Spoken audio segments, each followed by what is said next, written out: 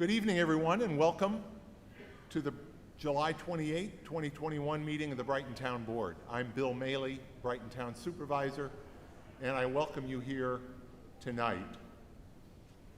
While we normally would hold these meetings at Brighton Town Hall, tonight we're gathered at Brighton High School, anticipating that we might have a larger crowd.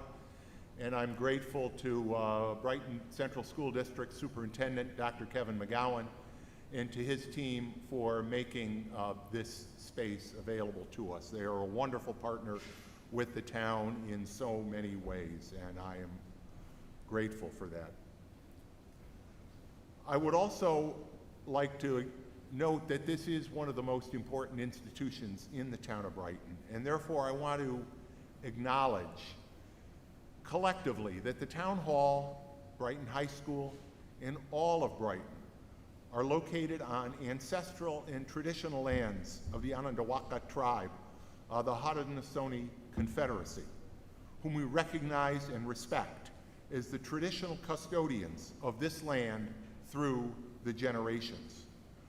We pay our respects to the Onondaga elders, both past and present, just as we study and learn from the history, the culture, and traditions of all of our residents. And I want to stress that in a diverse community like Brighton, we do have the opportunity and we have much to learn from the history, the culture, and traditions of all of our residents. But in particular, the history, culture, and traditions of the Onondaga, Brighton's first residents, are worthy of our understanding and our study, and we praise those who keep those traditions alive. We recognize that the study of Onondaga tribal history is of ongoing importance if we are to truly understand the history of our community and our nation. We at the Town of Brighton support all efforts to ensure that we and future generations continue that study and that respect of the history, culture, and traditions of the Onondaga and of all our residents in a way that is honest and truthful, so that in the words of the great Haudenosaunee chief and orator, Sakajawatha, who was also known by the name Red Jacket, we may always work together to brighten the chain of friendship. I do see some people here with signs, and I'm going to ask that if you at any time intend to hold up your signs because they can cause visibility issues to people behind you, that you either move to the very back of the room or along the side where they will not block anybody. Otherwise, I will ask that you continue to hold your sign down and in your laps. We will be beginning the open forum portion of our meeting very shortly. At that time, members of the public will have the opportunity to share their comments with the town board. During the open forum, those of you that are watching the live stream on our YouTube channel, and the link to that is on the town's webpage, or if you're watching on cable channel 1303, Spectrum Community Access Channel, you can call in at 303-3060 with any comments that you may have for the open forum, and those comments will be passed along to me and I will share them. We also continue to make all of our meetings accessible to the deaf and hard of hearing communities with our ASL interpreters, and tonight, Allie and Heather, and we appreciate the work that you do. I know they'll be working hard tonight, so please, I would ask for those of you speaking, if you please speak as clearly as you can to help them sign. Thank you, and thank you, Allie and Heather. Just as a reminder, the agenda for our meeting tonight, as well as all of the materials that we're using, that we're going to be looking at in making the decisions that are on our agenda, are all available on the Town of Brighton webpage at www.townofbrighton.org. We're going to start the meeting with a pledge to the flag. I would ask those of you that are physically able to please join me and stand. Those of you that are not, to please rise in spirit. I pledge allegiance to the flag of the United States of America and to the republic for which it stands, one nation under God, indivisible, with liberty and justice for all.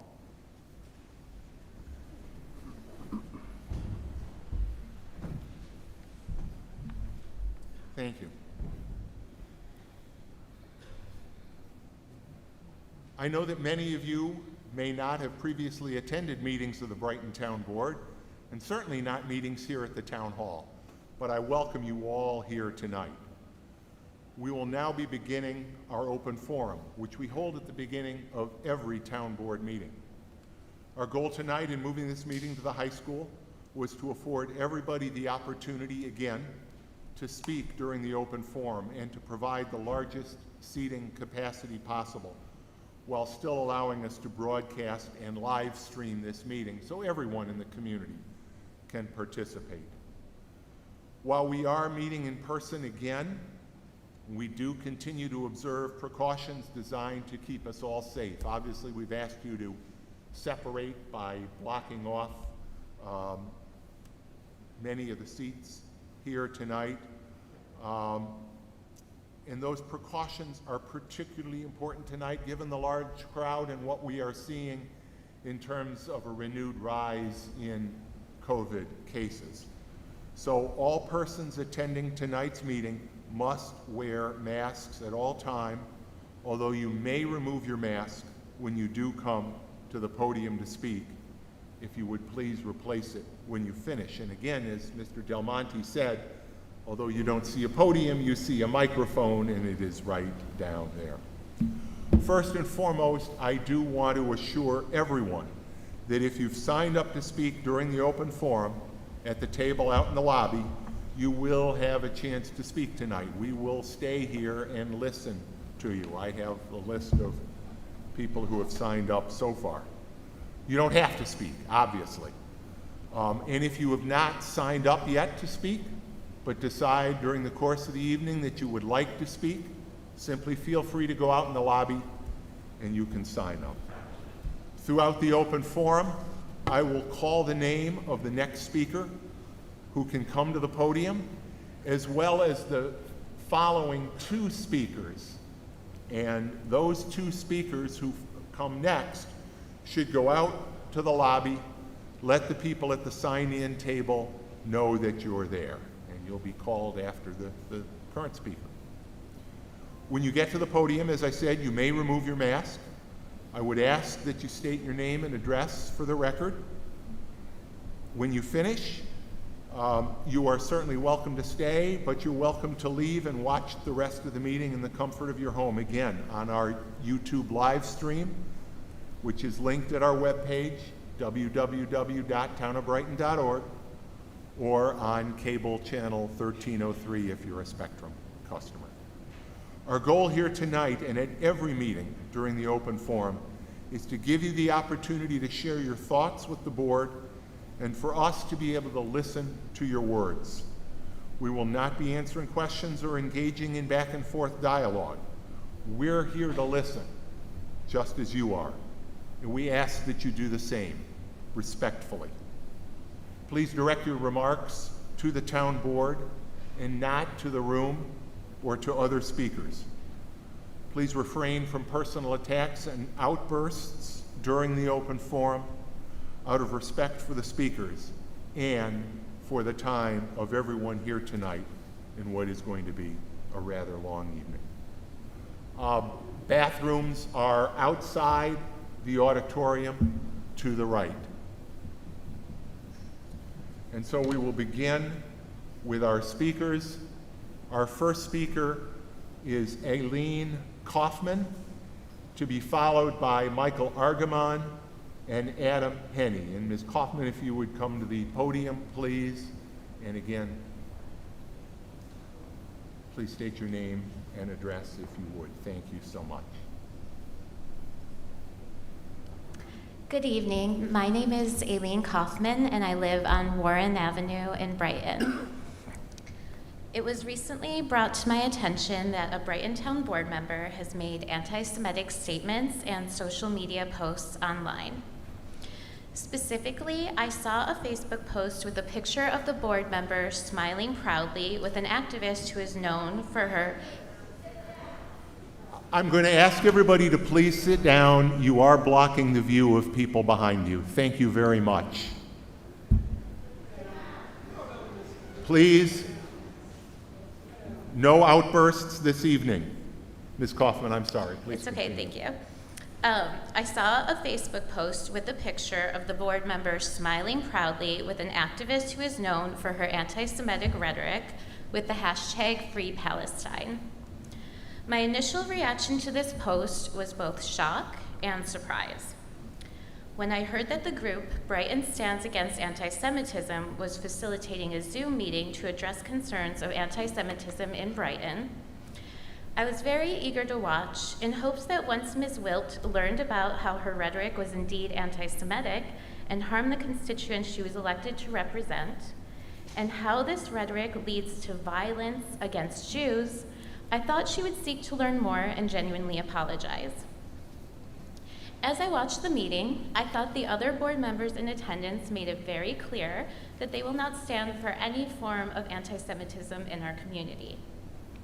However, instead of listening and supporting, Ms. Wilt pushed back by delegitimizing the moderator and other community members' concerns, as she did not agree with their definition of anti-Semitism. She also confirmed remarks she made at a Palestinian teach-in in the spring, where she stated that the significant number of Jews in the community made it difficult for her to further the Palestinian human rights agenda. This included classic anti-Semitic tactics. The statement included: 1, blaming the Jews; 2, assuming that all Jews feel the same way; and 3, assuming that Jews don't care about Palestinian human rights.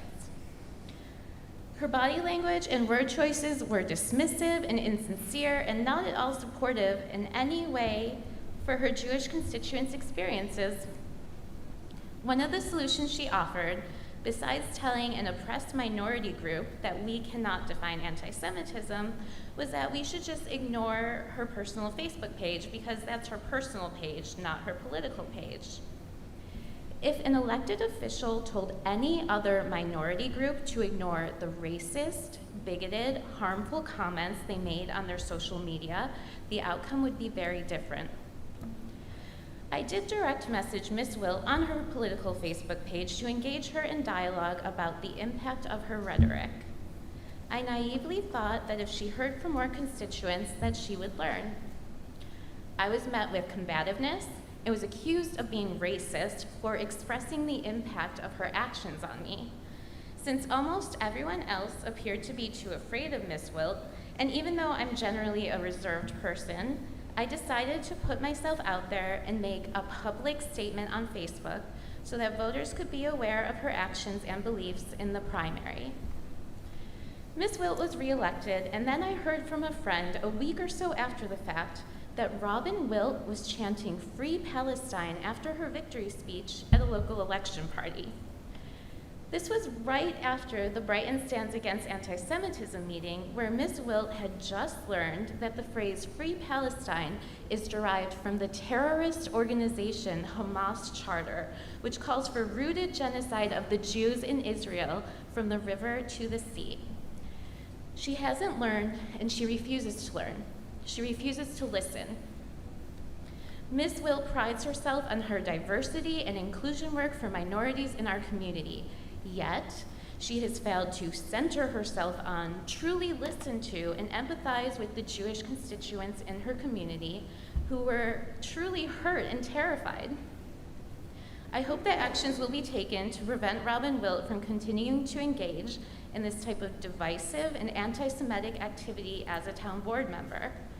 I ask that the town board, the other 4 members, take action to send a clear message that you understand the hurt, the disrespect, and the pain that Robin Wilt has caused our community, the community that you were elected to serve.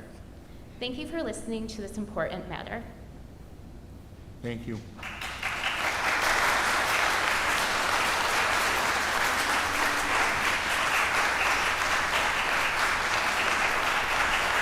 I want to make sure that I think I did in my opening remarks, but that I ask everybody to try to keep your remarks to 3 minutes. And again, outbursts, we really need to avoid them, and please refrain from personal attacks. Thank you, Mr. Argamon. And next, Adam Henney, and then Rachel Rosner. Hi, Michael Argamon, Brighton resident. This evening I will read a poem or song in the tradition of the Jewish Festival of Freedom, Pesach or Passover, and of course freedom also means freedom for Israeli Jews and Palestinian Arabs. Freedom from violence and insecurity, freedom from human rights abuses, freedom from military occupation. It means hashtag Free Palestine. It would have been more than enough, yoter midayenu. It would have been more than enough if the moderator of an online forum about anti-Semitism, masquerading as a discussion with the Brighton Town Board, had intentionally misquoted the only black female elected Brighton Town official and asked her to justify statements that she did not make, dayenu. But not only did the moderator of an online forum about anti-Semitism masquerading as a discussion with the Brighton Town Board intentionally misquote the only black female elected Brighton Town official and ask her to justify statements that she did not make, it would have been more than enough had the same moderator tried to link the only black female elected Brighton Town official to the hashtag Hitler was right by falsely claiming that it often followed the hashtag Free Palestine, and therefore falsely linking the Holocaust to the current movement for Palestinian rights. Dayenu. But not only did the moderator of an online forum about anti-Semitism masquerading as a discussion with the Brighton Town Board intentionally misquote the only black female elected town official and ask her to justify statements that she did not make, and not only did the same moderator try to link the only black female elected Brighton Town official to the hashtag Hitler was right by falsely claiming that it often followed the hashtag Free Palestine and therefore falsely linking the Holocaust to the current movement for Palestinian rights, it would have been more than enough had a local online bigot harassed an Asian American supporter of the only black female elected Brighton Town official during a wave of national anti-Asian hate by telling her that instead of being concerned about Middle East issues, she should be concerned about human rights in her birth country of China, even though she was not born in she was born in a country other than China, dayenu. But not only did the moderator of an online forum about anti-Semitism masquerading as a discussion with the Brighton Town Board intentionally misquote the only black female elected Brighton Town official and ask her to justify statements that she did not make, and not only did the same moderator try to link the only black female elected official in Brighton to the hashtag Hitler was right by falsely claiming that it often followed the hashtag Free Palestine, and therefore falsely linking the Holocaust to the current movement for Palestinian rights. And not only did a local online bigot harass an Asian American supporter of the only black female elected Brighton Town official during a wave of national anti-Asian hate by telling her that instead of being concerned about the Middle East issues, she should be concerned about human rights in her birth country of China, even though she was born in a country other than China. It would have been more than enough if the Brighton Stands, or BS Against Anti-Semitism group, had personally smeared and incited against a longtime ally of the Jewish community, who was also the only black female elected Brighton Town official.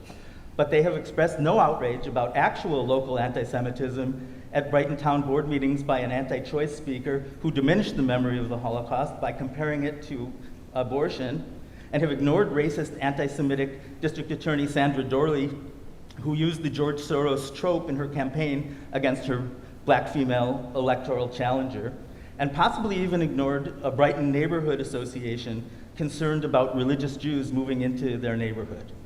To quote an amazing young activist, I call BS, dayenu, we've had more than enough.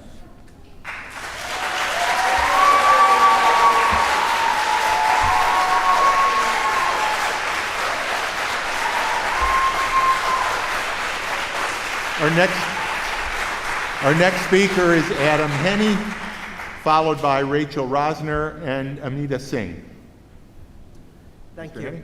My name's Adam Henney. I live at 130 Eastland Avenue, Brighton resident for 2 years now. My children attend Brighton schools. Personally, I'm a prospective member, anyway, of the Brighton Democratic Committee, a member of the Brighton Central School District Sustainability Committee. I'm also a member of the Rochester Democratic Socialists of America. Some of my comrades are here with us today, and the Rochester Mutual Aid Network.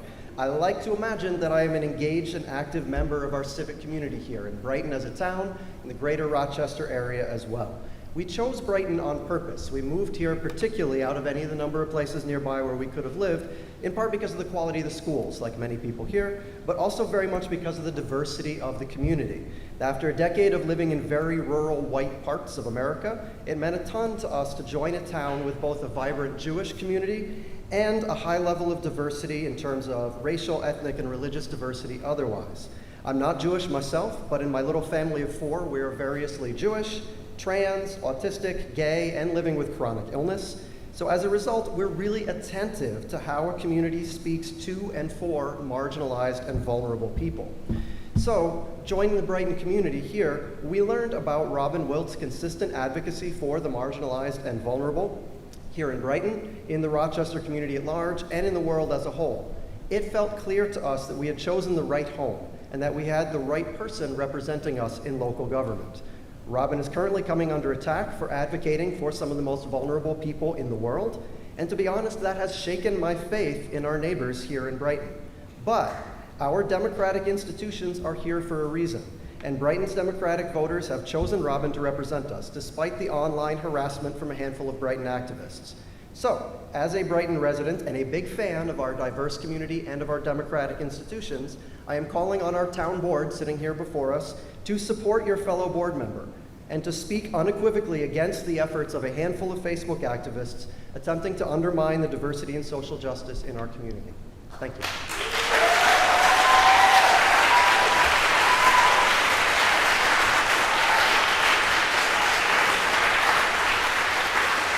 Thank you. Our next speaker is Rachel Rosner, followed by Anita Singh and Robert Allen. My name is Rachel Rosner. I live on Brandywine Lane. I'm here for the second time to support Councilmember Wilt, and I will be here at every single board meeting until these attacks are over. And until the town board members stop being silent and start speaking up. In Brighton, we like to say hate has no home here. Guess what? Hate is alive and well in Brighton. And it's rearing its ugly head here again tonight. I have compiled a list of the greatest hits of the last 2 months of hateful and racist things being said and written to Robin, about her, and to those who support her. So I apologize in advance to Robin for having to listen and hear these things yet again. At the last meeting, the very Brighton resident who started this whole mess cried about the dialogue that she started and called it wrong when others followed her example. Her words at the last meeting and over the last few months are full of lies. She says people are fearful about living here, but her group did not speak out when Robin was threatened or had a dead fish thrown in her yard. Who exactly are the people who are scared to live here again? At the last meeting, another Brighton resident, who claims to have been a friend of Robin's, told her that she could not support her any longer because she supports Hamas's rage. Again, another blatant lie. Not to mention that in doing so, she basically called Robin an angry black woman. Here are some more examples. She should not have been given the opportunity to speak after the open forum. If the supervisor's wife was Jewish, he'd feel our pain. Wow. She cannot have a civilized conversation. That's a racist trope if I ever heard one.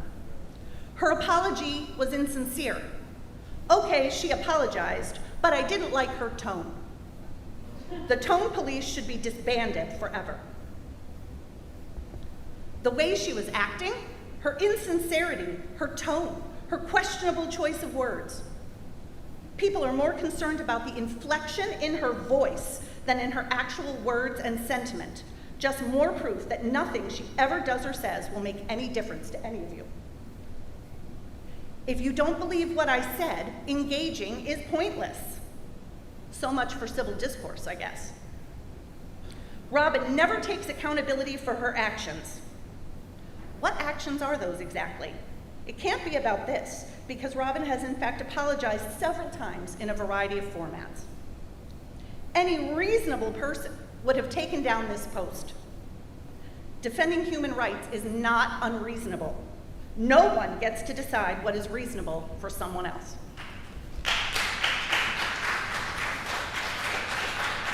If she doesn't take down the post, it confirms that she's anti-Semitic.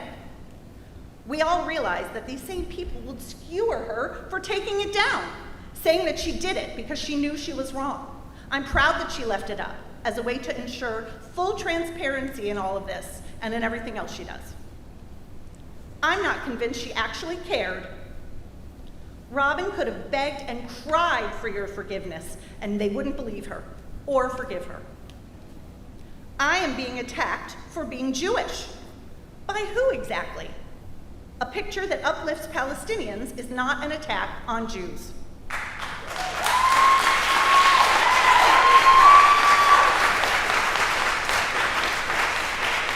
Your point is that I'm racist because I'm white. Wow, you've got a lot of work to do, honey. And just so everyone knows, anti-Semitism is based on religious hatred and xenophobia. It is unequivocally not racism, no matter what some people would like you to believe. Robin's political strategy is the exact same playbook as Donald Trump's. Clearly, you don't know very much about Robin at all. She has destroyed her reputation. Her reputation as what? A woman who has spent her entire adult life fighting for human rights for everyone?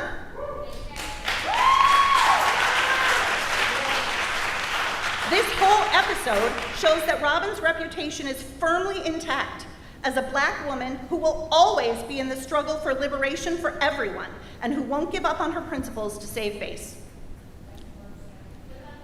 She has no respect. For who exactly? If anything, these last couple of months have increased the respect our community has for Robin. Her support is stronger and more vocal than ever. If Robin does what I want her to do, this is an exact quote, if Robin does what I want her to do, she will be a mensch. So the only way to be considered a good person is for everyone to do what you want them to? Sorry, that's not how any of this works. I feel like she wants me and everyone in my family dead. She wants to wipe out our entire existence. Thanks for caring about my family's history. This baseless fear-mongering is outright dangerous, and it needs to be condemned publicly. Her words are a dog whistle to anti-Semites. Little history lesson here for everyone. Dog whistles cannot be heard by humans. You know that means they are saying Robin isn't human, right? The dog whistle was invented by Francis Galton, the same person who invented the term eugenics. It was designed to test his hypothesis that the differences among human races were the result of genetics rather than environment. He wanted to prove that racial differences were the result of an evolutionary process that wouldn't disappear by providing equal opportunities and resources. In their more recent usage, dog whistles were used to track enslaved people. The use of trained dog packs continued into the 1960s civil rights era and continues to be used today by police who brought dogs to the protests right here in Rochester. So good on ya. And I saved the very best for last. The truth laid bare for all to see. The most frequently used tactic and attempt to convince our community that Robin is a hate-filled anti-Semite. I have been very careful not to lie. So you admit that you're manipulating the truth in order to perpetuate your own narrative, taking words out of context and assigning them your own meaning and intent. The consequences of that silence are already working in our town. You up there on that dais are supposed to be our town's leaders. This is not leadership. There are two options here. Either you believe the lies or you don't. There is no middle ground here. Your silence is despicable. History has shown us what happens when we remain silent. As Elie Wiesel said, I swore never to be silent whenever and wherever human beings endure suffering and humiliation. We must always take sides. Neutrality helps the oppressor, never the victim. Silence encourages the tormentor, never the tormented. I was going to end with a rousing round of which side are you on, my people, but we know the answer. It is long past time that the four of you stand up. By staying silent, you are complicit. You are on the side of political games. You are on the side of bullying and harassment. And you are on the side of sinat hinam, the baseless hatred that Rabbi Settle spoke about at the last meeting. And we see you.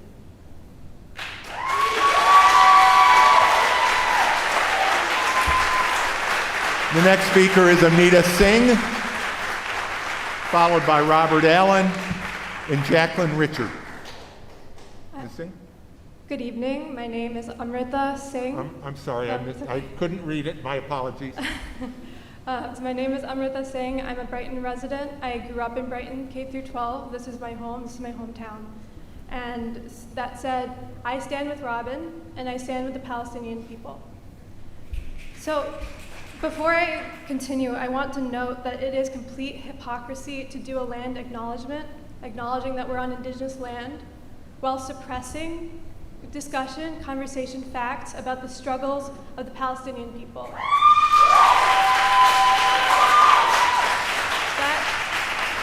The Palestinian struggle is one of the last remaining decolonial struggles in this world, and I am just shocked that we would give these words about the indigenous people without acknowledging this. So again, I speak as a Brighton resident. I also speak as an Indian American. My parents were immigrants who moved to this country in the 70s. They're both Indian. They've faced quite a lot in that. And generations before that, I come from a colonized people. So that is the grounding that I'm coming from in saying this. Growing up in Brighton, I witnessed so much racism, so much discrimination. When I think about it now as an adult, it makes me sick to think of the things I saw, the things that happened to me personally, the things that happened to people around me. In particular, the hostility that Black students experienced in Brighton. And I think about that so often, and I wonder what it could have been like if we had role models like Robin back then. I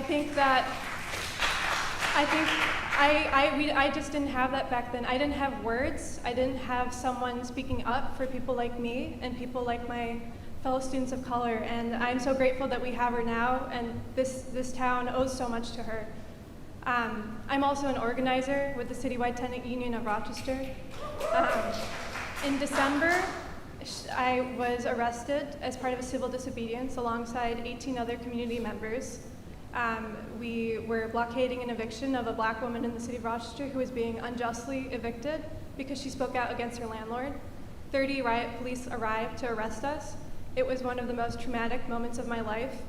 When I was dropped off in the middle of downtown Rochester with nobody around me, I was picked up by Robin. Robin brought me donuts. She hugged me. She gave me comfort. And I will never forget that, and I am so grateful to Robin for that.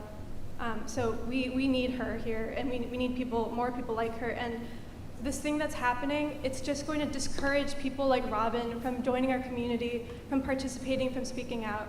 This is repression, it's suppression, and we just can't have it here. Lastly, I want to note again just that growing up in Brighton, we didn't talk about the Palestinian struggle, and that is horrible. That any kind of conversation about it was completely suppressed. We weren't allowed. It was something that I knew was happening, but I knew I wasn't allowed to talk about it in school. I wasn't allowed to talk about it with the people around me, and that's not right. So I want to close with something in Hindi.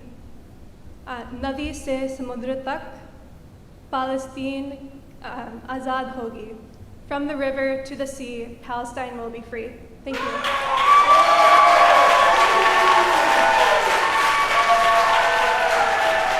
Robert Allen is our next speaker. Jacqueline Richard and Ginny Hall will follow. I just want to mention a couple of people signed in. You scrawled your name so it can't be read. We don't know who you are. I will not be able to call your name if I don't know who you are. But I also want to remind everybody that if you do choose while you're here, if you didn't sign up already, but you would like to speak, if you know you want to speak later during the course of our meeting tonight, you can feel free to go out to the table out by the entry and sign up to speak. But for those two people, I can't read your name, so I won't be able to call on you.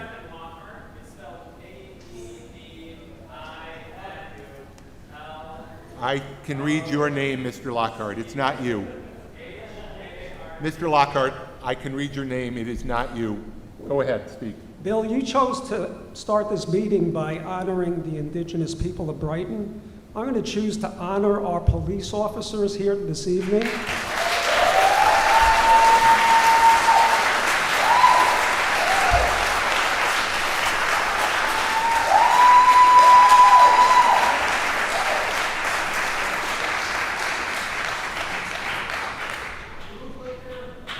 There are those in this crowd that would choose to defund the police. I say you give them a raise.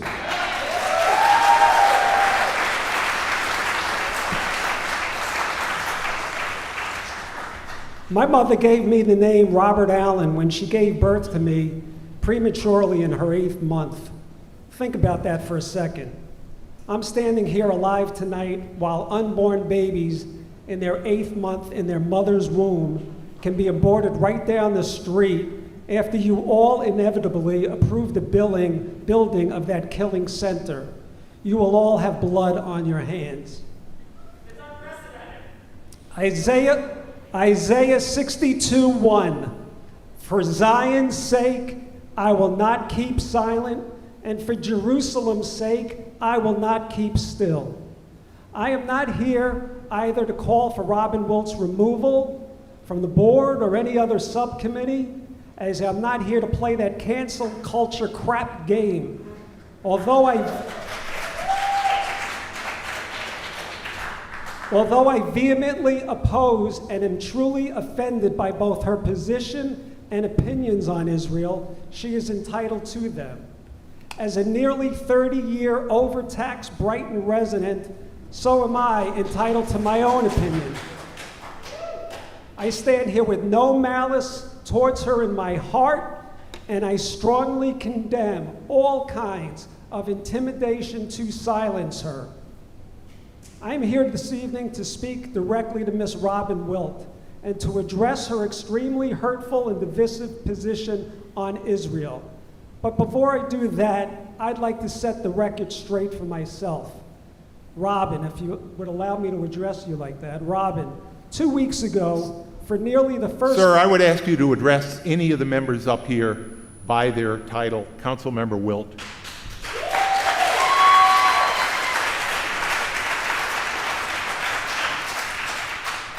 That's kind of strange, because all I've heard everybody address her is Robin.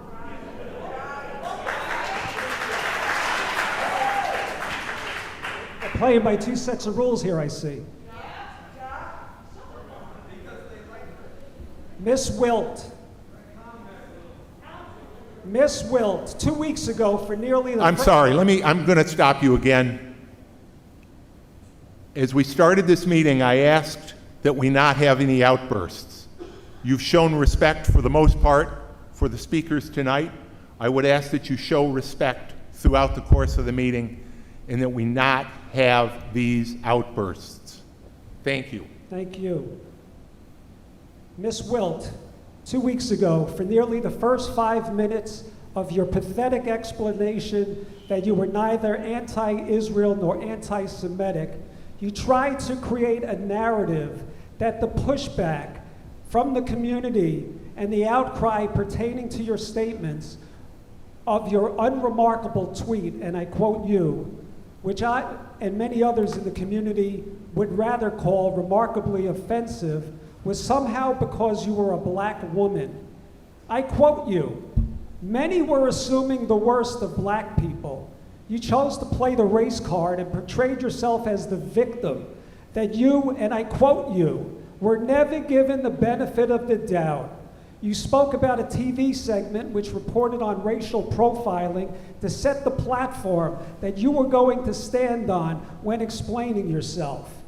Miss Wilt, this is not about racism or racial profiling. I would be standing here addressing you if you were an albino white woman. I was raised in the projects of the South Bronx. Our neighbors were black, and their apartment front door was less than 5 feet away from ours. In the heat of the summer, we would both have our front doors open 24/7 to catch a breath of cool, fresh air. The walls were so thin you could hear when somebody sneezed. The husband next door was an abusive alcoholic. I remember coming home as a young child, 6, 7 years old, from school many days, and my mother would open the door with the neighbor's newborn black baby in her arms. When I first dated my wife, she told me one of her past roommates was black. Do you really think if I was racist, I'd be married to her for nearly 40 years? My best friend for the last 20 years is a Nigerian refugee. You talk about the concern over the oppressed? Well, he had to flee into the jungles of his village because a Muslim terrorist group attempted to kill him and his parents. Why? Because they were Christians. He eventually was able to flee from Nigeria into a refugee camp in Benin, and then he was able to come to America with the help of the Catholic Charities Organization.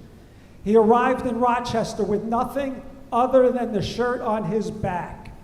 He was living in a totally empty apartment in Henrietta, sleeping on a sheet on the floor. When my wife and I were both made aware of his living conditions, we stepped forward and helped him with donations from the community to get him off the floor and onto a mattress and into an apartment that was somewhat furnished.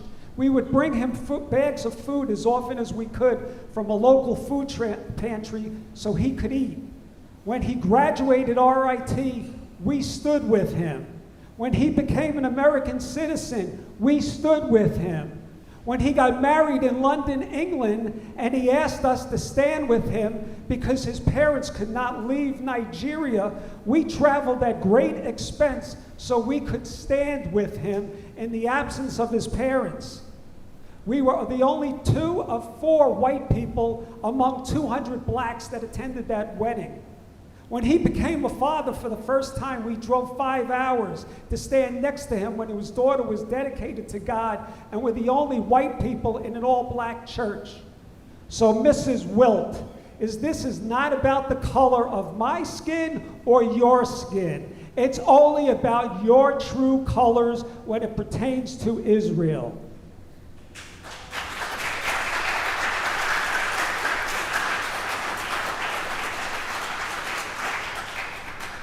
My mother used to say, birds of a feather flock together. So let's look at, as I quote you, your unremarkable tweet with the photo of Linda Sarsour. You stated 2 weeks ago that you, and I quote, as an activist, some may have misconstrued the language used. No, Mrs. Wilt, I and many others in this community and outside of this community did not misconstrue anything. We heard you loud and clear. Your tweet was remarkably ill-timed and your judgment extremely poor. It was reported that an 80% surge in domestic anti-Semitism. Mr. Allen, I'm going to ask that you wrap up in 30 seconds. It was reported that an 80% surge in domestic anti-Semitism coincided with the latest round of violence between Israel and Hamas. You referred to Sarsour as a world-renowned human rights activist. Really? I would refer to her as an anti-Semite and an anti-Israel activist.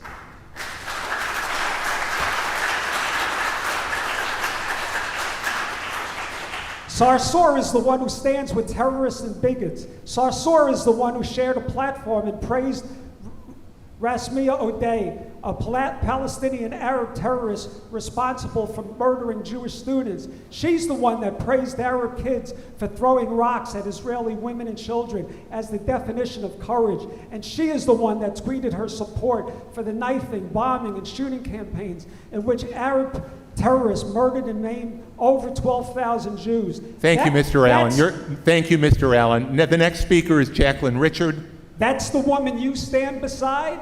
Mr. Allen. One last thing, if I can ask with all due respect.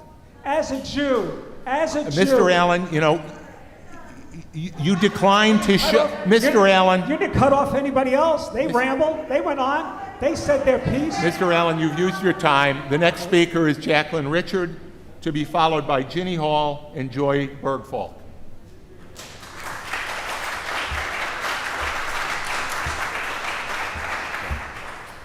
Before I start speaking about why I came here, I have to say women's autonomy, if we're not in charge of our own body, we will never be free.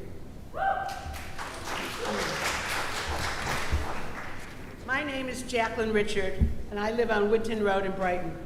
I am here to speak tonight because Robin Wilt, a member of the Brighton Town Board, has posted comments on social media and made public statements that I consider to be anti-Semitic. I want to make it perfectly clear that if any other member of this town board posted similar comments on social media and made similar public statements as Robin Wilt has done, I would be here speaking for the exact same reason.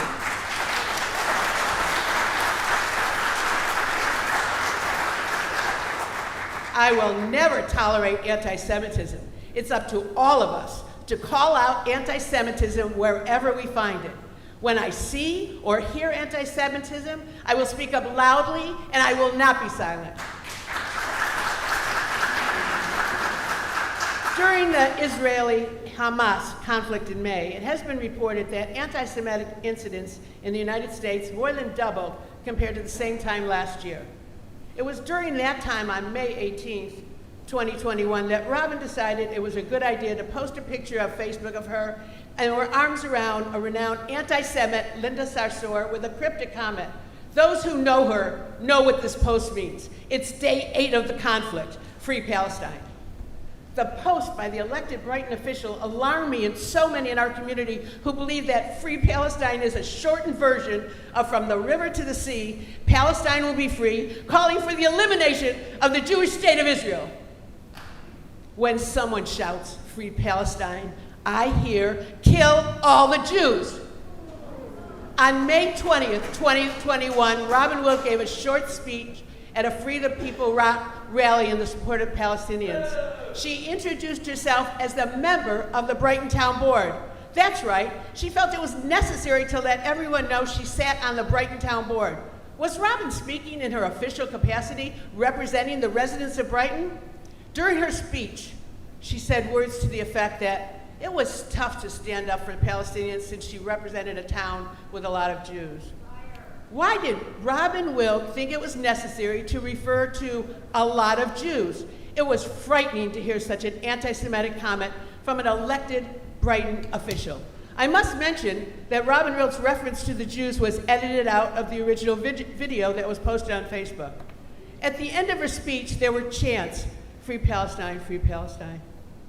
On May 23rd, Congregation Beth Shalom President Hillel Deutsch and Rabbi Avi Kalimnik posted on Facebook an open letter to Robin Wilt, and they wrote, as a rabbi and synagogue president within our Jewish community of Brighton, we take pride in fostering a warm, open, and tolerant community that is welcoming to all people, regardless of race, religion, or ethnicity.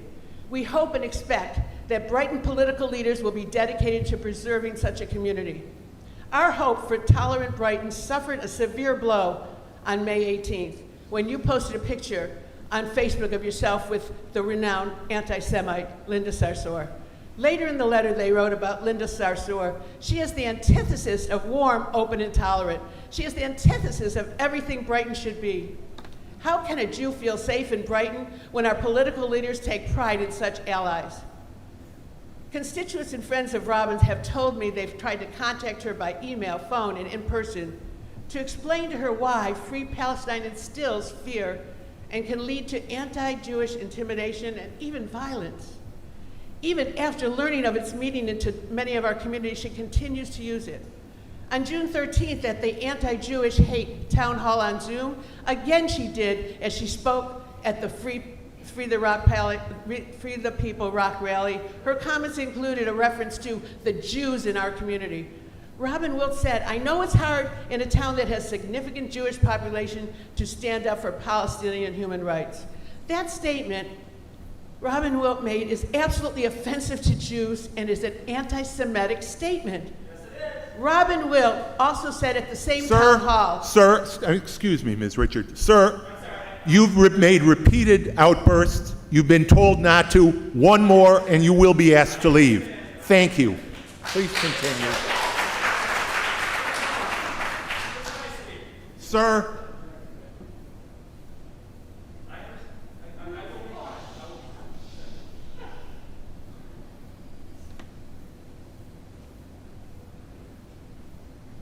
Robin Wilt said, it is hard in a town that has significant Jewish population to stand up for Palestinian human rights. That statement Robin Wilt made is absolutely offensive to Jews, and it is an anti-Semitic statement. Robin Wilt also said at the same town hall, if people are uncomfortable with my advocacy for the myriad of causes that I constantly posting about, then you know what? Please don't follow my personal page, follow my elected official page, or don't follow me at all. As elected official, Robin Wilt told her constituents if they just don't read the post, then they won't be upset. Well, when I sense something as being anti-Semitic, they probably are, and I will call it out. I will not let anyone get away with it. I won't pretend I didn't hear something anti-Semitic. To those who may disagree with me, I'm not trying to change your opinion on the issue or how you express them. I'm telling you how I received Robin Wilt's social media posts and spoken words. And you can't tell me how I should feel or how I should define anti-Semitism. Brighton Town Board member Robin Wilt's anti-Semitic comments and action have caused divisiveness, pain, and fear in the Brighton community. She has created a climate of hostility, and he's done some serious damage to our community that will be tough to repair. On November 2nd, the Brighton community will have an opportunity to decide who will represent them on the town board. I strongly believe that all Brighton voters, regardless of political affiliation, must have another Democrat to vote for to remove Robin Wilt and her anti-Semitic views from Brighton. To help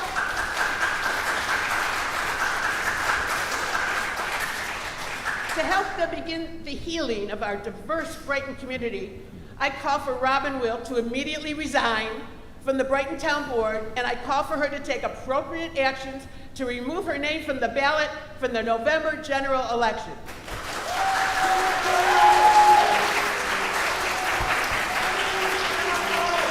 The next speaker is Jenny Hall, followed by Joy Bergfalk, and I believe this says Nate Baldo.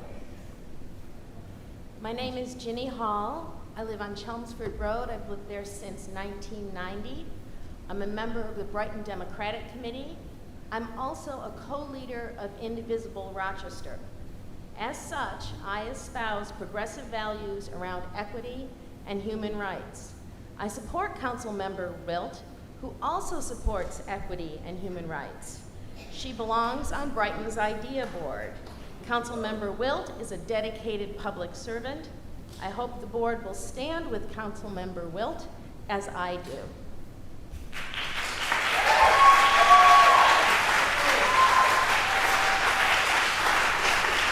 Thank you. Our next speaker is Joy Bergfalk, followed by Nate Baldo and Jeremy Scher. Good evening.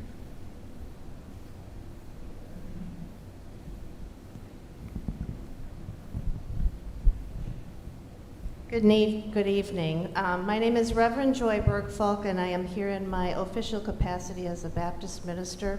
I'm also the executive director of the Coffee Connection. We work with women in recovery from addiction, trauma, and incarceration. Bill, I want to thank you for starting out the meeting with acknowledgement of the indigenous people who lived here before we did. And I think that really fits into why we are here tonight.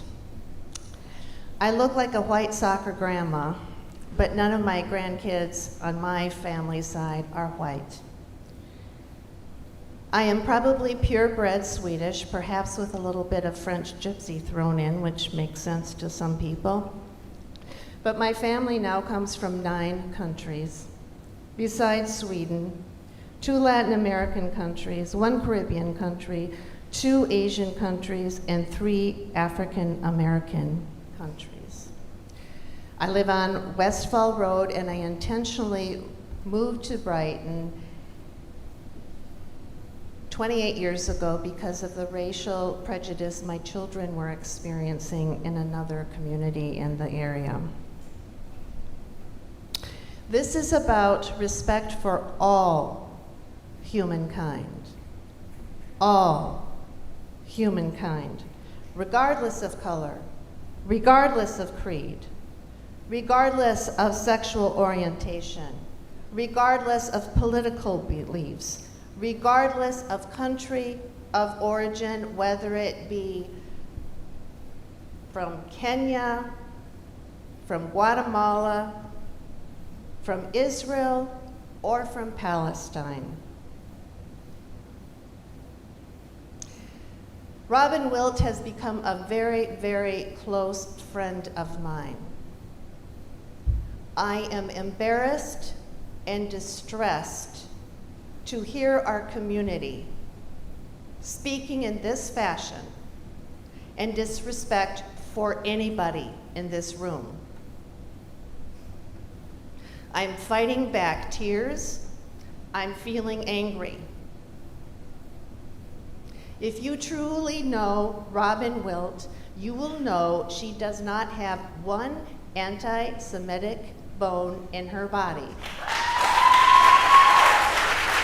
And might I add, though I am a Baptist minister, my family includes people of the Jewish faith.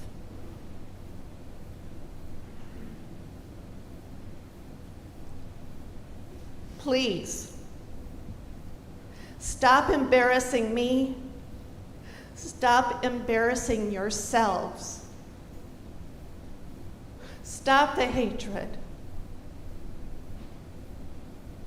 I'm dumbfounded and deeply, deeply distressed.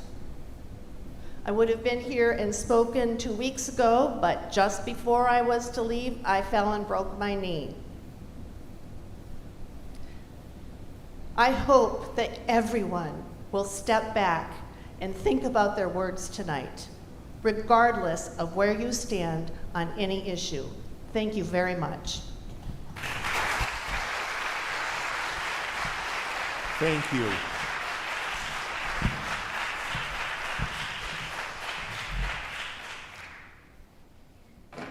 Nate Baldo is the next speaker, followed by Jeremy Schur and Roberta Schwartz.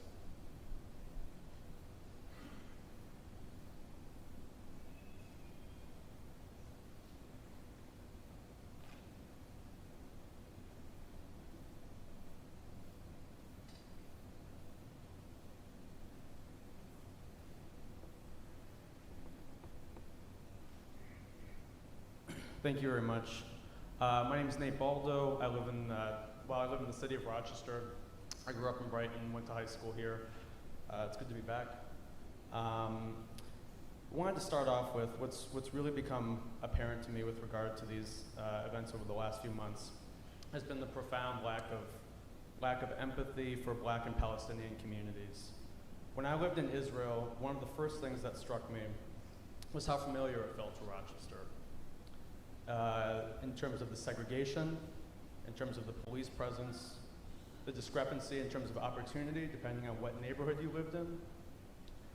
When I took part in a rally in 12 Corners commemorating the tragedies that took place during the Palestinian catastrophe, or Nakba, I would hear counter-protesters yelling in unison, quote, "Palestine doesn't exist." This was at an event commemorating a tremendous loss of life. It is time that we as a community really start listening to the voices of those who are being directly affected by oppression rather than minimizing their experiences, changing the subject, or gaslighting them by framing their liberation as another people's oppression. Thank you. Yeah, thank you. Thank you. It is not anti-Semitic to advocate for Palestinian human rights. If anything, thank you. It's been a while since I've gotten this much applause, so thank you. If anything, speaking personally, it strengthens my own personal connection to my Jewish ancestors who suffered both in the United States and Europe at the hands of white supremacy. I fully commend Robin's courage and moral integrity to stand up for what's right, even at great personal risk. She's truly demonstrating what moral courage is. She deserves nothing less than a public apology from not only her detractors, but also from those who have remained silent throughout this ordeal, including members of the board. Thank you very much.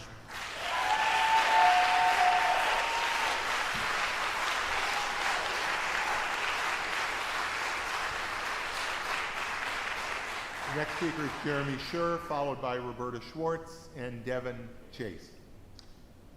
Good evening. Good evening. Jeremy Schur. I live on Fort Chipmunk Trail in Perrington. I want to thank the board tonight for listening to all these speakers, including me. I want to thank Councilmember Wilt.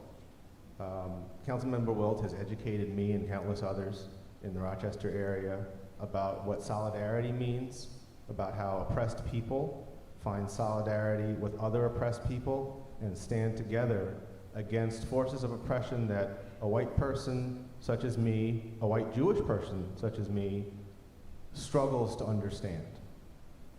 I want to thank Robin Wilt for explaining to me and to countless others in Rochester the history of solidarity between Black Americans and Palestinians who have seen in each other a shared legacy of oppression.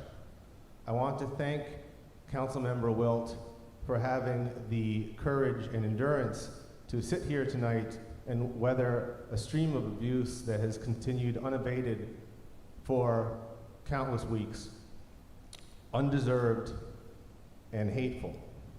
I want to thank Councilmember Wilt for providing such a positive example to me as someone who tries to learn more about what allyship means so that I can follow in her leadership and try to actually, rather than just say things like I am tonight, actually do things to make a difference in the lives of historically excluded people, such as Black people and Palestinians.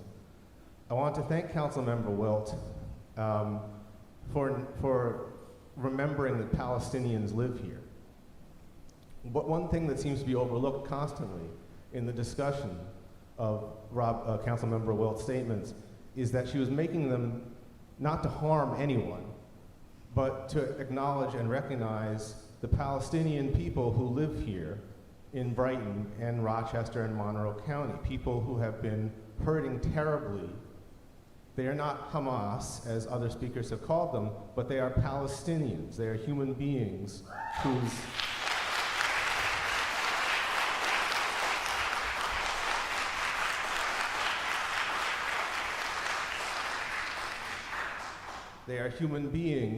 whose family members and friends are suffering terribly in their homeland, a place that endures conditions that very few of us can even imagine. I want to thank Councilmember Wilt for making it easy to believe in her, to give her the benefit of the doubt, because as a Jewish person, I cannot fathom in her a desire to see harm inflicted on anyone, Jewish or otherwise. The demonization of Councilmember Wilt needs to stop. The bizarre assertions that she has ever posed with an anti-Semite needs to stop. She posed with a campaign surrogate and delegate in 2016 and 2020 for Bernie Sanders, not an avowed anti-Semite.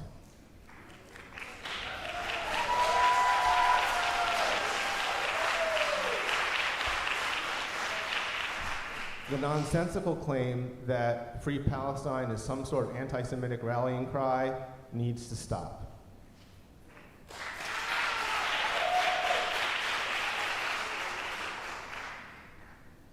To the rest of the board, to Supervisor Maley, to the other members of this board, you are standing at a momentous opportunity, and you have the chance to rise to it.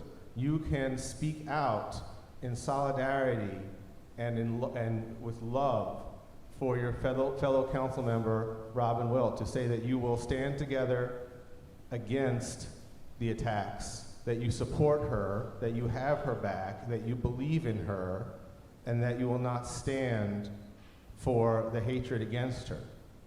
You have this opportunity, the eyes of not just Brighton, but not just Rochester, not just Monroe County, but I believe across the state and maybe beyond will be upon you. I think the decision is easy. This is a town that will support all of you if you march together hand in hand. Take that opportunity and rise to the occasion. Thank you.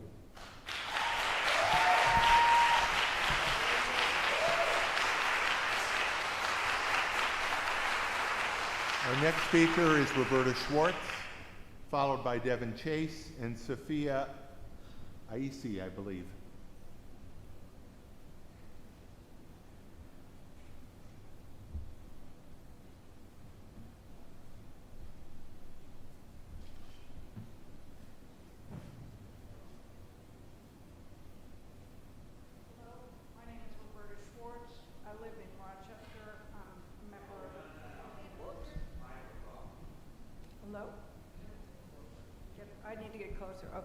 My name is Roberta Schwartz. I've lived in Brighton for the last 30 years. I came here a couple of weeks ago to speak out in support of Robin Wilt, who I greatly admire, who I feel nothing but love for because of the way that she conducts herself in this community, the way that she speaks out on behalf of the oppressed. As an older Jewish woman, I'm really disheartened by the sense of this community and the way that people are focusing on demeaning an individual who is really trying to bring other people together in this community. I heard a few weeks ago a comment by another woman who said she couldn't believe that what Robin has put up with and the way that her name has been castigated.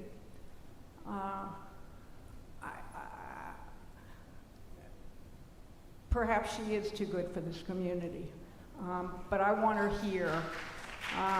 And I also, as an American Jew who is currently working for the Martin Luther King Jr. Center in Atlanta, under Bernice King, the youngest daughter of Martin Luther King, and also working in support of the Museum of the Palestinian People in Washington, D.C.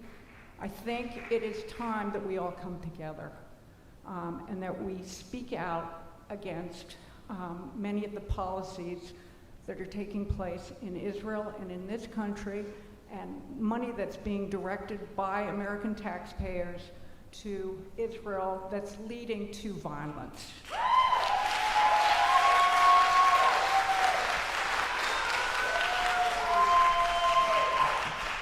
In the past, I've always been proud of growing up in Pittsburgh, where there was a sense of solidarity between African Americans and Jewish people, where they came together, where they recognized the bridges that they shared with one another. Please don't tear this down in Brighton. This is not a town where I've ever experienced anti-Semitism. I'm a privileged person. I live in a lovely house. I've had my kids go here. I experienced anti-Semitism in Pittsburgh, where my car was filled with bird seed because people believed that Christ was killed by Jews. It's not happening here in Brighton. But again, let's end the hatred. Let's come together as a people. Let's look out for the rights of those who are genuinely oppressed. And let's not create a sense of hatred where there really doesn't have to be hatred. There's enough crap going on throughout this country. Let's just end it, come together, and recognize that when Israel is being criticized, there's a reason for it. And that doesn't mean that I'm anti-Semitic. I'm not. I lived in Israel, but I don't want money from my taxes going to kill more people.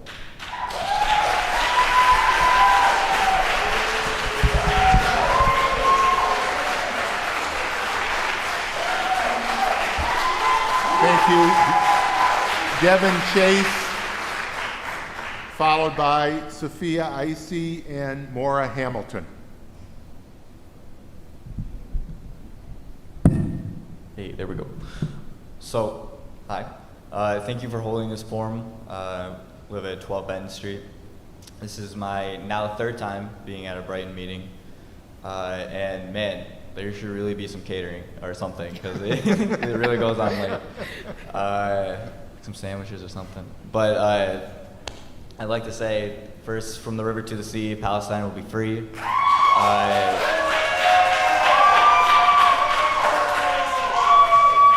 Councilman Will, it is a pleasure to see you up on that stage, through campaigning for you, for tirelessly seeing you at the Black Lives Matter protests.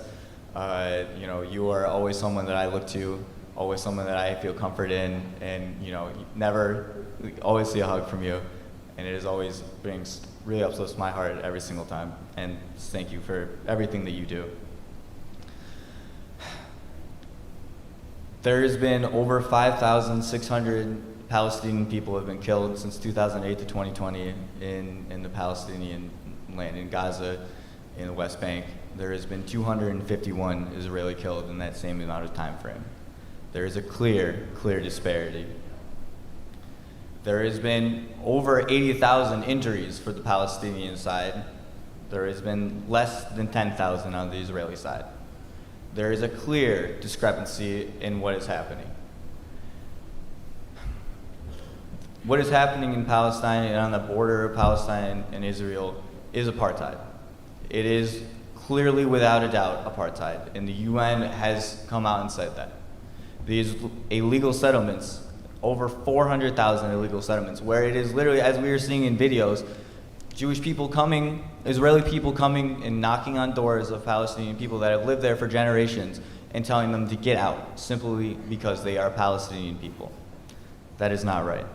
And so for anyone to say and stand up and speak for them and say free Palestine is someone that I truly believe in, someone that is believing in human rights and is believing for something that is a solution for all of us.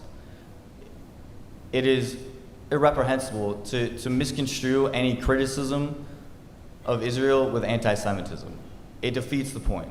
It is just unbearable, really. To hear some of the statements that you have endured tonight, that about, you know, that any criticism is Israel is anti-Semitic. That's some of the any of the statements that Robin will.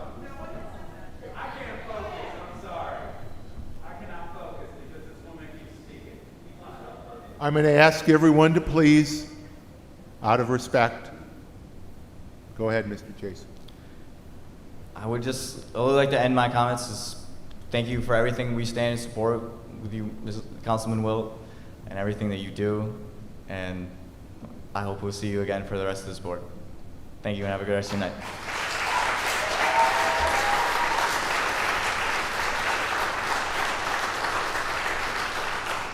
Sophia Ayesi, followed by Maura Hamilton, followed by Rabbi Debbie Till. Hello, my name is Sophia and I live in Rochester. I'm here today in support of Robin Wilt. The fact that I have to be here in support of Robin Wilt is really absurd to me.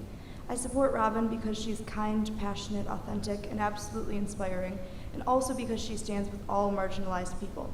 Robin cares deeply about human rights, and that includes human rights for both Palestinian people and Jewish people. She's posted on social media in support of the Palestinian freedom struggle, just as she's posted on Facebook condemning anti-Semitic violence. Nobody seems to want to acknowledge that, though. It's absolutely mind-boggling to me that a Facebook post has started all of this, all the way down to dead animals being thrown into her yard. It's wild to me that Facebook has made one of the most human rights-oriented people I've ever known construed her to be anti-Semitic. Criticism of Israel and wanting freedom for some of the most vulnerable and oppressed people in the world cannot be construed as anti-Semitism. Again, the fact that I have to say any of this is ridiculous, and to Robin's fellow town board members who refuse to support her or speak against the hatred she's receiving, I ask you not to be cowardly and to say something in support of your fellow council member. That is all.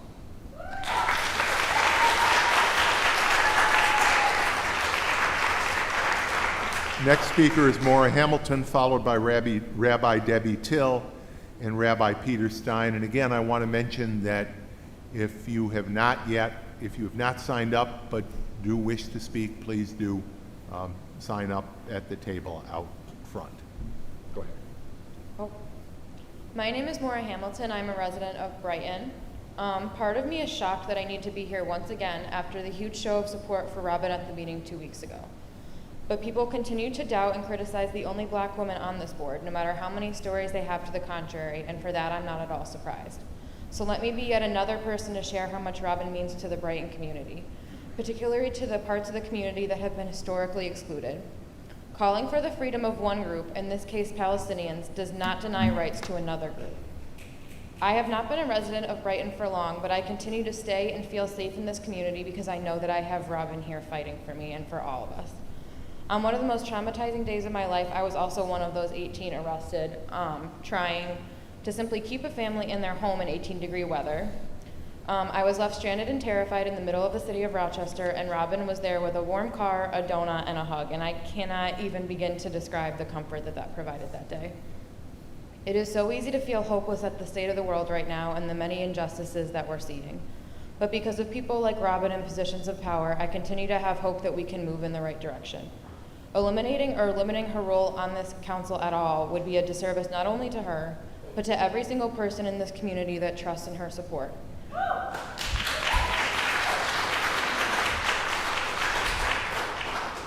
I am telling each of you to make the decision that will keep our community safe by speaking unequivocally for her, a decision to keep Robin where she is, because I trust Robin to fight for all of us, whether that's Free Palestine, All Black Lives Matter, or any other human being who has been excluded by the dominant class.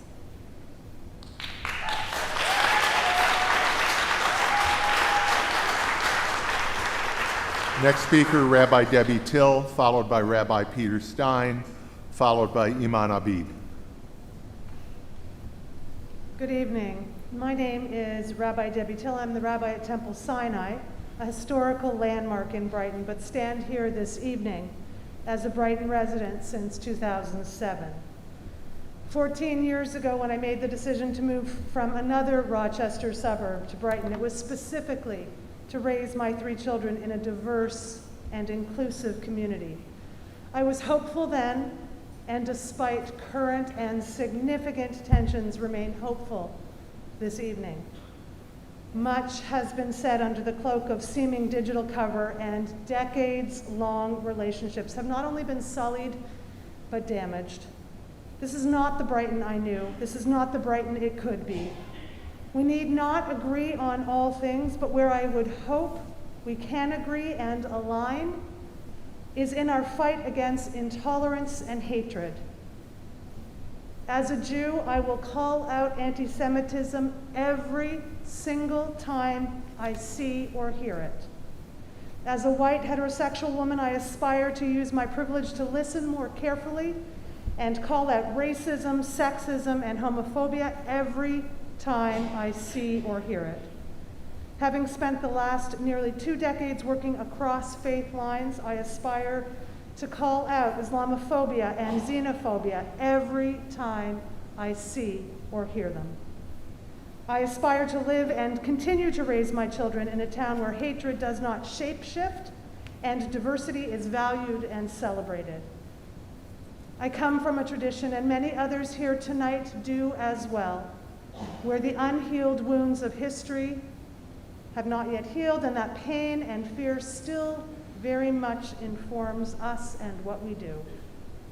But that ought to be a place of empathy for us, not contention. How do we, as members of marginalized communities living together, build something better more equitable and just by meeting face to face, by de-escalating the rhetoric, by resisting the lure of reductionist models of us and them, and by encouraging restorative practices that support active listening and learning with a willingness to hear hard truths. And ultimately, it would be my hope that this town board make a clear and unequivocal statement against anti-Semitism, against racism, white nationalism, against hate in any and every form, and strive to return to civil and productive discourse. A statement which I hope will not only be written and recorded, but one that will be lived, building the Brighton I hope we can become. Thank you. Thank you, Rabbi. Next speaker, Rabbi Peter Stein, followed by Iman Abid, followed by Rabbi Avi Kalimnik. Rabbi? Thank you very much.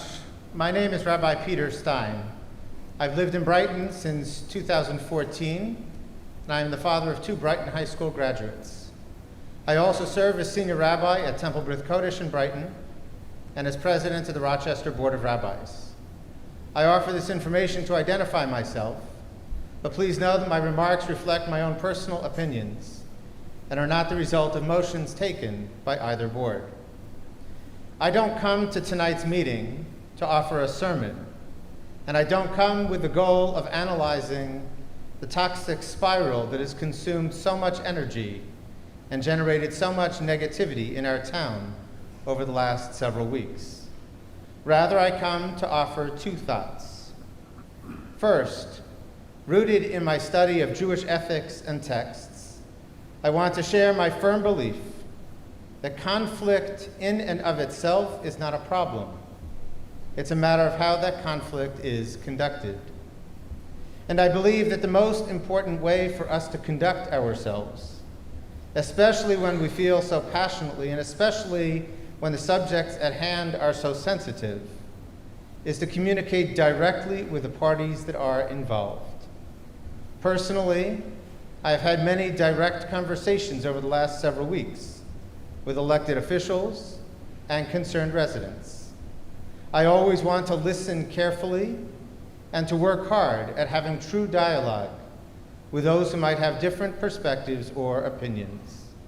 Personally, I find that it is very, very hard to achieve this on social media like Facebook, and it is best accomplished through face-to-face interaction. Conflict should never be for personal gain, but rather should be conducted honorably for the community good.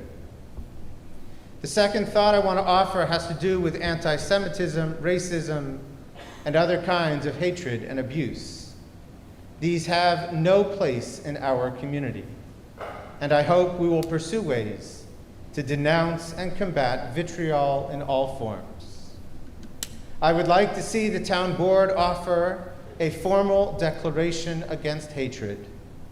It should be self-evident and unnecessary, but I believe it is important at this juncture to make a strong and clear statement that we want to stand against discrimination in all forms.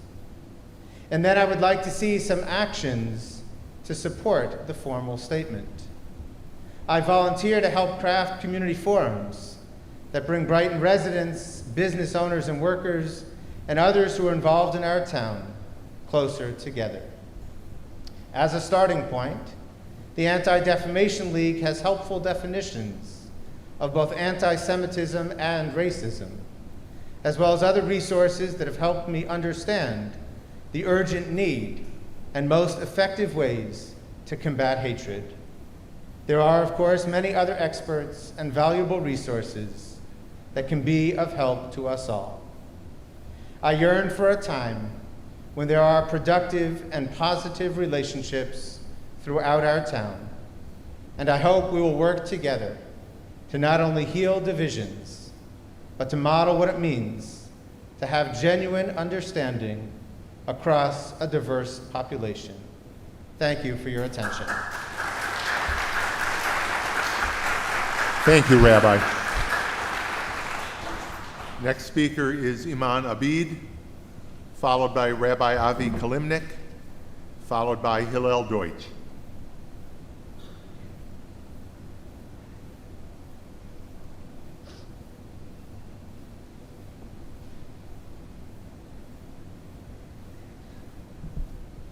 I stood here before you 2 weeks ago, reminding every board member and the town supervisor their complicity in the harassment and threats against Councilmember Robin Wilt.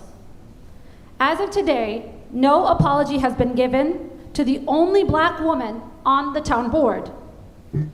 This woman has shown us what it means to stand in solidarity with all oppressed people. This hate is morally and ethically wrong, and most importantly, it is rooted in racist ideology.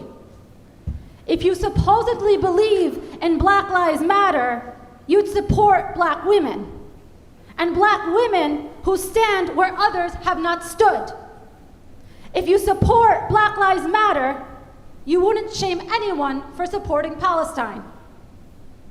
I refuse to engage in conversations that make the liberation of Palestinians a zero-sum game. I, as a Palestinian, have the right to speak up. Robin, as an elected official who has stood for all of us, underline the all, has a right to speak up. Our liberation is rooted in one another's, but I will never allow someone to police the language of an oppressed people and the language of those standing in solidarity.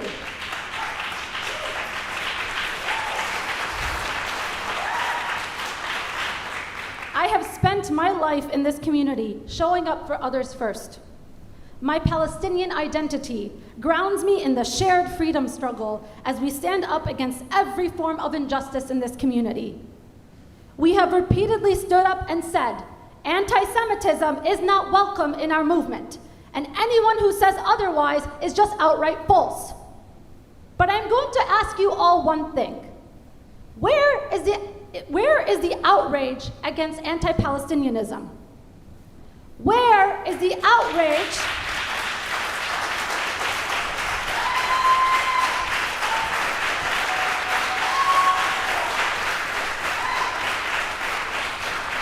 Where is the outrage against anti-Palestinianism? Where is the outrage against the racism and threat that we have put Robin Wilt under? In the last few weeks alone, I have been harassed and received death threats by community members and been told that I caused that for myself. I still decided to show up tonight, and not only by myself, but with my beautiful mother and my husband this time. This charade of hate is absolutely unacceptable, but it will never break my resilience and my commitment to social justice for all oppressed people. The world is more uncomfortable with the resistance of Palestinians than the oppression by Israel. My story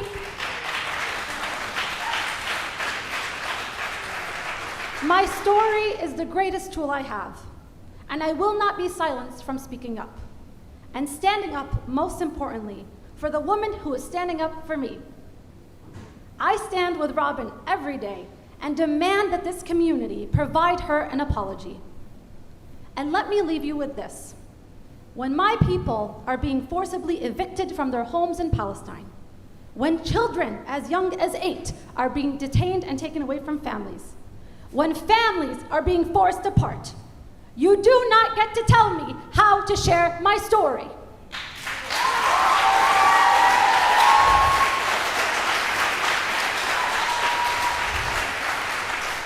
I thank every person who has shown up today to support Robin and to support the liberation of Palestinians. To the Black community, the LGBTQ+ community, the Asian community, the Indigenous community, and so many more. My courage is only built on the love you've all shown across this community. And don't forget, long live Palestine.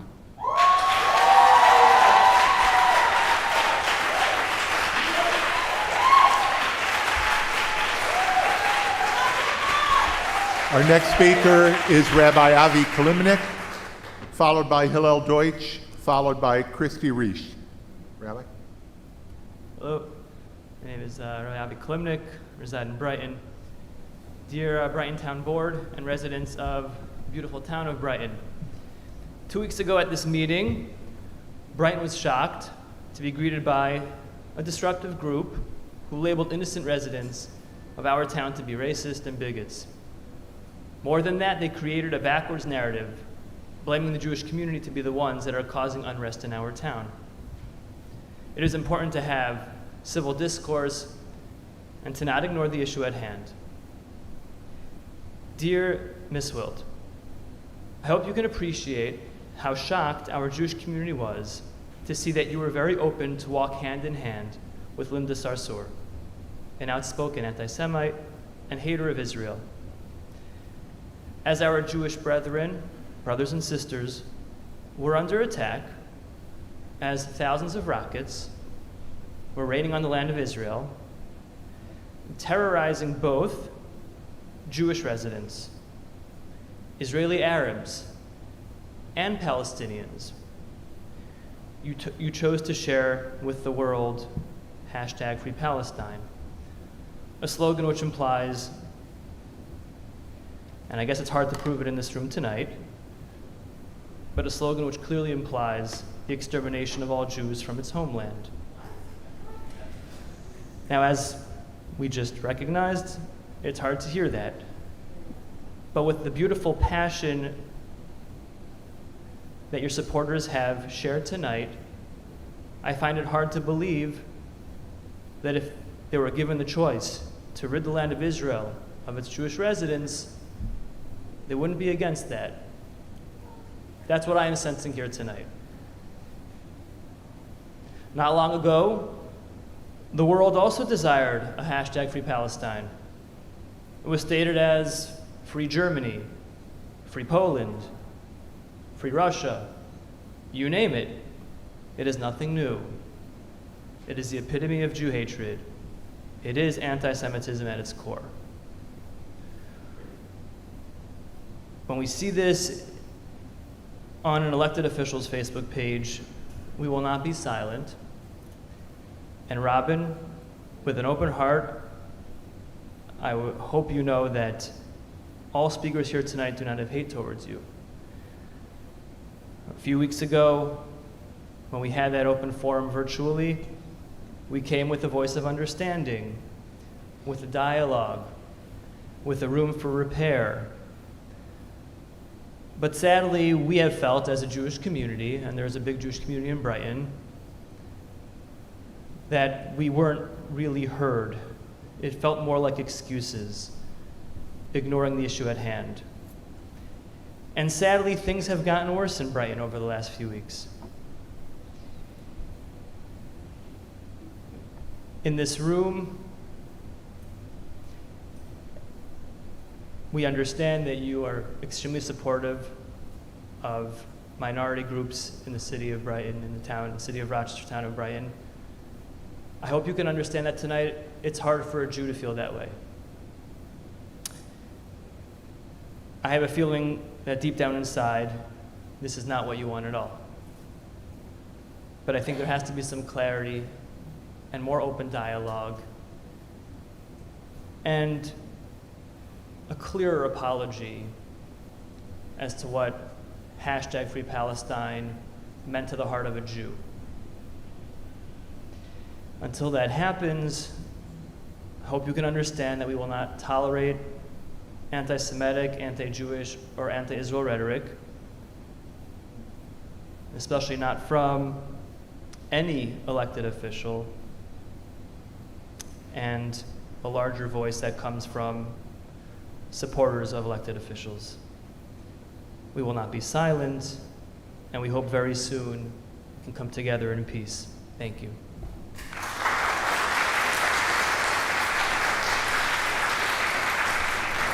Thank you, Rabbi. Hillel Deutsch, followed by Christy Reish, followed by, I think this says Dorothy Hayes. I hope I got that.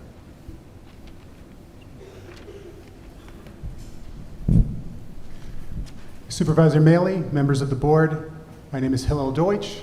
I'm a resident of Brighton, and I serve as president of Congregation Beth Shalom. And in that capacity, I can say that although I think it is wonderful and beautiful that certain members of our Jewish community in Brighton have never experienced anti-Semitism, I would encourage them and any other individuals in this room to try putting on a kippah and a pair of tzitzit, these fringes, and walking home from synagogue on a Friday night. And I think you will very quickly find that sadly, hate, anti-Jewish hate, is very much alive and well in our town. I come to you today because I seek to explain the hurt and pain that my community has experienced over the past 2 months, and I come with an ask that I hope will help to heal some of those wounds. But before I can do that, I must begin with one basic historic fact. Israel is the land that Jews have called home for 4,000 years.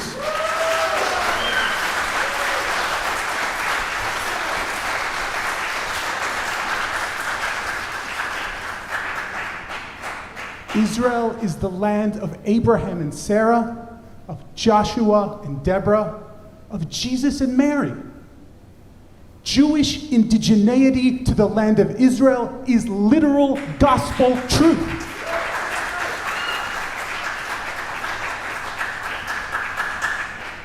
But it is a truth that is very challenging to those who would seek to abolish the state of Israel while simultaneously claiming to adhere to progressive values, values which include the importance of reckoning with historical truth and oppression and valuing the voices of indigenous people.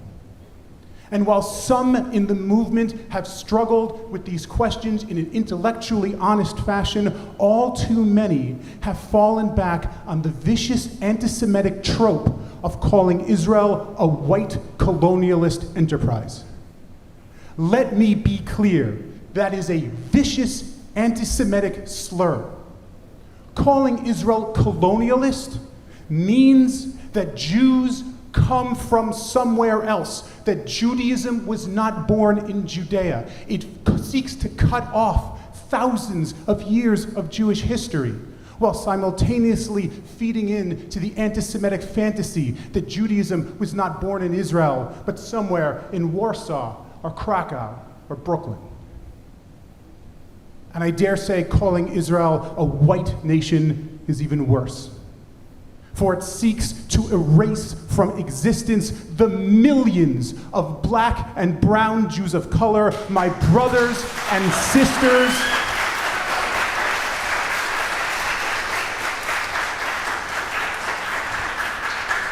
while simultaneously exonerating the culpability of all those countries across Asia and Africa that exiled their Jewish community as part of a concerted campaign of ethnic cleansing, not in the Middle Ages, not 200 years ago, but in the 1960s and 70s.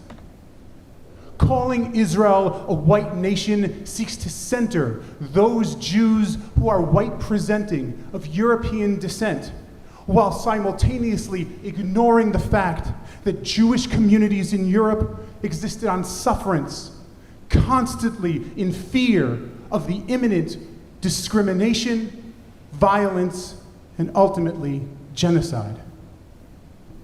Calling Israel a white colonialist nation is the ultimate form of victim blaming, because it seeks to mask the ultimate true historical fact that the only reason why white-presenting Jews appeared in Europe 2,000 years ago is the exact same reason that white-passing black folk appeared in this nation 400 years ago. Because female Jewish slaves were raped by their European masters. Calling Israel a white colonialist nation seeks to visit the sin of the master upon the slave and seeks to blame the victim for the acts of the perpetrator.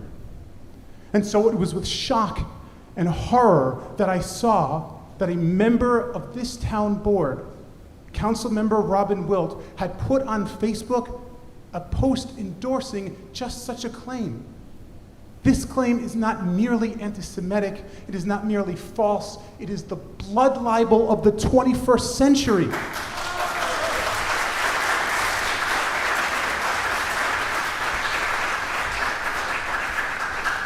It is a claim that has been used to justify and exhort acts of violence and oppression against my people countless times.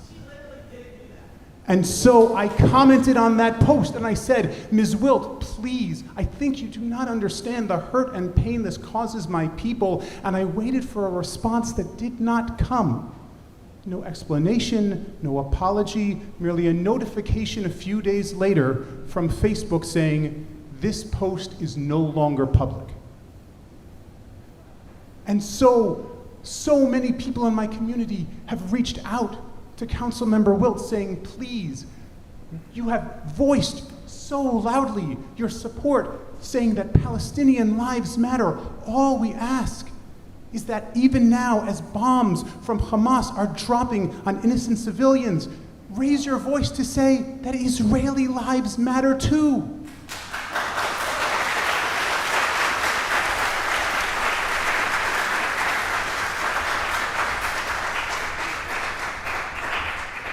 We asked Ms. Wilt to affirm that Israeli lives matter, and we were given a link without comment to an article from Variety magazine talking about how Jewish celebrities condemned anti-Jewish attacks in New York and in LA, while being silent about those same types of individuals attacking Jews in Tel Aviv and Jerusalem.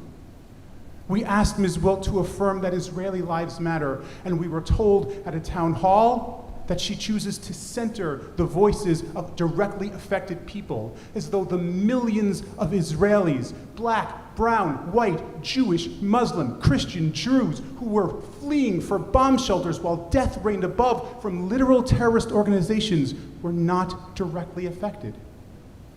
We asked Ms. Wilt to affirm that Israeli lives matter, and she spoke so eloquently 2 weeks ago, saying how she wished, and I truly believe she meant every word, how she wished for peace for all people, tolerance for all people, safety for all people. Ms. Wilt, we asked you to affirm that Israeli lives matter, and we were told that all lives matter.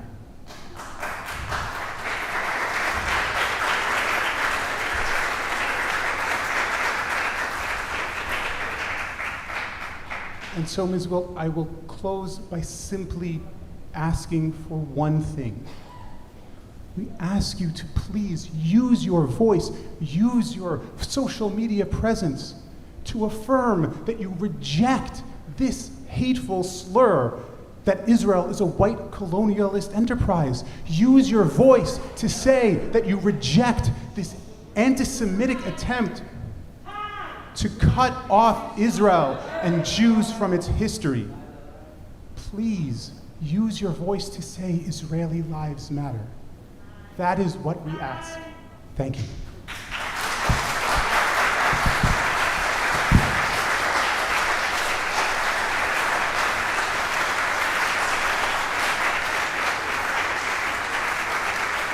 Christy Reich, followed by Dorothy Hayes and Jessica Shanahan.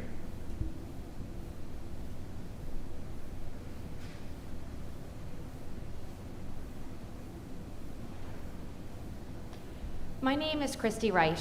My apologies for mispronouncing your name. Oh, that's fine. My name is Christy Reich. I am a mom, a wife, a speech therapist, and I am a firm believer in prioritizing human rights. I have known Councilmember Wilt for 6 years. In that time, my children, my husband, and I have witnessed the light that Robin shines so brightly on our community and on each of us. I first noticed Robin because she is everywhere in our community, constantly standing up for the marginalized and the oppressed. It quickly became apparent to our family that Robin's heart and words are devoted to lifting up community members, to ensuring equality for all, and to demanding justice for those who are so often disregarded. If I were to describe Robin in a single short phrase, it would be, she shows up. Robin shows up for our community time and time again. She constantly seeks the greater good in all of us and stands for those who are least among us. My youngest child once said of Robin, "She is always wherever people need help." Robin is the role model and politician our community needs. I encourage each of you to reflect on the kindness and empathy that leads Robin in all that she does and to stand in solidarity with her.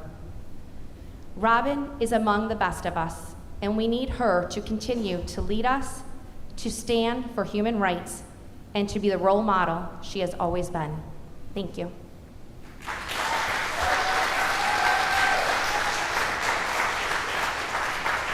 Dorothy Hayes, followed by Jessica Shanahan, followed by Kevin Lockhart. I have a handout for the board. I don't know. Yeah, if you could give that to the town clerk, or maybe. Thank you.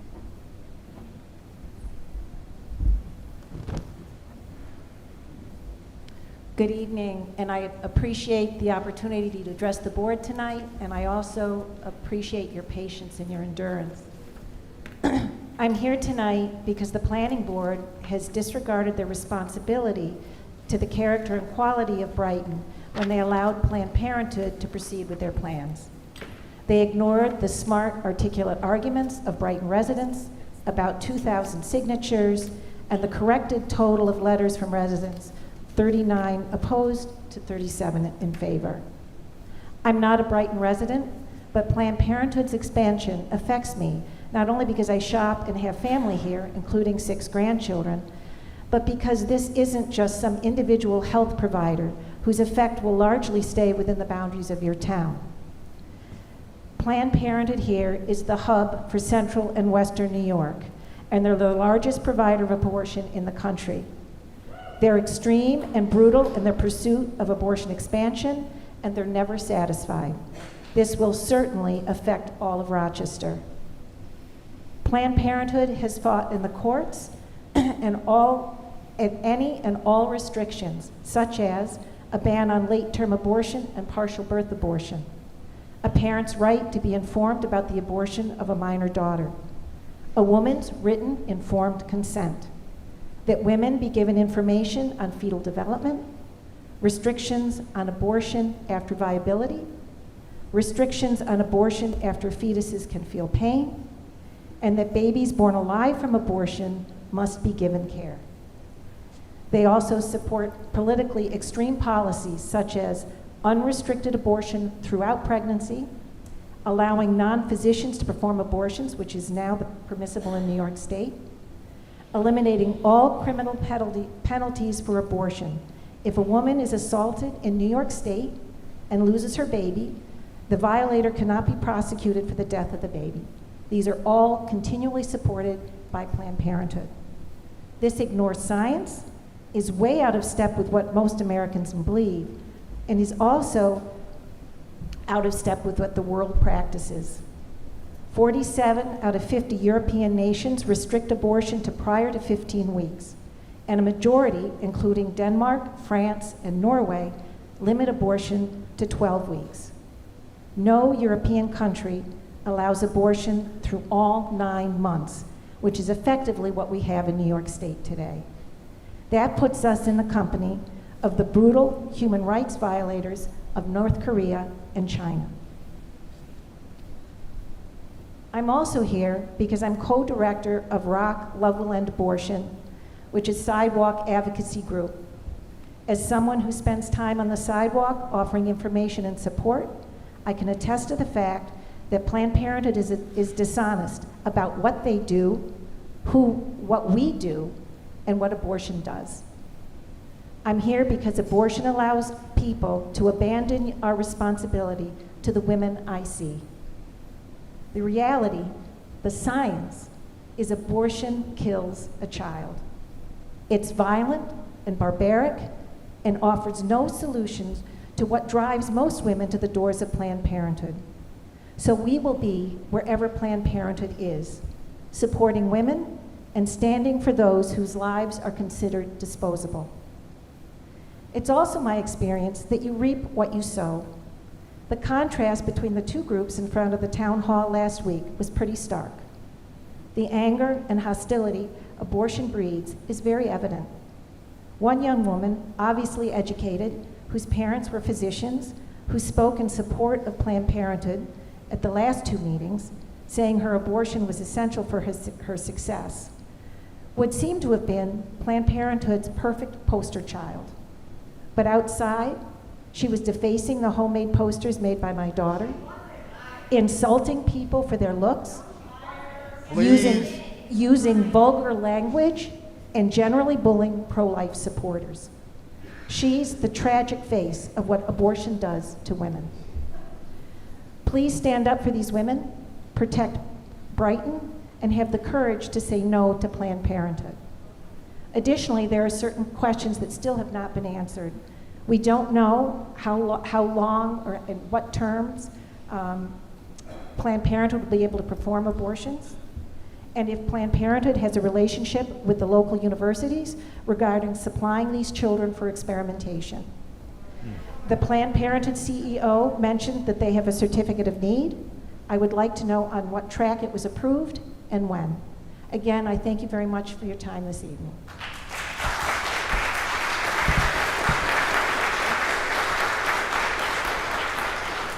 Jessica Shanahan, followed by Kevin Lockhart, followed by Reverend Michael Warren.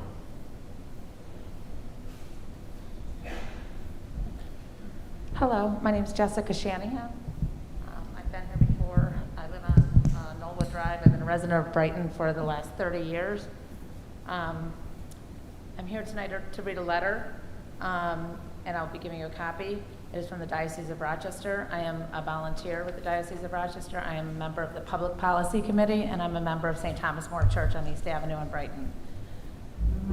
To the Brighton community and all people of goodwill, it's from the Most Reverend Salvatore Matano. It's from Dr. Shannon Kilbridge, Director of Office of Life Issues.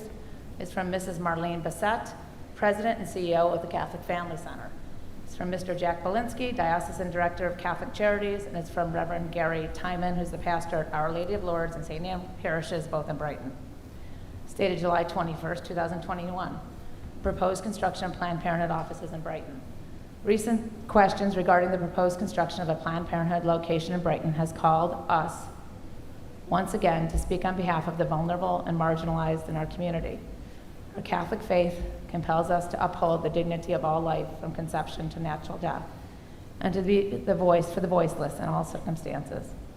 In this instance, we do so on behalf of the unborn and their mothers who disproportionately struggle with poverty and lack of sufficient resources. Indeed, it is our failure as a society to adequately address the issues of education, employment, support of family life, and the great scar of racism that often serve as the rationale for mothers to seek out abortions, believing it to be their only option. Black and Hispanic women account for 47% of abortions in Monroe County in 2018, according to the most recently available New York State vital statistics data, while only accounting for approximately 13% of the total population. It is our responsibility as disciples of Christ to work to address these issues in our society, and our duty to do so as part of a consistent ethic of life, where we advocate as well for the end of the death penalty and resist the push for physician-assisted suicide in our state. Our local parishes in the Brighton area, Our Lady of Lourdes, St. Anne, St. Thomas More, and Our Lady Queen of Peace, work to support the outreach efforts at St. Joseph's Neighborhood Center, Bethany House, Saints Place, Mary's Place, House of Mercy, and the Center for Youth Crisis Nursery. Additionally, our Catholic Charities services provide robust care for people in Monroe County and beyond as they seek assistance with the many challenges facing those on the margins. We encourage everyone to prayerfully consider supporting these organizations with their time, talent, or financial contributions, and to find other ways to walk with women in crisis pregnancies by offering life-giving assistance. In the particular instance of the expansion of Planned Parenthood into the Brighton community within the parish boundary of Our Lady of Lourdes, we encourage all the faithful to charitably and peacefully make their opposition known to the town of Brighton and to continue to work tirelessly on behalf of those who need our protection. Let us unite our hearts with the heart of our Holy Father, Pope Francis, who tells us in the joy of the gospel, among the vulnerable for whom the church wishes to care with particular love and concern are unborn children, the most defenseless and the most innocent among us. This defense of unborn life is closely linked to the defense of each and every other human right. It involves the conviction that a human being is always sacred and inviolable in any situation at every stage of development. So I have copies for you. I will leave that with you. I do thank you for letting me speak on behalf of the Diocese of Rochester in opposition to the Planned Parenthood in Brighton, New York.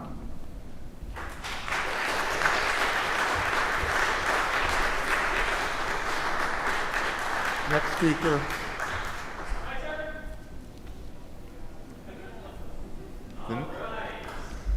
The next speaker is Kevin Lockhart, followed by Reverend Michael Warren and Cecilia Lester.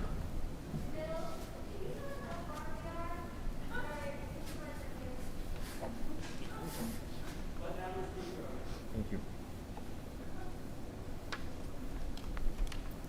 All Go set? ahead. All set? Yep. Okay.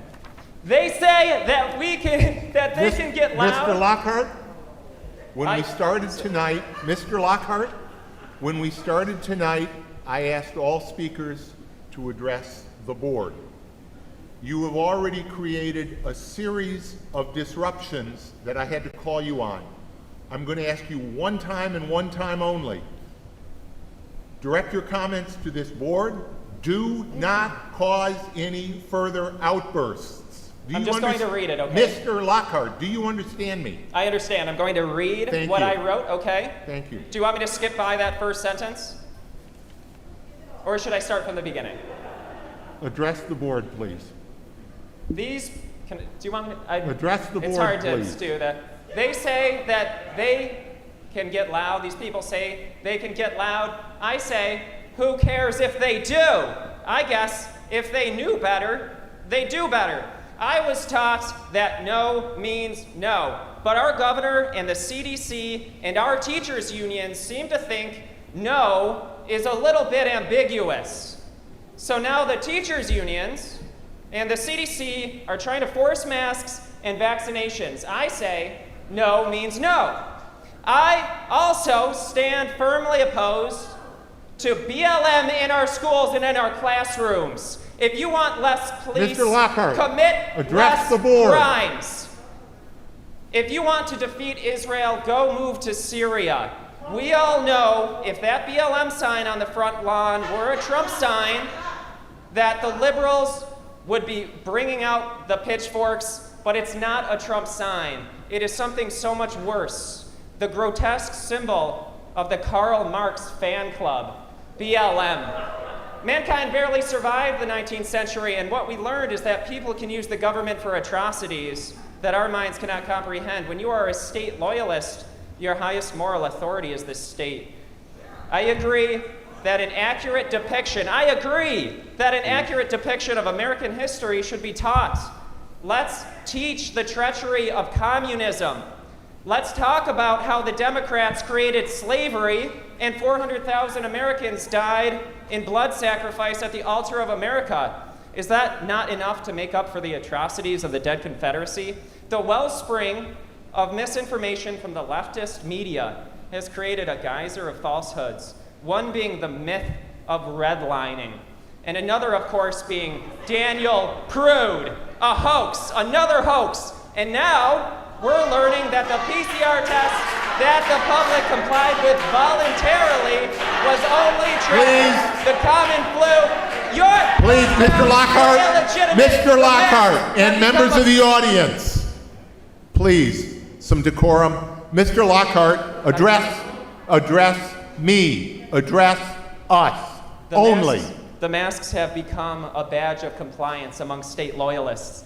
They say that black people weren't allowed housing in Brighton, but also weren't Italians and Jews. Italians and Jews were not allowed housing in Brighton as Mr. well. Lockhart, I've warned you several times the not to address colloquialisms- You know, I'm exactly right. Reverend I'm Michael exactly right. Reverend They Michael say, Warren is our next I will not Reverend be celebrating this Reverend crime Michael Warren and is our this next nihilism at these false idols, under these false idols. Their Mr. absurd Lockhart. hoaxes are never ending. Mr. Lockhart. Cicadas, wildfires, asymptomatic Reverend Michael Warren. children dying of COVID, Reverend climate Michael change. Warren is the next Lies, speaker. Lies, lies, lies, Please. lies. Please.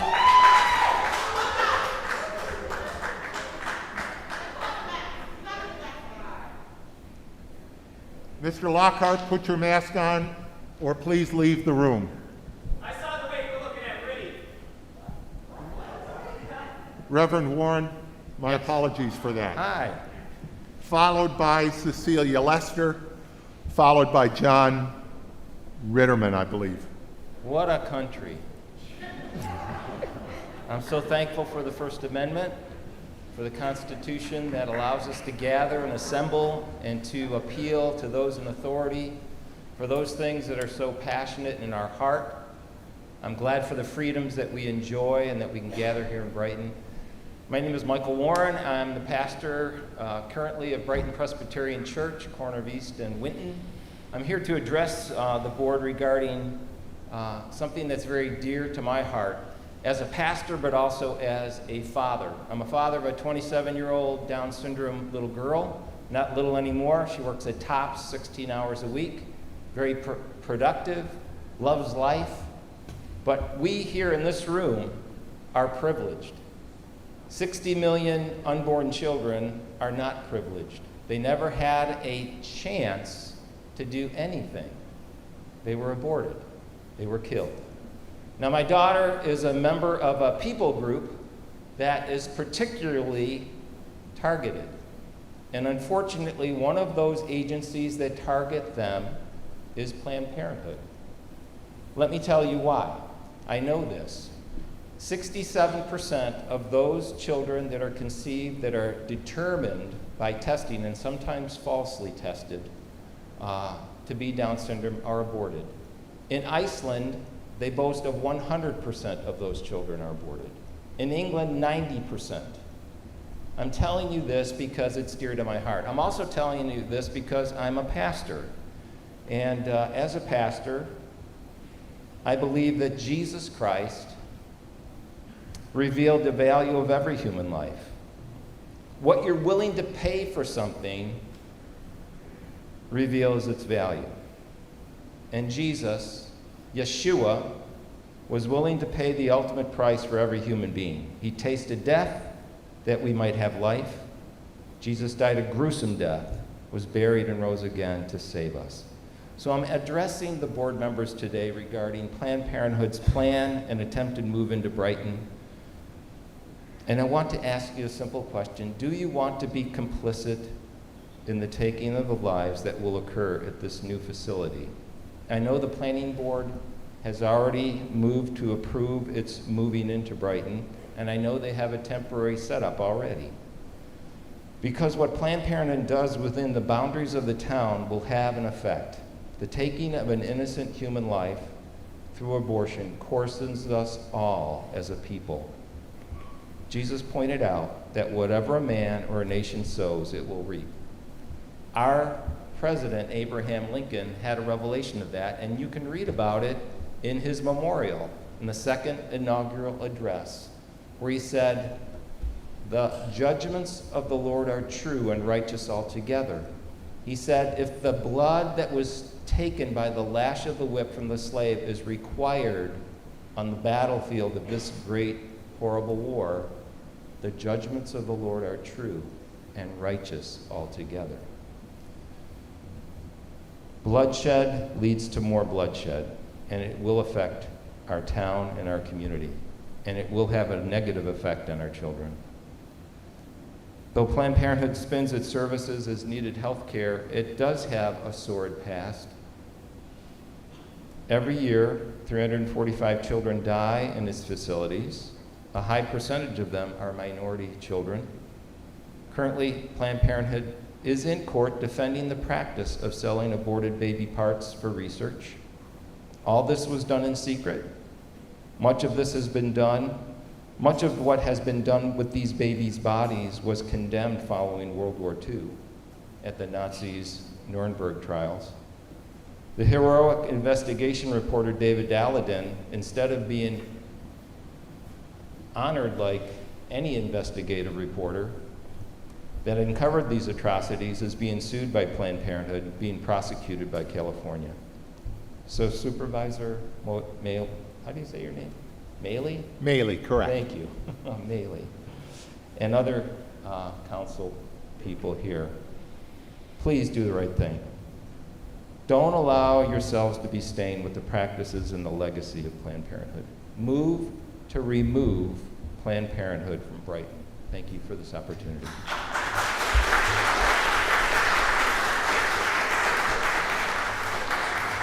Next speaker is Cecilia Lester, followed by John Ritterman and Marie Hayes.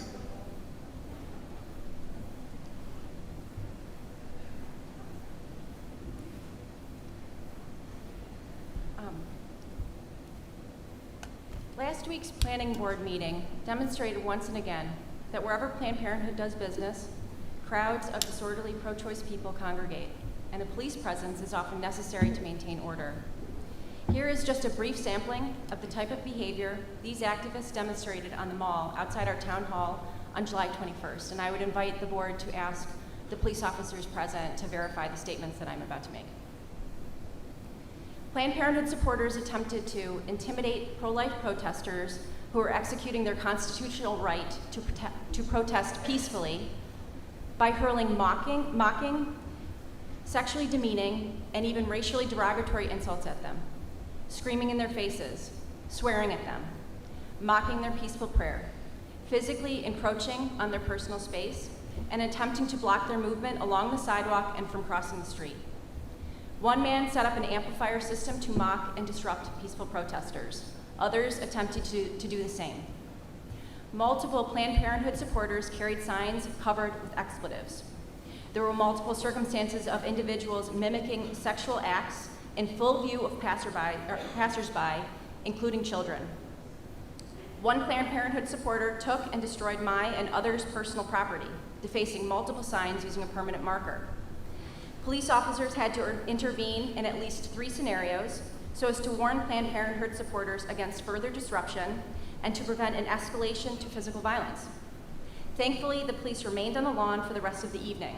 How unfortunate that this was necessary. I witnessed no similar types of destructive behavior from those in opposition to Planned Parenthood.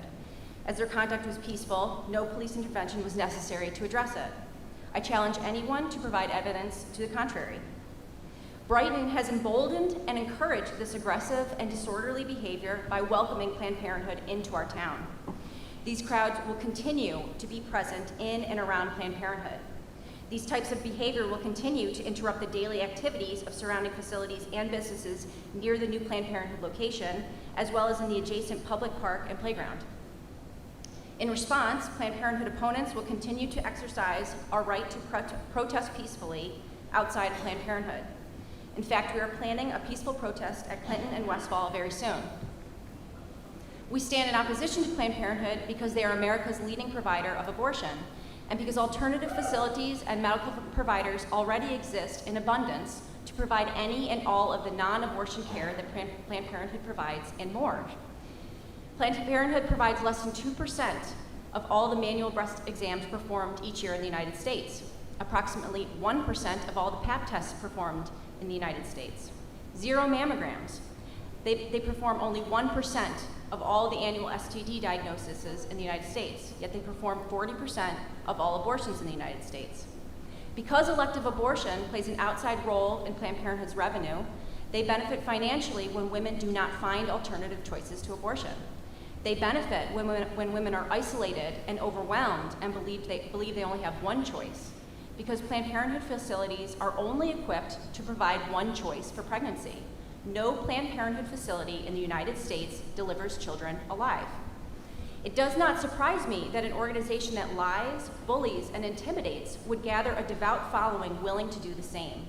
On behalf of the Brighton residents against violence, I can assure you that our opposition will continue to stand in glaring contrast. I'd also like to reply to a prior statement regarding autonomy and show how this is essentially an illusion, because in order to provide abortions in our town, Planned Parenthood needed us to say yes. They needed for us to say yes to their being here. They needed architects to design their building, contractors to build it, our laws to sanction their killing. They need many levels of societal participation, going all the way back to requiring a complete undermining of the very foundation of this country. Elective abortion insists we are not all created equal. We have so much division today in our country and in our world and in this room. Our unity can be found only through nonviolence and respecting the dignity inherent to every member of the human family. Thank you.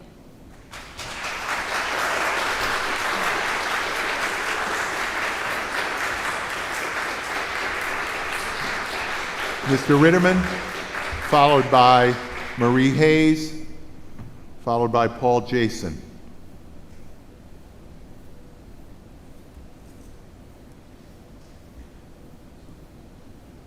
Good evening. My name is Jon Ritterman, and I've been a resident of Brighton for 27 years, from 1993 till summer of last year, then I moved.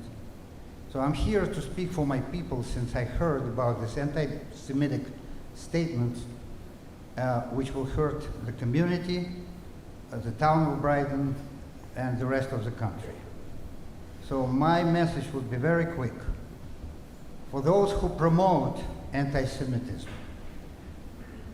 which is racism, as it had been told before, and for those who don't recognize it or forget it, my message is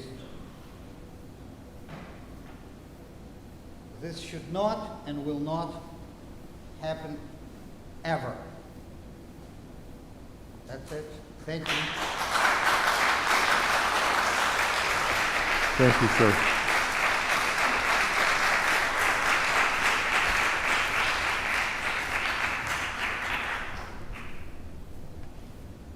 Marie Hayes, followed by Paul Jason, followed by Mary Scheuermann. Hello. My name is Marie Hayes. I'm a student at RIT, actually studying to be a sign language interpreter. So I'd like to thank the interpreters here tonight. They're doing amazing.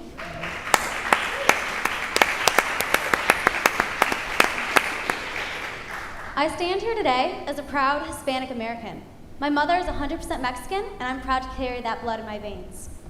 I'm here today because the founder of Planned Parenthood, Margaret Sanger, does not share my enthusiasm or love for my race or my color. In fact, Margaret Sanger has called my race dirty and frequently used the N-word to refer to black lives around her. Not only that, but she is quoted to calling us human weeds, which in her eyes threaten the blooming of the finest flowers of American civilization. Margaret Sanger's mission in her life was eugenics, to eliminate people of color and to eliminate people with disabilities. And I'm sorry to say that that mission and her legacy lives on, and Brighton is now helping her. Planned Parenthood is known to target minority neighborhoods. In New York City, a black baby is more likely to be aborted than born. Black women make up 14% of the childbearing population, and yet 36% of all abortions were obtained by black women. The ratio to lives of black births to the live births are 474 to every 1,000 births. A white woman is 5 times less likely to have an abortion than a black woman. In 2011, an institute which generally supports abortion did a study that determined that 360,000 black babies were aborted in 2011 alone. The CDC then published a report saying that there was 287,072 black deaths which have occurred from other causes, not including abortion. This means that the leading cause for death in black community was abortion. How is Margaret Sanger not winning? She's getting exactly what she wanted. So why is this so important to me? Because Margaret Sanger has already won 3 times within my own family. Her so-called legacy has taken 3 of my own siblings. There is now less color in the world because of this loss. My mother regrets every single one of those abortions, including the one from rape, where I lost a sibling and she lost a child. If Black Lives Matter, then why are we allowing this organization to pollute Brighton? Why are we encouraging Margaret Singer's legacy? There has to be a better way to support women. I ask the board members not to let Margaret Singer win, and not to let Planned Parenthood into our neighborhood to take more lives in her name. Thank you.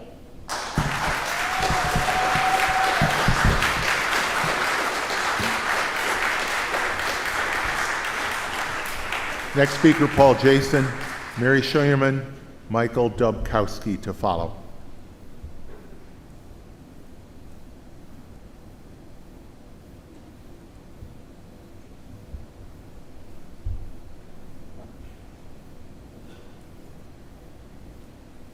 Good evening.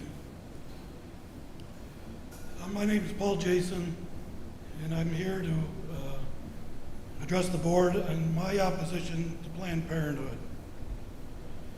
I was very disappointed by the Planning Board's decision to approve Westfall Medical Realty's application to build a Planned Parenthood in Brighton. Planned Parenthood claimed at the hearing and in testimony that it has been upfront with the Planning Board about its planned use for the building. Planned Parenthood has not been upfront with the public, with the citizens of the town of Brighton, whom the board represents. All the hearings were advertised under the Westfall Medical Realty name and never disclosed that Planned Parenthood was the tenant and would be building an abortion clinic at that site. This omission was not an error, but an intentional omission meant to deceive the public about the true use of the site. This project should be re-advertised so that the public can be informed. And it's very simple. They could simply say Westfall Medical Realty as landlord for tenant Planned Parenthood. It's a very simple thing to add that in. No reason why it should have been omitted. And I also ask that all elected officials disclose whether they have received campaign contributions from Planned Parenthood. If they're going to vote on their decision to have this abortion clinic here, we should know if there's a conflict of interest, and that's just simple transparency. Planned Parenthood has also failed to provide the board with sufficient answers to the board's and the public's questions. In my opinion, Planned Parenthood's responses have been flippant at best and belittles the board members and the public. And it appears to have taken no more than 5 minutes to copy and paste the standard phrase, "We will comply with all the rules and regulations as required," and use this phrase repeatedly as an answer to questions from the planning board. These responses are wholly insufficient and fail to specifically address the issues that were raised. Planned Parenthood has failed to address specifically how medical waste, the remains of these aborted children, will be handled. Planned Parenthood indicated that it will follow all the rules and regulations for medical waste. But Planned Parenthood fails to specify what this means. Will the aborted children be put in a garbage bag and thrown into the dumpster? Will their body parts be sold? How will these children be handled? And the public demands a specific answer to this question. It's a very sensitive and important issue to people, and we deserve a forthright response from Planned Parenthood as to what they plan to do. Due to the drastic change in the clientele from Planned Parenthood from the previous occupants, a traffic study was requested. Planned Parenthood CEO Ms. Casey stated in her testimony before the planning board that there were over 100 parking spaces available and there was no need for additional parking. The number of parking spaces fails to address the increased traffic coming in and out of the area and the impact on the public's traffic patterns at nearby roads and intersections. Parking spaces have nothing to do with that. It is irrelevant to the traffic problems caused by Planned Parenthood's new clientele. A traffic study is needed, and the board should insist on that. Planned Parenthood has also failed to indicate whether it intends to place increased signage and fencing and planting of trees at the facilities once occupied. Planned Parenthood comes in later, after the fact of getting approval and building their site, and then adds large neon signs and prison camp type fencing. And they do this at will. And they should state in the site plan up front that no other changes will be made after the fact. Planned Parenthood has failed to include any improvements to the public property to accommodate the increased pedestrian traffic at the site. Planned Parenthood should be required to expand and pay for sidewalk improvements to the area, and any additional traffic control devices that are needed, such as stop signs, traffic lights, crosswalks, and pedestrian safe-to-walk indicators, as well as road improvements, such as lane widening and bike lanes. That's Planned Parenthood's responsibility. Any developer would have to have it. Mr. Jason, I'm going to ask you to wind up in about 30 seconds. I'm pretty close to that. Planned Parenthood CEO, Ms. Casey, testified that the rules that govern protesting and religious activities are settled law. This is not true. The injunction she stated from the Western District of New York is currently under appeal. So it's not settled. And it is unjust as it imposes a lifetime ban on the First Amendment rights to citizens to their freedom of speech, the freedom to freely exercise their religion, the right to peacefully assemble, and the right to petition their government for redress of issues. Beyond all the rules and regulations, there is also right and wrong. The Supreme Court ruled that black people were not persons. Mr. Jason, your time is up. Thank you. The next speaker is Mary Scheuerman, followed by Michael Domkowski and Isaac Cohen.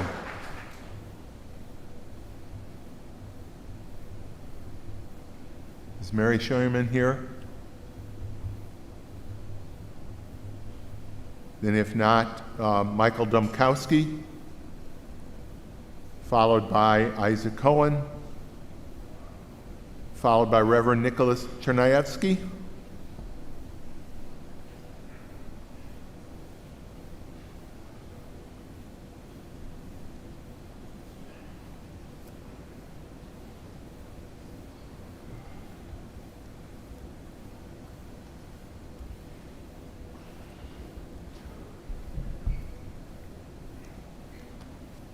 Good evening.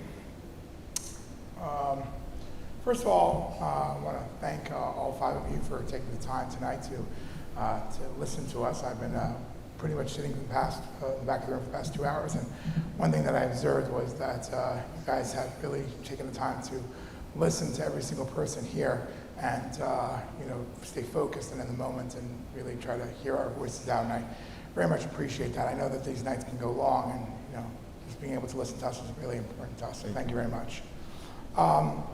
Having said that, I also want to thank you for the continued support that I know that this council has had for the Jewish community here in Brighton.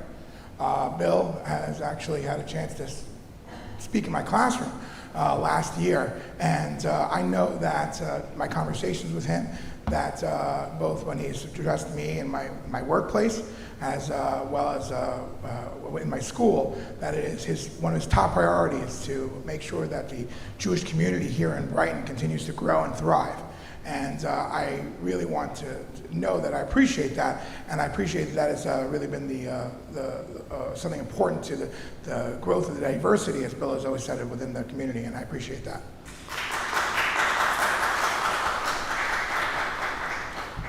I also want to thank everyone here who's supporting the Jewish community and has come out today to support the Jewish community. I understand that we all have shared goals for the growth of our diverse community here in Brighton, and that we will continue to hopefully work together towards bringing diversity to our community in all of its fashions and forms. This is my first town meeting. I am not politically active. I am not someone who has voted, although I have voted in every single election in my lifetime since I've turned 18 years old, and hopefully will continue to do so as long as I'm physically able to. I'm a resident who appreciates the opportunities that living in Brighton has given to me to live both safely and freely with the support of this town's leadership. And I'm speaking tonight to simply say this. I am here today to show support to Jewish leadership, like Rabbi Benjamin Sloviter and Rabbi Avi Klemnick, who are here to be speaking, who have already spoken and will speak tonight, and to let you know that when they speak for me as well. Good evening.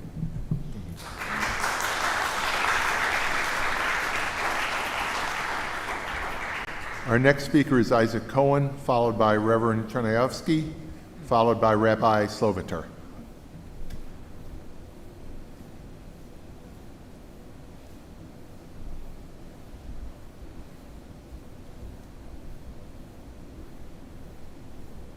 Good evening. I am not Isaac Cohen. I'm Reverend Nicholas Chernyavsky of the Holy Ascension of Christ Orthodox Church in Brighton.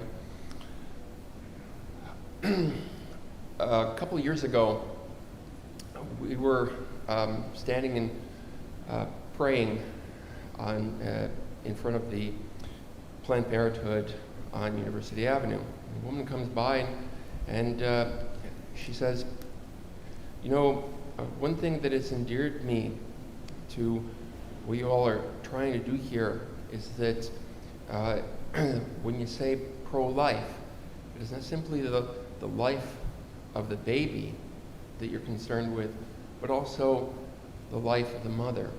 Because there are a great many people working hard on among those of us who consider ourselves to be pro-life in helping these mostly young women who are in trouble, who don't know where to turn, who are scared, and helping them materially, helping them morally, spiritually. And of course, that is what Planned Parenthood claims to do. And a previous speaker pointed out some statistics. I won't bore you with statistics. They're easily enough to find on the internet. But the focus, of course, is the much more well-known and darker and destructive side of Planned Parenthood. In fact, that is the very epicenter. So I just pray that we not let this darkness and this destruction, this evil into our community. Thank you.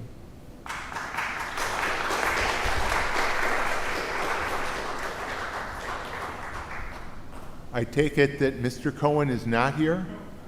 Oh.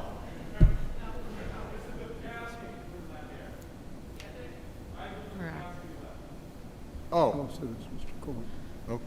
So. We skipped 2. Okay. All right. So. We skipped 2. Rabbi, I guess I'm confused here, though. I think we skipped 2 names and. Well, Rabbi Sloviter is next. I was going to say, I recognize Rabbi Sloviter. I will say. Did I skip? But I skipped, Mary Scheierman was not here. Right. And Isaac Cohen, and you. Rabbi Cohen already spoke. You spoke already. Okay, I'm sorry. I just didn't check you off. My apologies. Now, Rabbi. Good evening, everyone. I can definitely say that I have never been more excited to be called to speak after almost 2 hours waiting. I want to thank everyone for providing this forum for us to be able to speak. I want to state publicly, and I want to thank God that I live in America, which has not persecuted my people like every other country we've ever lived in. I want to thank God publicly for that.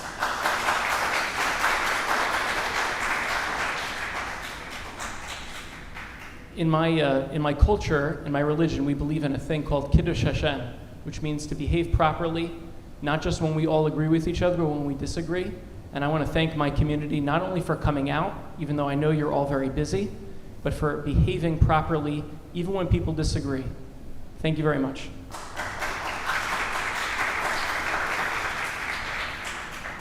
I would like to thank the town board. I'm friends with many on the podium, and I appreciate your leadership. I appreciate your sensitivity. I appreciate your ability to listen. I don't speak with any hatred or animosity or emotion. I speak as a husband, as a young father, and as a resident of Brighton. In the recent past, a member of our town board has made disparaging comments about the Jewish community of Brighton.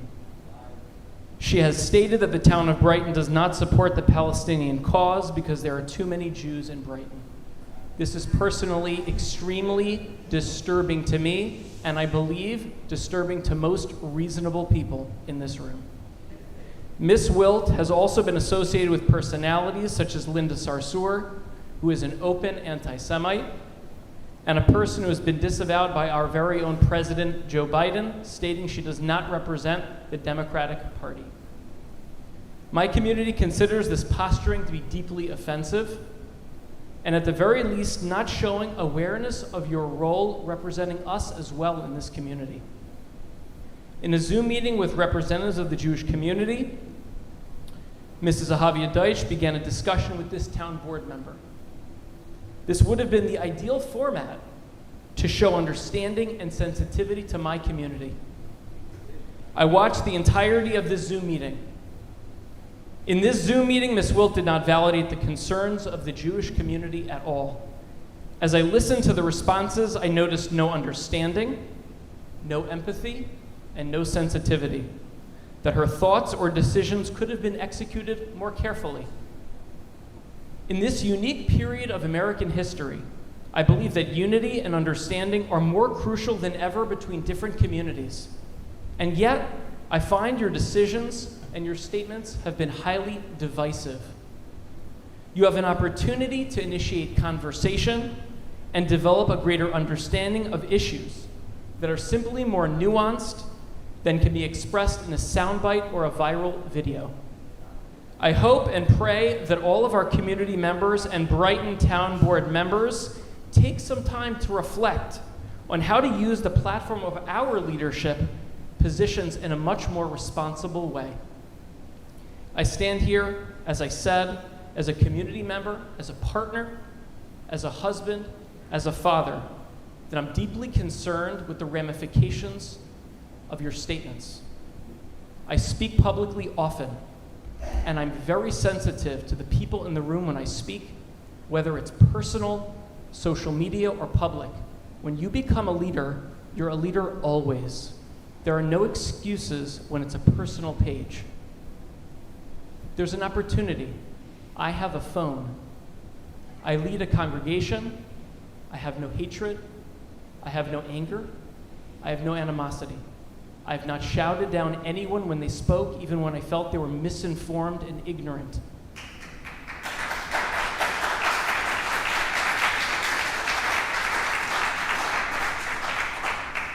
You have an opportunity. You can get my phone number from anybody you want, and I will sit with you, and we can speak publicly together to disavow many of these inappropriate comments, and we can partner together. The ball is in your court.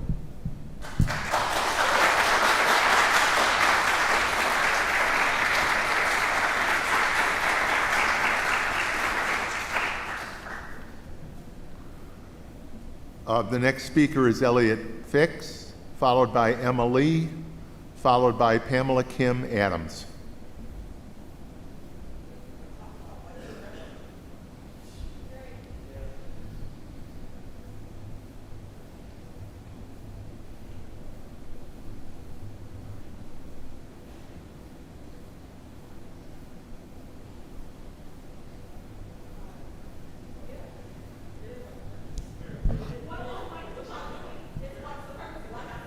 Please, please. Hello.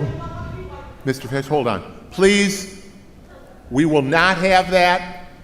We have speakers here. We need to hear them. Thank you. Sir, please.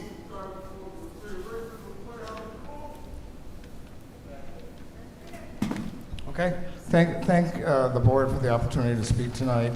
I don't want to repeat all the kinds of comments that have been made already, but I'm very sensitive to a lot of the comments. I feel like tonight has been a competition between who's more right than somebody else. And some of the toxic slurs that have been thrown around, I have found very disturbing, very painful. I think the whole discussion is around some of the comments that the town board member has made and what her intent was, and the hope, at least from the Jewish community, which I'm part of, is that she respond to that and make a more favorable response in terms of understanding how sometimes her comments could be misinterpreted, at least from her point of view, and could be hurtful. So if those comments were reevaluated to understand more deeply how they affect us, I think there would be a more understanding and appreciation of her role as a town board member. I found particularly offensive tonight some of the comments about Israel. I think a lot of times people make comments without understanding the history. They just hear all kinds of slogans and they portray them. For example, we've heard over and over again about dispossession. People forget, for example, that Jews from Arab countries, particularly the Iraqi Jewish community, for example, 130,000 of them got a one-way ticket out of Iraq in the 1950s, and they went to Israel.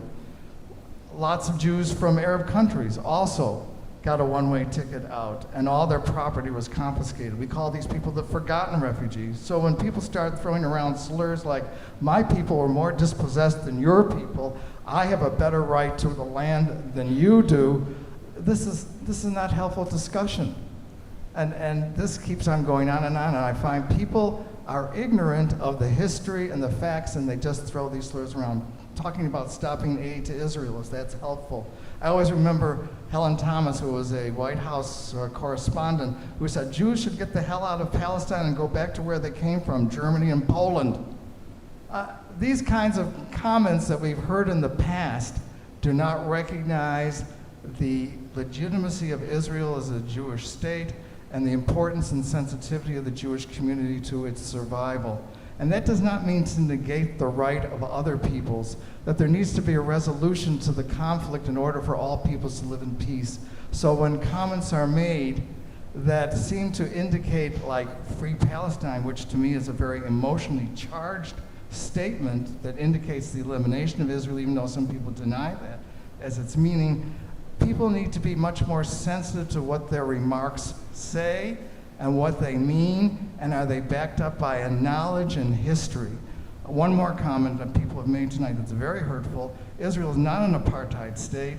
You have an Arab party in the Israeli parliament that is representing the Arab population and its concerns. So throwing these kinds of labels around only cause more disharmony and no understanding, and the problems will never be fixed when we keep on accusing each other of who is more dispossessed or who is more hurt or who has more rights to the land than others.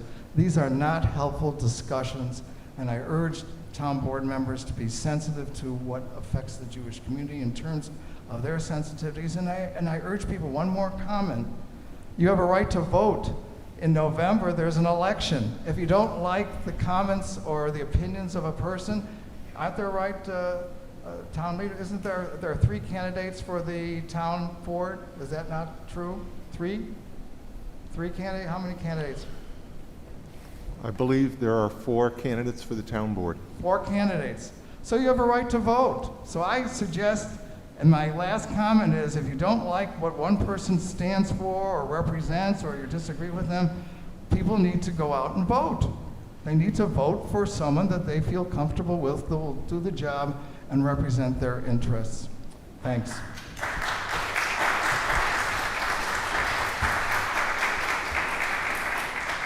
Our next speaker is Emma Lee, followed by Pamela Kim Adams, followed by Vernetta Brown.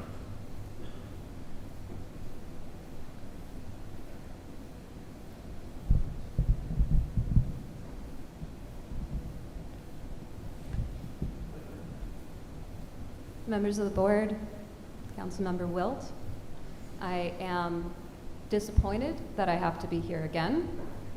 I don't know why we're talking about opinions when there are facts available. Facts that Mr. Chase shared earlier tonight that I would like to reiterate currently. Between 2018 and 2020, 49,967 Palestinians have either been injured or killed. In contrast to that, we are speaking about only 324 Israeli people. Okay, I'll repeat those numbers once more because I think they're really worth hearing a few times.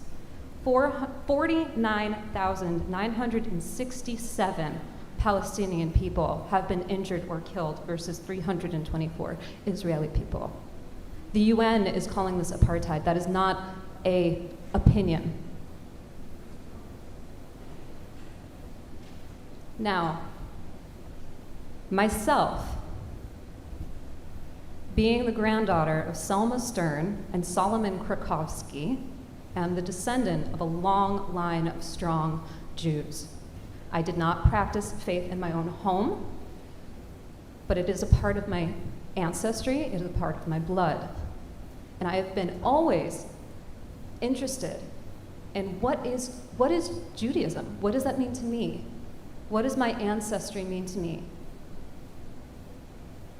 What does it mean that I am standing here today as a result of all of the suffering that my ancestors went through, all of the oppression that they experienced, so that I might be here today?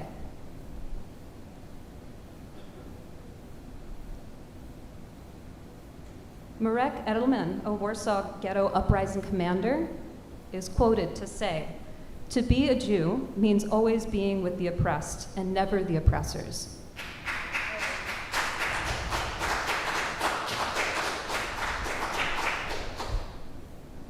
49,967 Palestinians have been injured or killed in the past 3 years, in contrast to only 324 Israeli people. Right now, the Israeli government is seizing the land, homes, food, and water of Palestinian people because they are Palestinian.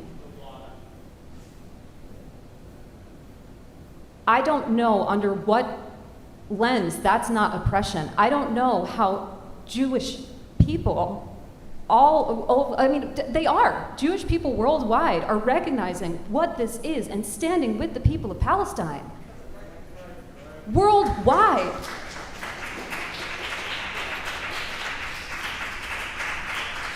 That oppression is too familiar.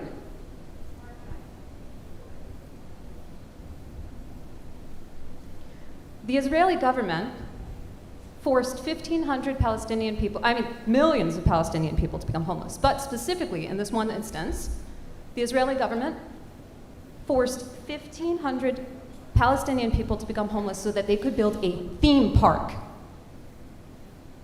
Because they're Palestinian.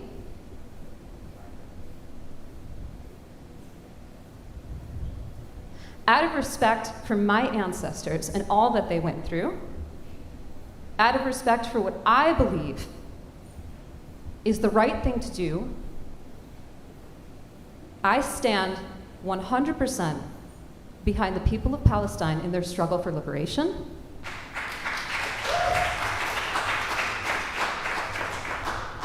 Free Palestine.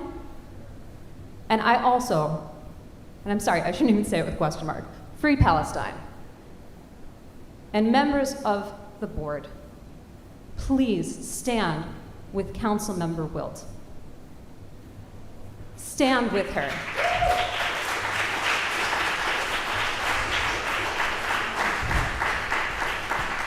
Just as she stands with oppressed people. Councilmember Wilt is a phenomenal human being who I have been privileged to witness stand behind people day in and day out. She walks the walk. She doesn't just talk the talk publicly. Behind closed doors, she is doing amazing things day in and day out. And I support you, Councilmember Wilt, 100%.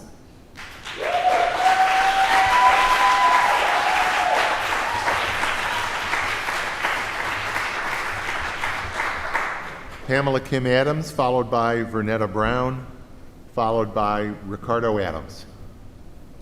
I'm Pamela Kim Adams, and I reside at 50 Model Lane in Brighton.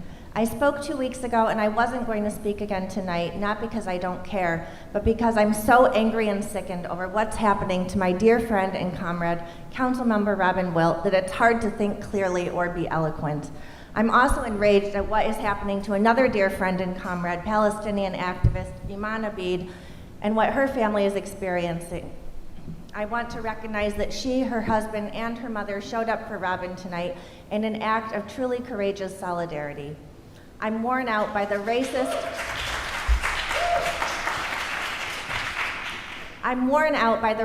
and manipulative dialogues that are happening on the Brighton Neighbors Facebook page, where anyone who tries to defend Robin and or stand with Palestine are bullied and attacked daily.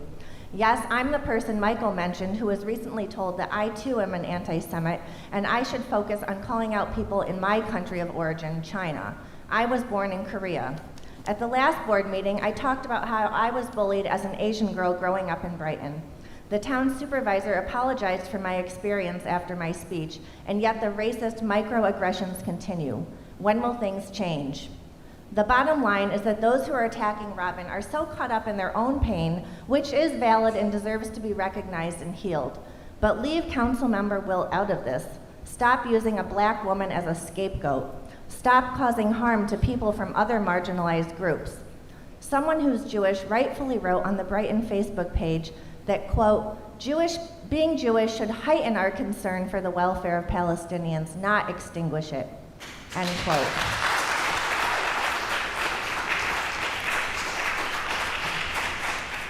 I would ask that the people attacking Robin and other Palestinian supporters take a good look at themselves, their own pain, and do something about it that doesn't involve hurting others. Sometimes the oppressed become the oppressors.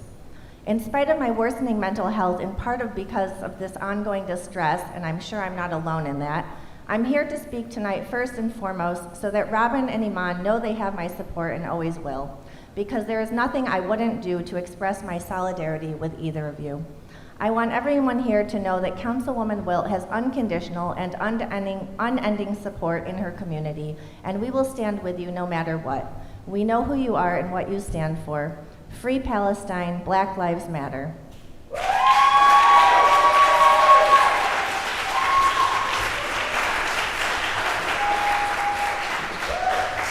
The next speaker is Vernetta Brown, followed by Ricardo Adams and Taylor Bray.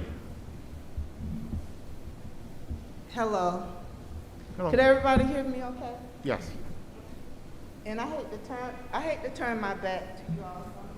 So I'll stand sideways. I need to ask you to address the town board, please. Okay. I will. Thank you. I'm here for the first time, and I would just like to speak on Planned Parenthood. I am a former employee of Planned Parenthood, and I would just like to say regarding pro-choice and pro-life, I believe it's a woman's right to choose what happens to her body. I believe it's a woman's right to choose life and also have a choice. However, who is supporting or protecting the child's life? The baby is inside the body, the woman's body. However, because a woman have a choice to do what she will with her body, it's a separate person inside that body. Who's speaking on behalf of the child? Just consider that. And also, agreeing that Planned Parenthood could be built here and start their services here in Brighton, consider the type of people from all over would be coming in, the type of people who a young lady spoke about was conducting peaceful protests. Everybody not peaceful. I know some people already talking about if they open up a Planned Parenthood in Brighton, what could be done. And that conversation wasn't a peaceful conversation. Also, what would it do to, you know, the real estate, the prices, and who want to come? And you're opening up a can of worms that I don't think maybe you considered all that's entailed with a facility like that coming here. And some of the things that is done, I heard people speak and they're telling the truth.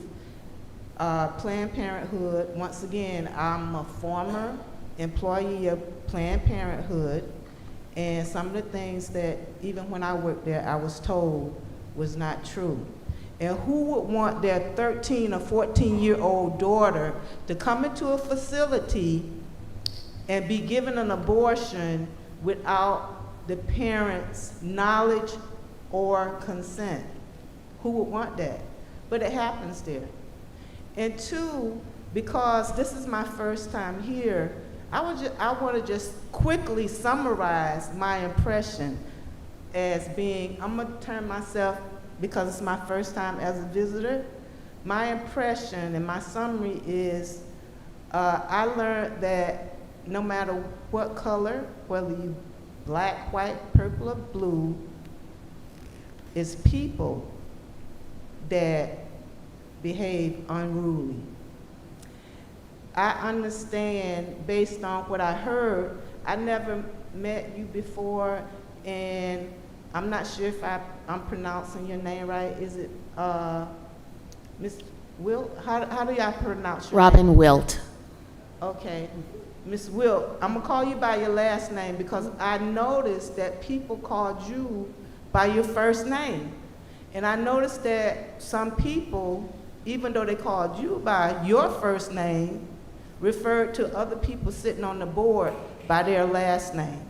And I understand that people referred to you as the black lady that sit on the board versus the lady that sit on the board. And I noticed it's a Caucasian lady sitting on the right-hand side. And do people refer to you as the white lady that sit on the board? Versus it's two ladies that sit on the board with 5 males, or white males. What's the purpose of identifying your color when they speak about you? I'm not getting that. It's the underlying reason why.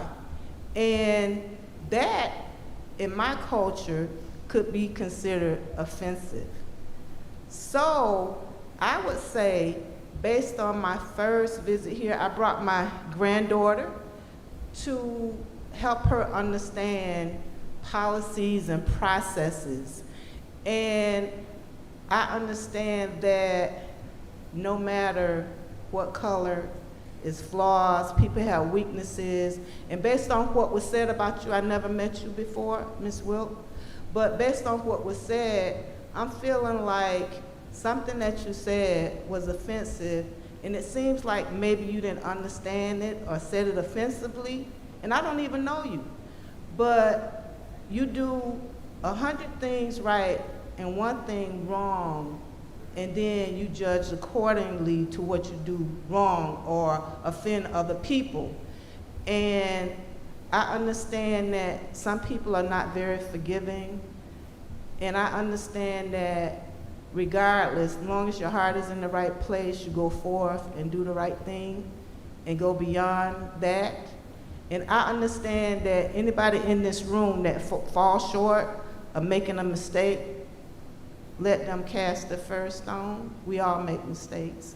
And I hope that you all work it out, but if you all approve that Planned Parenthood come here, expect to hire some more police officers and things like that, because you're gonna need them. And with that being said, I'm gonna say thank you for your time, and I'm not feeling comfortable based on some of the unruliness and how many warnings should a person get before they're asked to leave the premises. I think too many warnings was given, and I'm uncomfortable with that.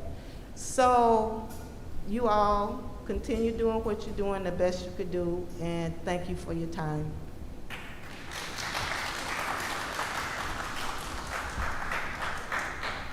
Ricardo Adams, followed by Taylor Bray, followed by Yale Goldschmidt.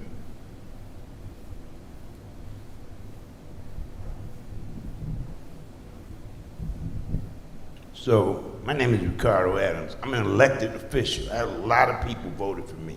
I ain't here to talk about Palestine, Israel, or no Facebook. I want to talk about what went on tonight here in this building, at this school, at this meeting. I've been choked out on the racism that I felt. It's choking me out. And I got my 13-year-old daughter here with me. It's shameful. It's sinful. It's ridiculous. And you got folks in here they keep trying to mix racism. Man, I'm the professional about that. Please, keep that out of your conversation. Y'all need an education about racism. Please, you really do. I felt it's been choking me out in here. It's been choking me out. I've been sitting in front of a bunch of people. It's ridiculous. It's utterly ridiculous. I don't know why I made the mistake of bringing my daughter with me tonight. I brought her to Brighton one other time. That was when they was attacking the Jewish temple. I had her out there supporting the Jewish temple thing. That must have been a mistake. Tonight, she witnessed me being choked out with the racism in the room, and she probably is choking too. That's what, when all this is said and done, let's get some education about some racism, man, because I think some of y'all probably don't know. You probably really don't know. But others, you know, and you're just playing games, man. We need to get some, I'm sorry, I can't bring my daughter. I'm apologizing to my daughter while I'm talking to y'all, because she witnessed me being choked out by the racism in this building here tonight.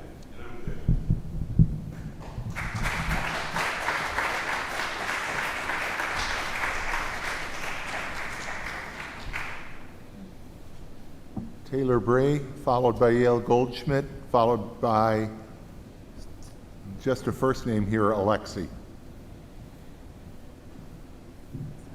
Taking a minute to figure out how to work this.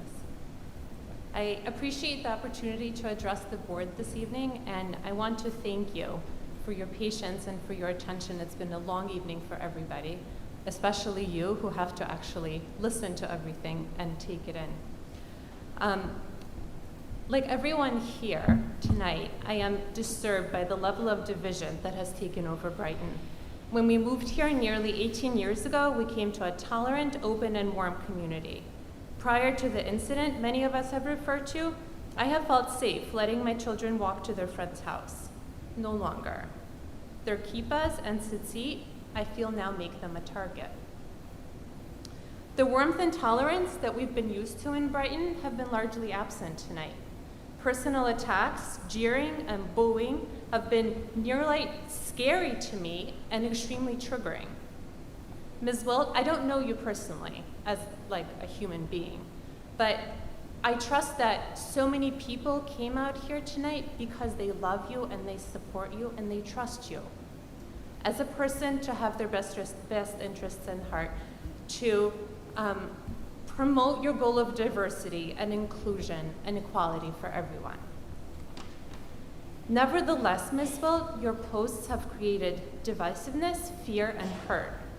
We all have a right to express our opinions, but your right to free speech as a private citizen does not supersede my right not to be bullied by my elected officials. I, like many other Brighton Jews, am a first-generation immigrant who actually fled to America for a better life. I grew up in the Soviet Union, where Jews did not have the privilege that we take for granted today, like freedom of expression. For my parents and grandparents, they were afraid to live as their true selves. They were spat on, they were denied employment, they endured persecution and censorship. They were denied freedom of movement. In the 80s and 90s, thousands of Jewish refugees fled here to escape the intolerance and hatred, mirroring so many that have sought it for generations, fleeing Spain, Morocco, Syria, Egypt, Iraq, Poland, and Germany in more recent memory. The Jews have several generations, several thousands of years worth of generational memory of persecution. We recognize hate when we see it. My great aunt, a 94-year-old Holocaust survivor, recently realized her dream of living in the Jewish state and the Jewish land, and she moved to a little town in the south of Israel called Bat Yam. During every day of the conflict, including day 8 referenced in your post, thousands of civilians were targeted by rockets sent over from Gaza.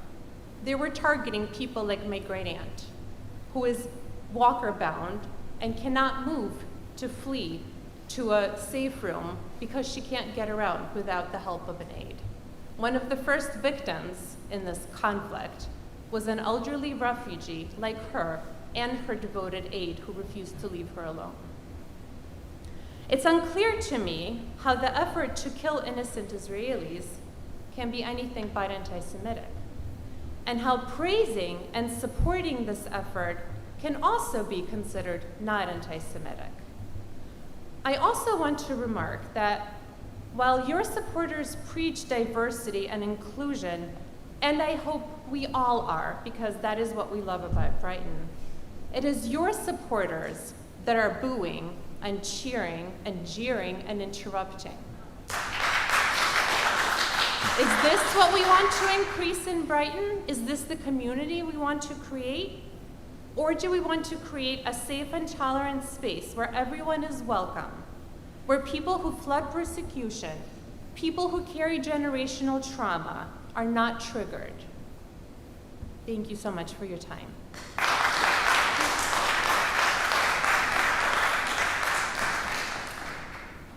Yael Goldschmidt, followed by Alexi, followed by Ashley Teague.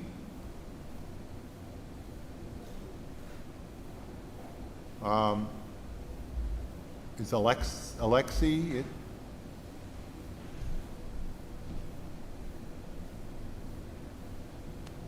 Hi. Kind of gross. A lot of people are speaking over this thing. But I wanted to thank you guys for bringing the meeting here so the larger crowd could be here. I'm an ardent supporter of Robin Wilt. She has been a fantastic person for the many years that I've known her. She's only exhibited love and support for other people around her, especially people that have been picked on and victimized. And I think that's a fantastic quality to exhibit in a person. I understand that a lot of other people have trauma in their lives. There's been trauma all over the world. I myself am an immigrant from the Soviet Union. In 1975, we escaped to go to Israel in a time where it was not possible to leave the Soviet Union. So I say that just as background. I don't want to compare my trauma to other people's trauma. I think that one thing that would be helpful for the community is for the town council members to listen and to be responsive. I think responding to factual questions is helpful, but also at the end, come up with some things that could reflect what you've heard, reflect where you're coming from, and reflect what you think would be beneficial to all of our community members going forward. So silence and listening that is helpful to some degree, but being a responsive government member, I think that would ultimately benefit you more and benefit our community more. And I speak about this on behalf of my wife, who's been here for 40 years in Brighton. I've been here 12 years or so, and my kids are here in the schools. So I appreciate your time in listening, and I would love to hear some responsive feedback to what you've heard today. Good luck to you.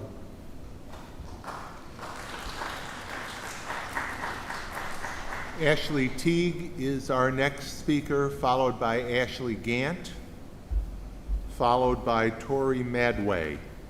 Is Ashley Teague here? Then Ashley Gant, come on up.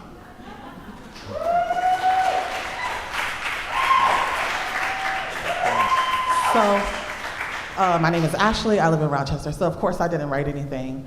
But I want to reiterate that what has happened here tonight and what has happened on social media over the last month or couple of weeks is exactly white supremacy. And I know folks don't like to hear that. I know it sounds, people want to disconnect themselves from white supremacy, but that's exactly what it is. And to hear people come up here and talk about what's happening to their aunt or what's happened to their family members and totally dismissing the thousands of people who have been killed in Palestine is absolutely ludicrous. And it is the definition of white supremacy. Not just being murdered, but being displaced, being literally starved out, and that's being skipped over to talk about what just happened, bombs being dropped. Why are we not talking about why that's happening? Why are we skipping over that? It is white supremacy, and it's disgusting. Robin, I just want you to know that we love you, we care about you. I hope after all of this shenanigans, you find some time for self-care. Good luck on getting reelected. I really hope you don't. These people do not deserve you, period.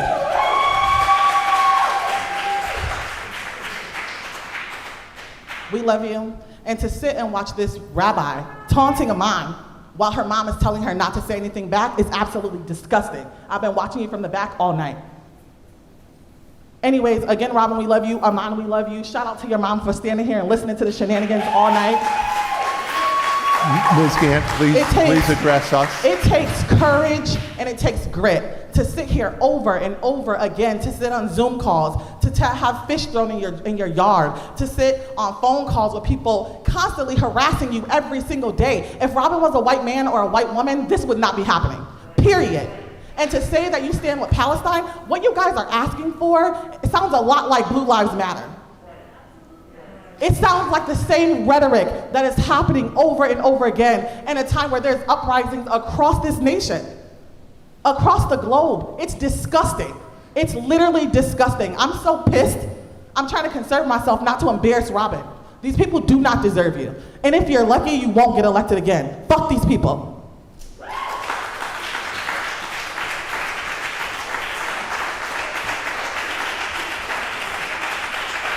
Tori Madway, followed by Mary Adams, followed by Howard Eagle. I'm leaving my mask on because That's fine. People taking it off. Can you hear me? Yes. Okay. My name is Tori Madway. I am a Brighton resident. I have lived on Dunriven Lane my entire life, graduated from this school in 2013, and am an active member of the Jewish community. And I am here to support Robin, and also because I am incredibly disappointed in the way that my Jewish community has been engaging in this entire conversation.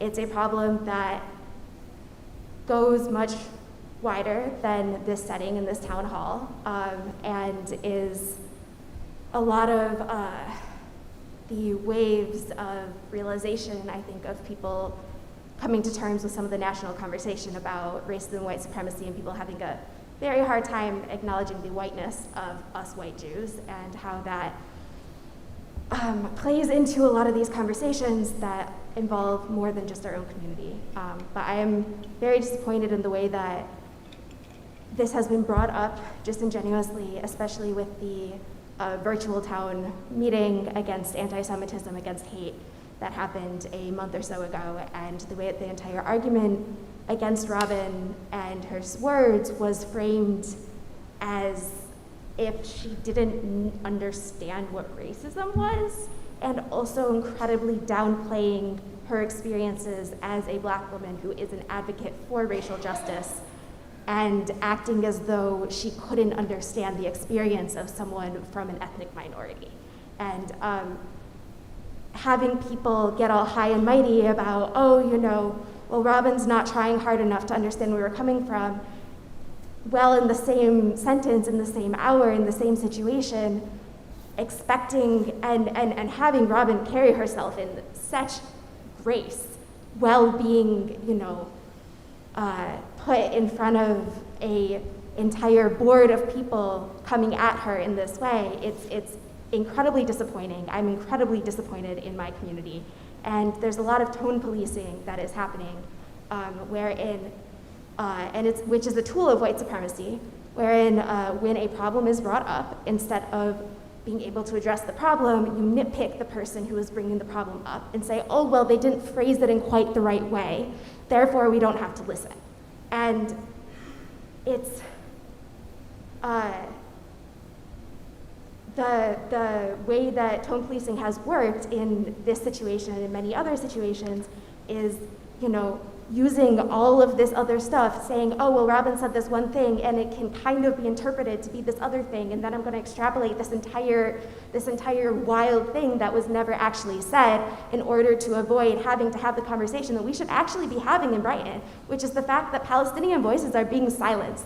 Palestinian people do not feel comfortable in Brighton, and it's not because there's a lot of Jews, okay? That's not the problem. I love my Jewish community. I love the fact that I grew up surrounded by Jews. I love the fact that I didn't have to experience a lot of the, you know, schoolyard anti-Semitism that my friends at synagogue did in, you know, Penfield and Pittsburgh even, right? Because our Jewish community is so strong and so vibrant, but our Jewish establishments in Brighton are incredibly dogmatic about being uncritically Zionist in a way that if you criticize, if you question anything, you are silenced and you are not allowed to speak. And I am given a lot more breath because I am from the community, I'm in the community, and I'm speaking as a member of the community.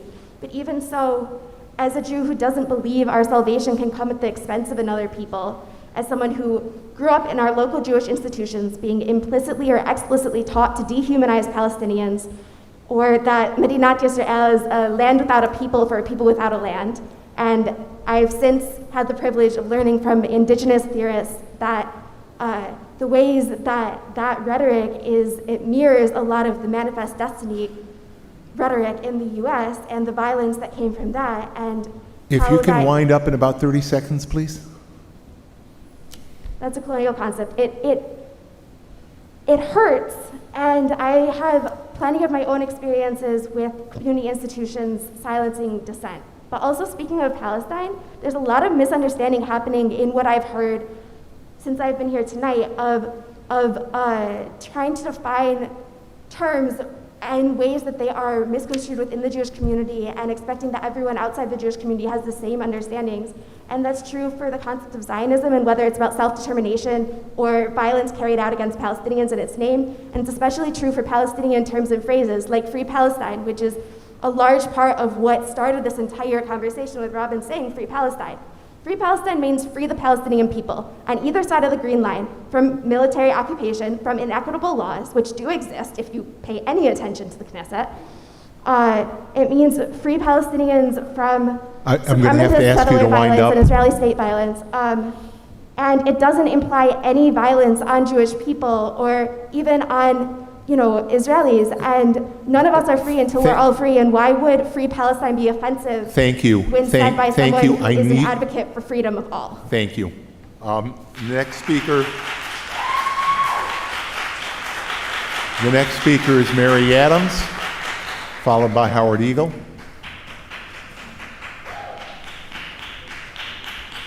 Good evening. My husband, Ricardo Adams, spoke to you about a half an hour ago. He's an elected member of the Rochester City School Board, and he shared with you how hurtful the pervasive racism throughout this evening and throughout this whole entire dialogue has been, and how he was concerned for the harm to our daughter, Maya, a 13-year-old. And I saw some shamefully but unsurprisingly blank white faces around the room as he was unspecifically sharing the pain of experiencing racism in comment after comment throughout this evening. So you've already heard some specificity. Ashley certainly gave you some specificity about the entire focus. Tori spoke about the nitpicking and the specificity, which is reflecting white supremacy. Certainly Mr. Eagle, who will speak after me, will break it down clearly. But I just want to say what prompted me to get up and sign up to speak was the woman who is no longer here, but who spoke from this area between the time of my husband and now, actually said that without base, with no basis, no evidence whatsoever, that Councilwoman was, quote, bullying. This is one specific example from tonight of anti-black racism against Councilwoman Wilt, who it is relevant, is the only black woman sitting up here. So please, let's get away from the blank stares, because our children need an understanding of this. This is just unbelievable, and I agree with Ashley Gant that Brighton doesn't deserve you. And I'm sorry to be like framing this way, but it is so astounding what's going on here.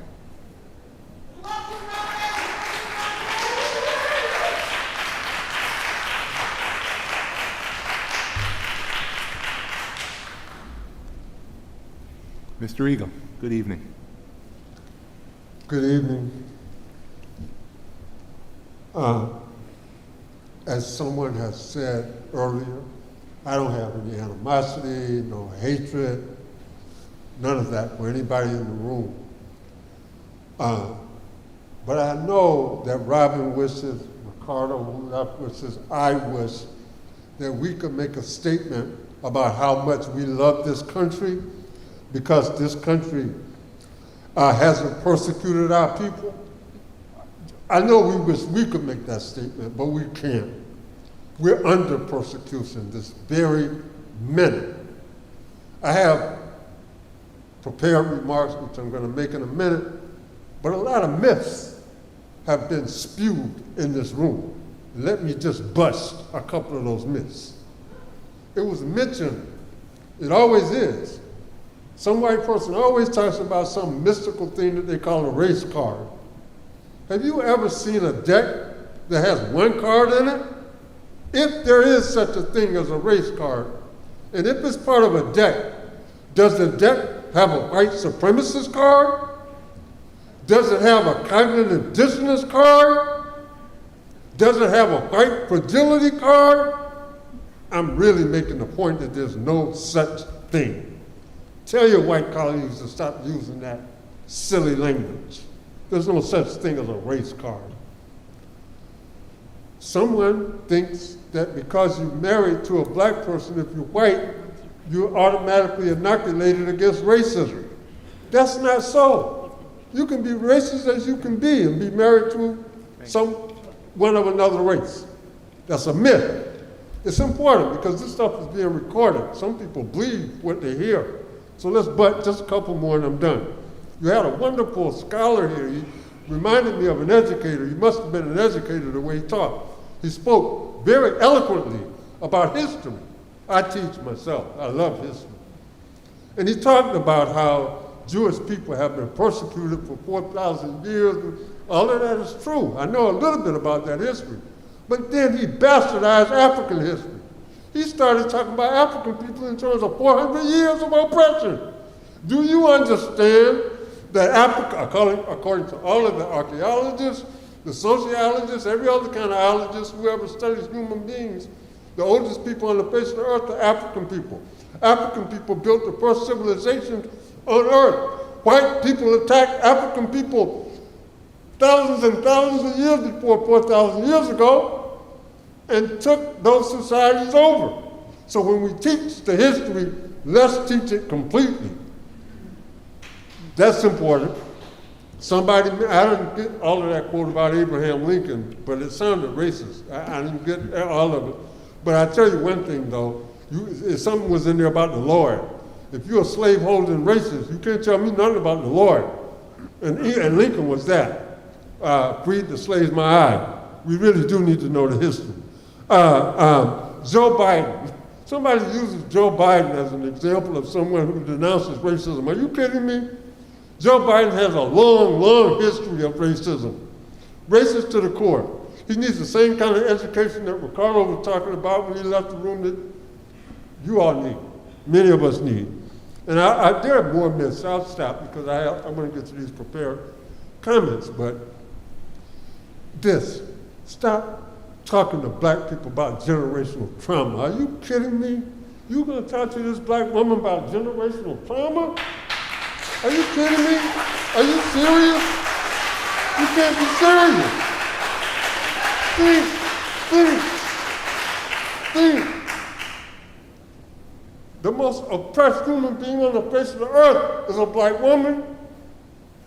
You gonna talk to her about generational trauma? Are you kidding me? Listen, these are my prepared comments. The last time I spoke before this board was almost 3 years ago to the day. It's like a few days beyond 3 years ago. It was on July 25th, 2018. Some of us had come to your town board meeting because a young black girl was under attack. She was under attack and she had been disciplined unfairly, had been disciplined for viewing a Kevin Hart video in which Kevin Hart uses the N-word rampantly. He always does. That's part of his routine and so forth, right? But she had been disciplined because a white student went and told the principal, whoever he or she told, that this young black girl was listening to a video with Kevin Hart saying the N-word. If it wasn't so ludicrous, so diabolical, it would be funny. And she was under tremendous attack. She spoke at the meeting that night, and she rattled off a litany of examples of racism in her school, in her high school, your school, this school, in this school. A whole litany. So she said that one incident was like just the tip of the iceberg. And the student's mother was there that night also, who happened to be Miss Wilt's campaign manager. And she was interviewed by the media, and I remember her talking about the fact that Miss Wilt had tweeted something out a few days later about a photo that you all took, all-white photo, with Adam Bello, who wasn't the county executive at that time, and who, by the way, some people are saying he's engaging in good, what does Robin DiAngelo call nice racism himself. But you took this picture, and I believe she was present, and you left her out of the picture, left her out of the photo, and she tweeted about it. So when the media interviewed your campaign manager, they asked her, well, is this directly related and so forth? And she explained, no, it's just another of a long litany, again, a long chain of racist incidents in this town. So racism in your town is nothing new. Racism is not new in this town. Rampant, pervasive racism. I remember that student who spoke at the meeting said, I live minutes away from the high school. But people in this town don't even think that I live here. They think that I'm an urban suburban student because they think all black students are urban suburban students.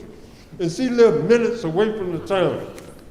So I'm aware of when you had your first urban suburban students, and you would sometimes take them and put them in the gymnasium and let them play all day while white children were in class.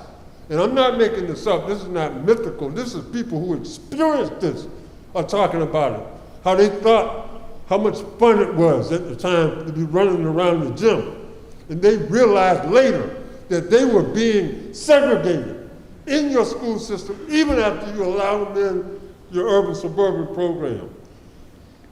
The history of racism in this town is long. Before 1814. Mr. Eagle, I'm going to ask you if you can wrap it up in 30 seconds or so. I'm really talking to you. I should have said that. I understand the protocol is to address your board, this board, and that's what I'm doing. But you all know I'm talking to the anti-black racists in this town, right? Some of whom were in this room tonight. You see, we have to call out racism. I meant to say that, just like someone else mentioned, I sat here through this whole thing. I didn't shout anybody down until that one incident. And it's because racism was playing out in the room. You were speaking to a black woman for speaking out, yelling out, but she was responding to a white woman sitting back in the corner who's been yelling out all night. And so racism was playing out in the room. And I had to say something. Some people say I call it out when I see it, but I really do. I call it out every time I see it. And I maybe not every time, because I could have called it out earlier in this room, but that was too much. So, since the time of your founding, 1814, before that, you mentioned the indigenous people in this town, but you were taking, not you, but your ancestors, some of your ancestors, were taking the land of those people. You can talk about you honor their culture, you honor their history. You took their land. You took it. Killed them all. Stole it. Tricked them with treaties. I'm just talking about history. That other historian who was here tonight can back me up. I'm not making this up. This is history. So, you know, it's easy to talk about I honor somebody's culture and so forth. I am going to ask you if you can do 30 seconds or so. I'm wrapping it up. I really am. Thank you. So the widespread racist attitudes and belief systems in this town are not new. They didn't start, in I got to mention one more person, I'm done. 1990, have you ever heard of the name Jen Wilsey? You ever heard that name? Anybody? Jen Wilsey. Jenwillsea. She's a graduate of this school, 1998. And now she's doing anti-racism work in Atlanta. She has written about this town taught her to be a white supremacist. She grew up here. She said she learned to be a white supremacist in this town only later, in her studies later, did she understand what had happened to her, how she had been inculcated into white supremacy. And now she does anti-racism work. You need her. Let me end like this. You need her. You need us. That's what Ricardo was talking about before he left. You need those of us who are authentic anti-racist experts. You need our help. The last time I was here, I gave you my phone number and I said, if you want us to help, call me. I'm telling you now, you need us. 752-1426. You need Miss Wilsey. You need to find her. You need all the help you can get. And I know you hired some preacher who's supposed to be doing some kind of diversity work. And by the way, you want to pick her now off of your inclusion, diversity, equity team, whatever it's called, and she helped to establish. The night when I spoke before you 3 years ago, you were talking about that committee that hadn't been established. And it was being established to deal with some of the issues that the young black girl was bringing to your meeting.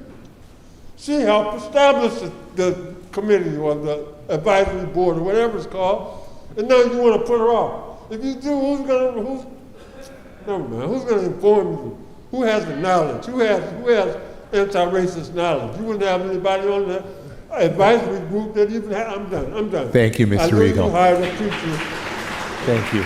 And I have your phone number. I don't know if it still works for you, but you need more than that. You need our help. Call us. Because what Ricardo was talking about when he left is all of this rhetoric, it's not going to change things. That's not what's going to improve things. You need some ongoing anti-racist work in this town. I'm telling you. It's deep. So thank you. Thank you for the Mr. opportunity. Eagle. I inadvertently skipped Ben Chernyavsky. My apologies to you, sir.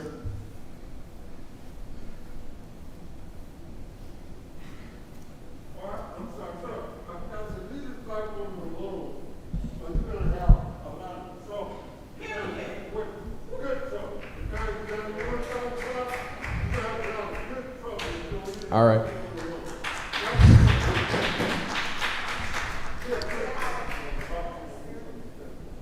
I'd be more surprised if you pronounced it correctly, so you're good.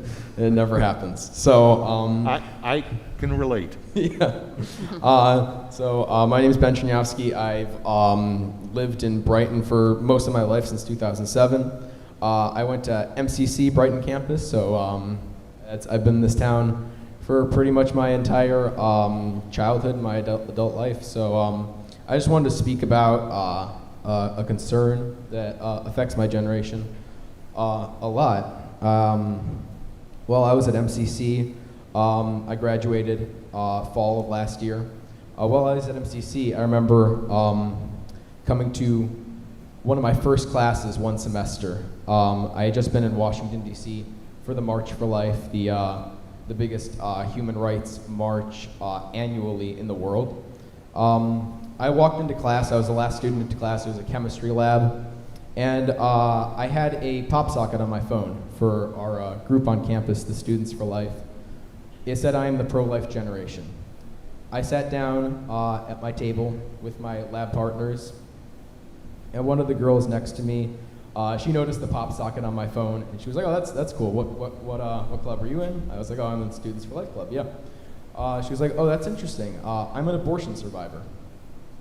I said, "Well, what does that mean? What do you mean?" She was like, "Well, when my mother was pregnant with me, she went to the downtown Planned Parenthood in Rochester and had an abortion.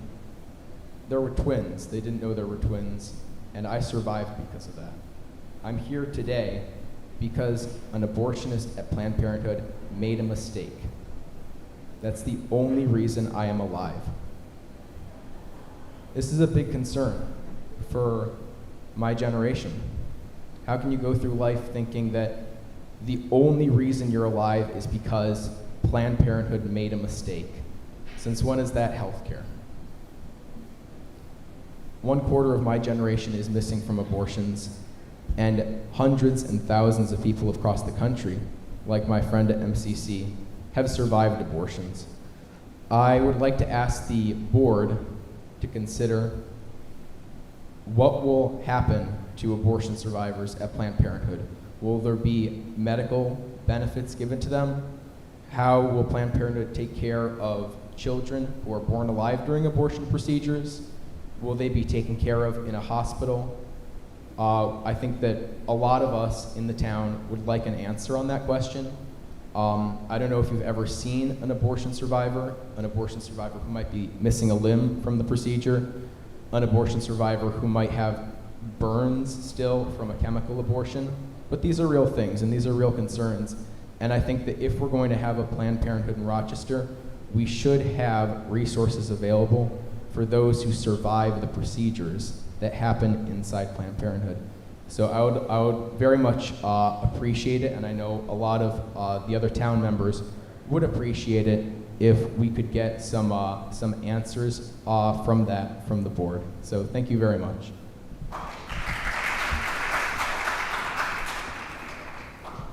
Thank you.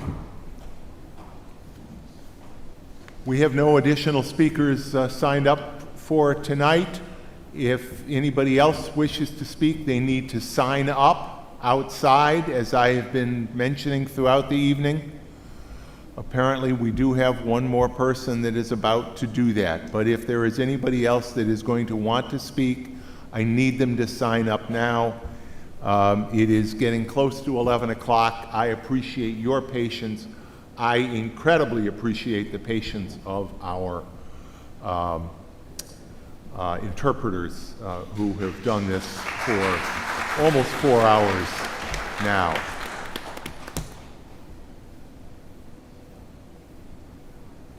Hang on just a second.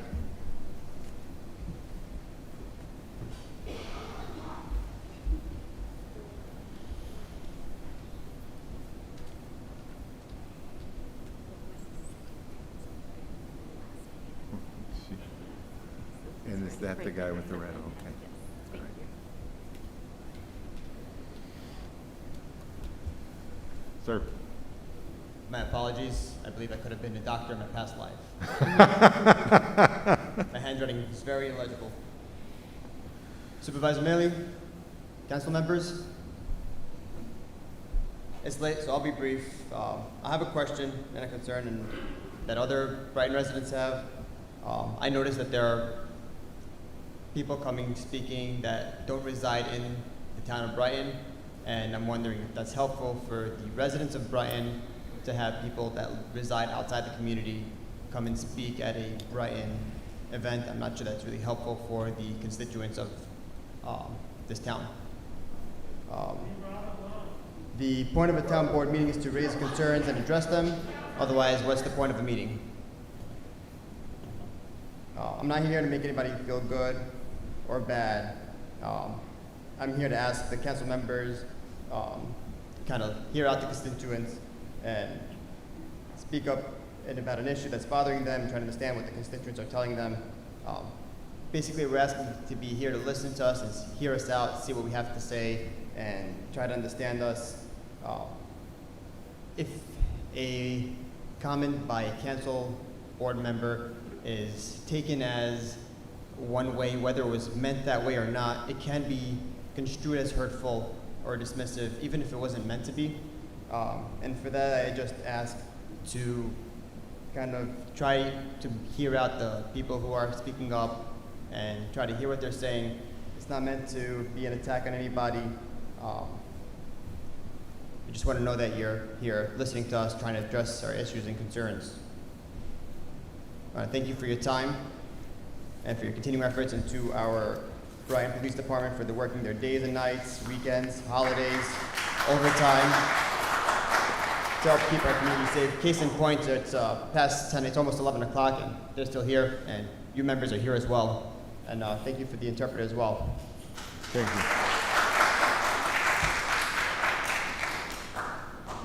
We do not have anybody else signed up for the open forum, so we're going to continue on with our business agenda and hope we can get through it quickly. Hang on. Is there another speaker? You know, repeatedly tonight I have asked people to sign up to speak. I'm going to hear you, but again, come on up. Please, if you would, share your name. Yes, please, come on up.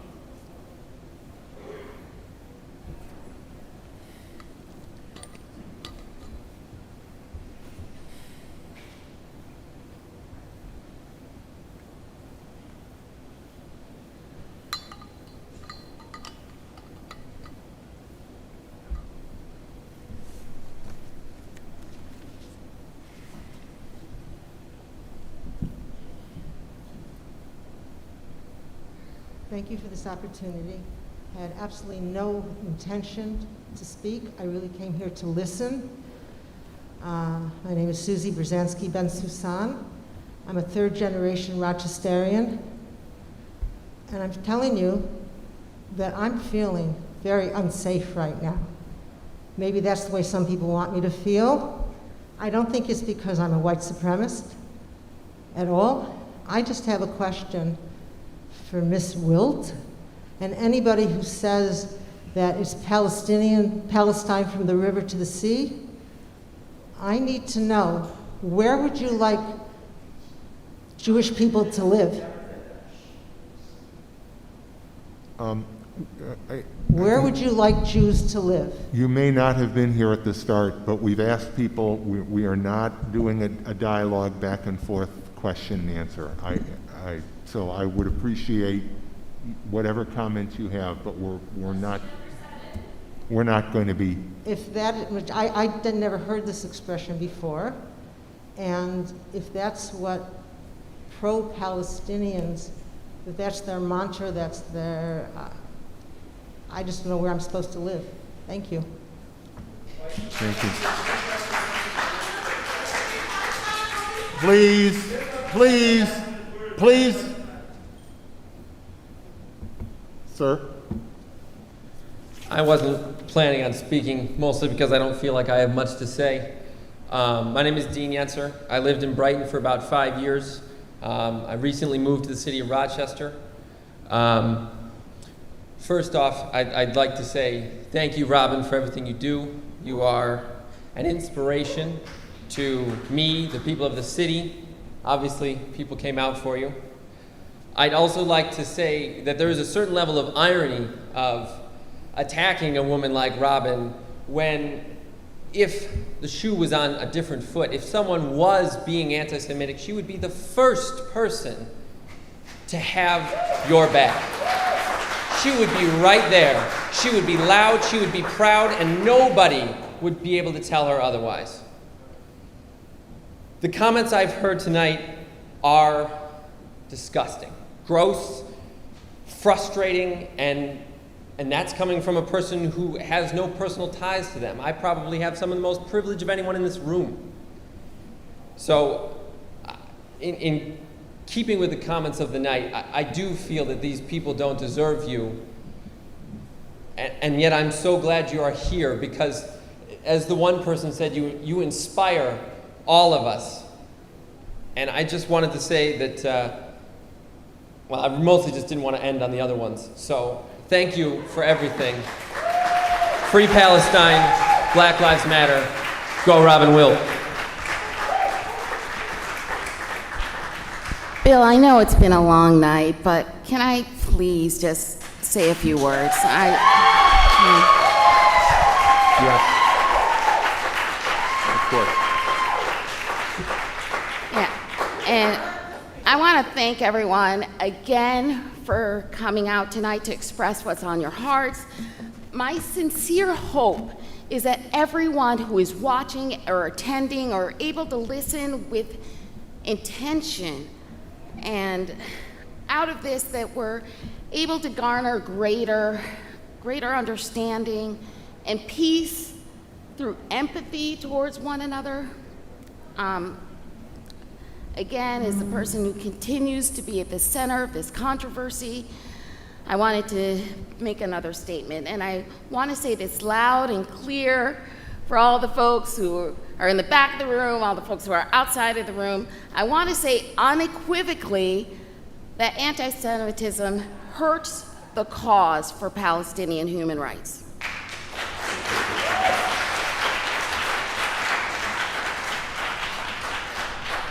Anti-Semitism hurts the cause for Black liberation.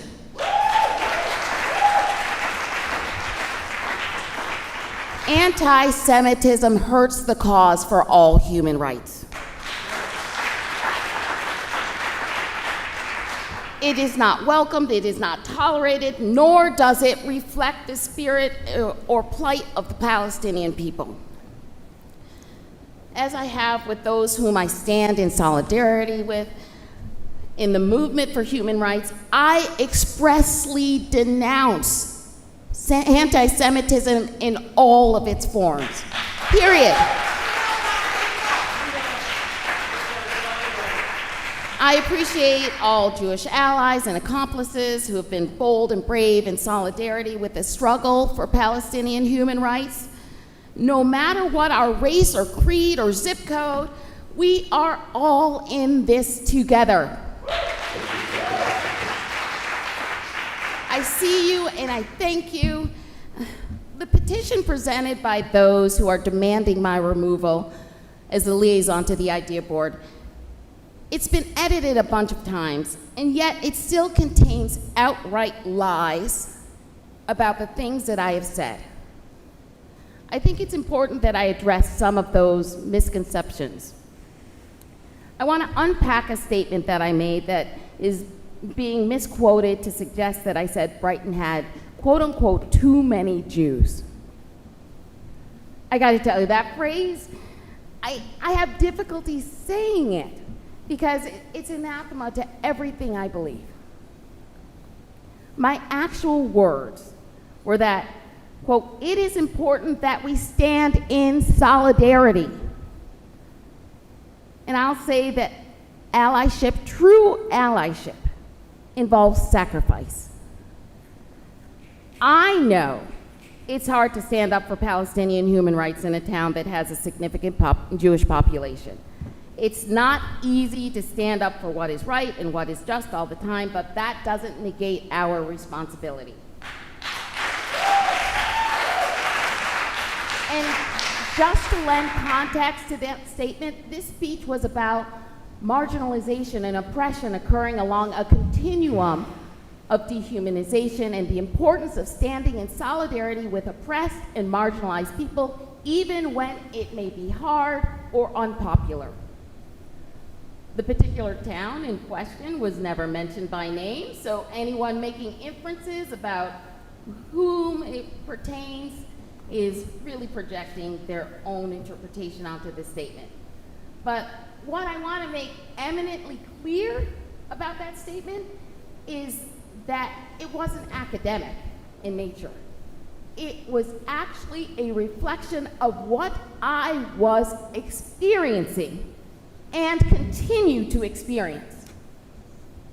My experience in just the first few days after posting in solidarity with Palestinian human rights on Facebook was to be attacked by many in this town who are in positions of leadership within the Jewish community. Those attacks persist more than 8 weeks later. For the record, when I said I know it's hard in this town to speak up in solidarity with Palestinian human rights, I was speaking my lived experience. My experience is not for anyone to challenge or minimize or to intellectualize.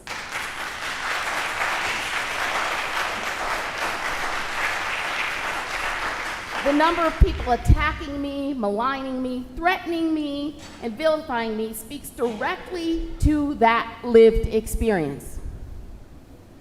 The fact that I was literally speaking to my experience aside, I want to perform an intellectual exercise for all of you that I often do to test whether I articulated something that may be offensive, or if I was saying something, if I would be offended by the same thing said about me as a black woman.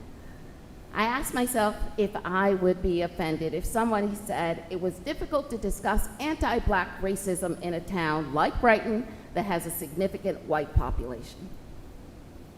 The answer, of course, is that from my experience as a black woman currently discussing anti-black racism in a town that is 86% white, that's a true statement. The struggle is my lived experience. The other claim in the petition is that I use the charged term, the ones, to signify Jewish people, and it's also categorically false. My Facebook post that is quoted in its entirety in my detractor's position was written in the tradition of Martin Luther King Jr.'s letter from a Birmingham jail, specifically calling out supposed allies who would presume to dictate the timeline for liberation of black people, to call out those who were engaged in performative allyship. Those are, quote unquote, the ones to whom my disappointment is expressed. My comments have nothing to do with Jewish people, but only with people who stand idly by in the face of baseless attacks and marginalization that I have been experiencing, yet say that they stand up for human rights and are anti-racist. Others have enumerated the lies that have been disseminated about me since I spoke up in solidarity for the movement for Palestinian human rights. But just to clarify the categorically false statements, I want to name a few. One, that I support Hamas. I do not. That I'm a Jew hater. I am not. That I support Louis Farrakhan. I do not. That I never explained my intention in my post. I did. Almost immediately, even though I was off attending my son's graduation at West Point. that I never apologized. I did almost immediately, and I continue to do so. That I never spoke out against anti-Semitism. I did immediately by issuing both my own statement and a statement from Trua. That this is the only human rights issue that I have ever supported. I support human rights causes from healthcare to housing justice for all, to immigration justice, to the peace movement, to decarceration, to environmental justice, and the list goes on and on. And the last falsehood, that I never engage in dialogue with anyone who expressed concerns. I met personally with everyone who reached out, including rabbis and organizational leaders. The list of lies is endless, it seems. At this point, I can only assume that the willful spread of lies is meant not only to delegitimize me, but to inflict emotional and physical harm on me, on my family, and on my friends. Surely, I've already been subjected to the specific and credible threats from people in this community that I love.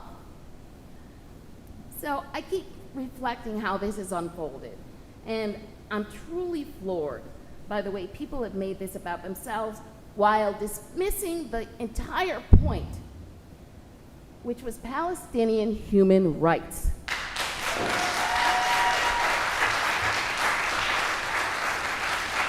Literally everyone who has an issue is angry because they want to center their own feelings and not the issue of Palestinian human rights. The notion that standing up for Palestinian human rights is, quote unquote, taking sides or divisive demonstrates how twisted that this entire discussion has become. Our only enemy here is hatred. That's it. So it bears repeating that instead of focusing on the plight of those seeking human rights, those who are opposed or merely seeking to uphold the unjust status quo will instead seek to critique and police the language of the oppressed and those who stand in solidarity with the oppressed group. The thinly veiled racism in the reaction from people who conveniently ignore Sandra Dorley's anti-Semitic tropes and also ignore at least one of the anti-choice activists' comments minimizing the Holocaust. It's just mind-boggling. This campaign of hatred has become all about discrediting me because we disagree on how to promote Palestinian human rights. The privilege and the enforcement of the racial hierarchy, it's so ingrained in our country, and this has been a textbook case. So in conclusion, I just want to reiterate my statement of explanation that I made when people initially asked for clarification of what my 17-word post meant. I repeat this in hopes that we can try to find some understanding and empathy for one another instead of retreating to our respective corners. I would like to remind everyone that human rights are not a zero-sum game.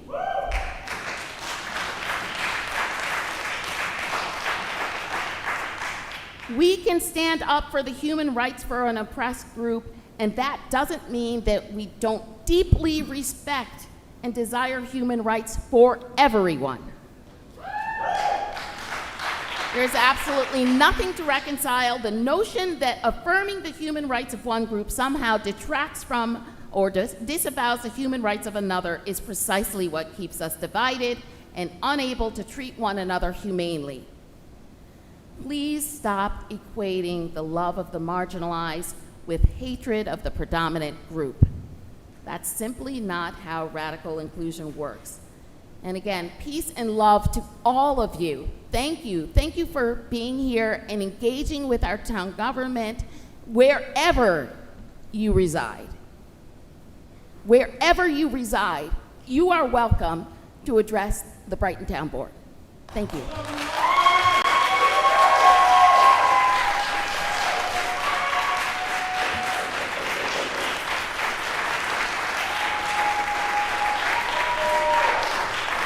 You're obviously welcome to stay if you would like, but we're now going to proceed with the rest of the agenda for tonight's meeting. And I would ask Councilmember Warner for a motion to approve the agenda with the addition of materials that were delivered to us during the open forum. Bill. Let me just first thank people who were here for speaking, for generally treating your fellow speakers here with respect. I do want to thank our ASL interpreters yet again, because you deserve it all. I do want to thank our town staff that's been out there helping keep things going smoothly, particularly our police department. Thank you for being here again tonight.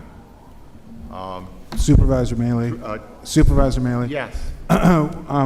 I think I recall that there was going to be a modification to the agenda regarding a bonding resolution. Yes, there is, and in the item when Councilmember, I'm sure it will be Warner, because he's very good at that, the resolution to I know it's here somewhere. Supervisor, we did amend the agenda so that the dollar figure on the agenda does match the dollar figure in the bond resolution. The dollar figure should be $735,000 instead of $750,000. Yeah, and it is $735 on our agenda. We did correct that. Yeah, I know. I didn't think we were going to, but okay, it's there. So You hadn't gotten all the way up here yet, Paula. So. in any event, can I have a motion to? I moved it. We approved the agenda with those additions. Second. Please, any discussion? Clerk, please call the roll. Councilmember DePonzio? Aye. Councilmember Werner? Aye. Councilmember Wilt? Aye. Councilmember Corrado? Aye. Supervisor Maley? Aye. Thanks. We have two public hearings scheduled for tonight. In each case, we are going to be, after what may be a brief discussion of each, we're going to be asking you to take action on a resolution to hold new public hearings at our upcoming meeting. So we will start with the proposed extension of the Henrietta Fire District into West Brighton. And although we took action on that matter at the last meeting, the legal notice was not published, and therefore, although we will hear comments from anybody that wishes to address the board on that matter, we will also ask for a resolution setting a new public hearing. So I will ask, is there anybody here that would like to address the board? I'm not even going to call the public hearing open, because, but I will ask if there is anybody that would like to address the proposed extension of the Henrietta Fire District into West Brighton. And if you would like to speak tonight, we will see to it that your comments are included in the record of the public hearing at the next meeting. Would you like to address that matter, sir? And if so, if you would please state your name and address for the record. My name is Alexi. I live here in Brighton. Could you please give me your full name and address for the record of the public hearing? That's something that I don't quite understand, why you guys really want to know people's personal information. I think that's kind of creepy. So I don't understand why you keep persisting in doing that. Then you're welcome to speak, but your comments will not be included in the public record of the public hearing. That's fine. And I would encourage you to say that instead of being kind of creepy and icky. So I guess I don't understand. Quite a few years ago, you guys contracted with the city of Rochester to serve West Brighton, and now you guys are going to try to contract with the town of Henrietta to service the West Brighton. I guess I don't understand why this back and forth. It sounds like it was a mistake to go with the city of Rochester, and now you're trying to go with the town of Henrietta. It seems like West Brighton is like the forgotten part of Brighton, and I don't understand why they seem to be excluded. They seem to be treated as a second-class citizen. Let me address all of those comments. First, 9 years ago, the town of Brighton entered into a contract with the City of Rochester Fire Department. That came after many years in which the Rochester Fire Department had provided backup service to West Brighton's Fire Department because they did not have the capability to provide the level of service that was needed. Ultimately, after some extensive discussions, it was apparent that the West Brighton Fire Department's relationship was going to have to change, and therefore this board, as commissioners of the West Brighton Fire Protection District, contracted with the Rochester Fire Department. The Rochester Fire Department has provided excellent fire service in West Brighton for the last 9 years. However, like as stewards not only of public safety but also of public finance, we had the opportunity and I think the obligation to consider all of our alternatives for fire service going forward. We issued a request for proposals. We issued that request both to the Rochester Fire Department but also to the Henrietta Fire District, the Brighton Fire District, and the Gates Fire District. All of them responded with proposals. We reviewed those proposals, made a decision to proceed forward with the Henrietta Fire District, and that is the course that we're following at this time. Not because of any, certainly not because of any mistake on our part, because I think we got excellent service from the Rochester Fire Department, but out of our commitment to make sure we got not only excellent public safety, but at a cost that was most advantageous for the taxpayers. And if I could just supplement that, Supervisor. Absolutely. You may also recall that 9 years ago, the Henrietta Fire District also put in a proposal to take over fire service for the West Brighton Fire Protection District, and in fact, this town board adopted a dissolution plan which would have had the West Brighton Fire Protection District merged into the Henrietta Fire District, as is now happening.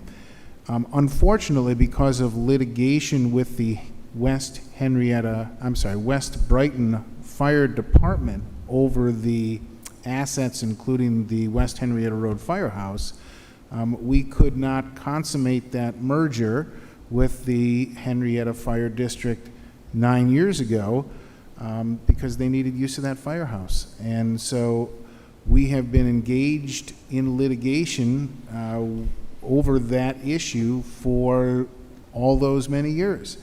And we've just this past year, in 2020, settled that litigation to give the town of Brighton and its taxpayers control over the West Henrietta Road Firehouse, which we can now turn over to the Henrietta Fire District under this new merger plan. So really, that's why this is happening now. But the Henrietta Fire District was, if you will, the logical choice 9 years ago. It is still the logical choice. And you're right, the Rochester Fire Department stepped in when the Henrietta Fire District couldn't take over that and has done an excellent job providing fire protection services in West Brighton. Thank you. Is there anyone else that would like to address the board on this matter? Hearing none, I'm going to ask that Councilmember Corrado, if you would, please make the motion here. Yes, on the matter of the proposed extension of the Henrietta Fire District into West Brighton, I move that we set a public hearing on If you just August move to take action on the resolution prepared move, by the town attorney. I'm sorry, you do not need the motion on setting the public hearing? Well, we do, but I mean, a simple motion to act on the resolution as prepared by the town attorney. Then I move that we act on the resolution as prepared by the town attorney. Second. And that will set a public hearing for our meeting on August 11th. Any further discussion on that matter? Hearing none, Dan, please call the roll. Councilmember DeFazio? Aye. Councilmember Werner? Aye. Councilmember Wilt? Aye. Councilmember Corrado? Aye. Supervisor Mealy? Aye. We also have a matter before the board that was scheduled for a public hearing relating to proposed amendments to the town's comprehensive development regulations relating to telecommunications.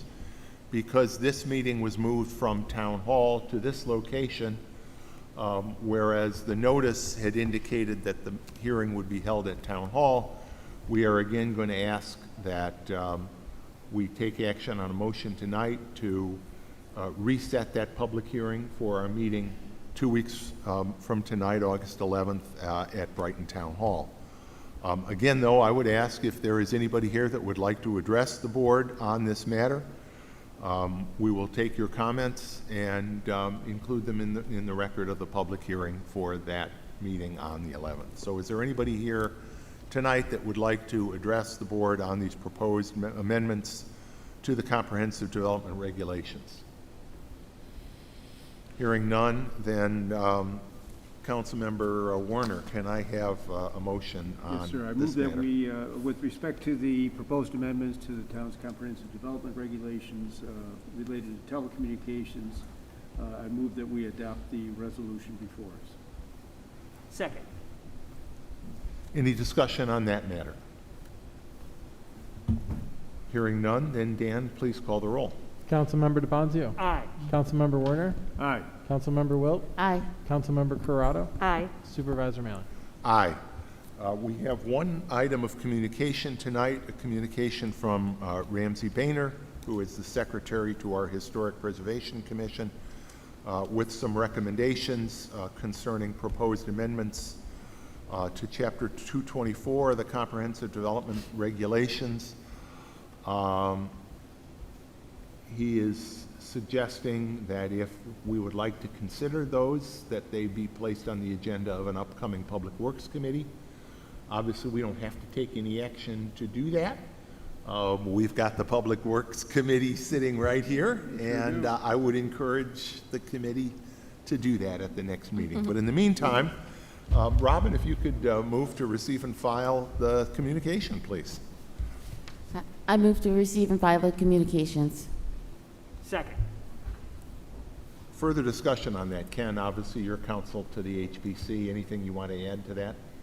I think we can talk about it in Public Works. I'd be happy to attend that meeting if you want to invite me to that, and I can go over the details. But effectively, it's just looking to exempt certain items from the need to get a certificate of appropriateness so that our owners of designated landmarks don't have to jump through unnecessary hoops.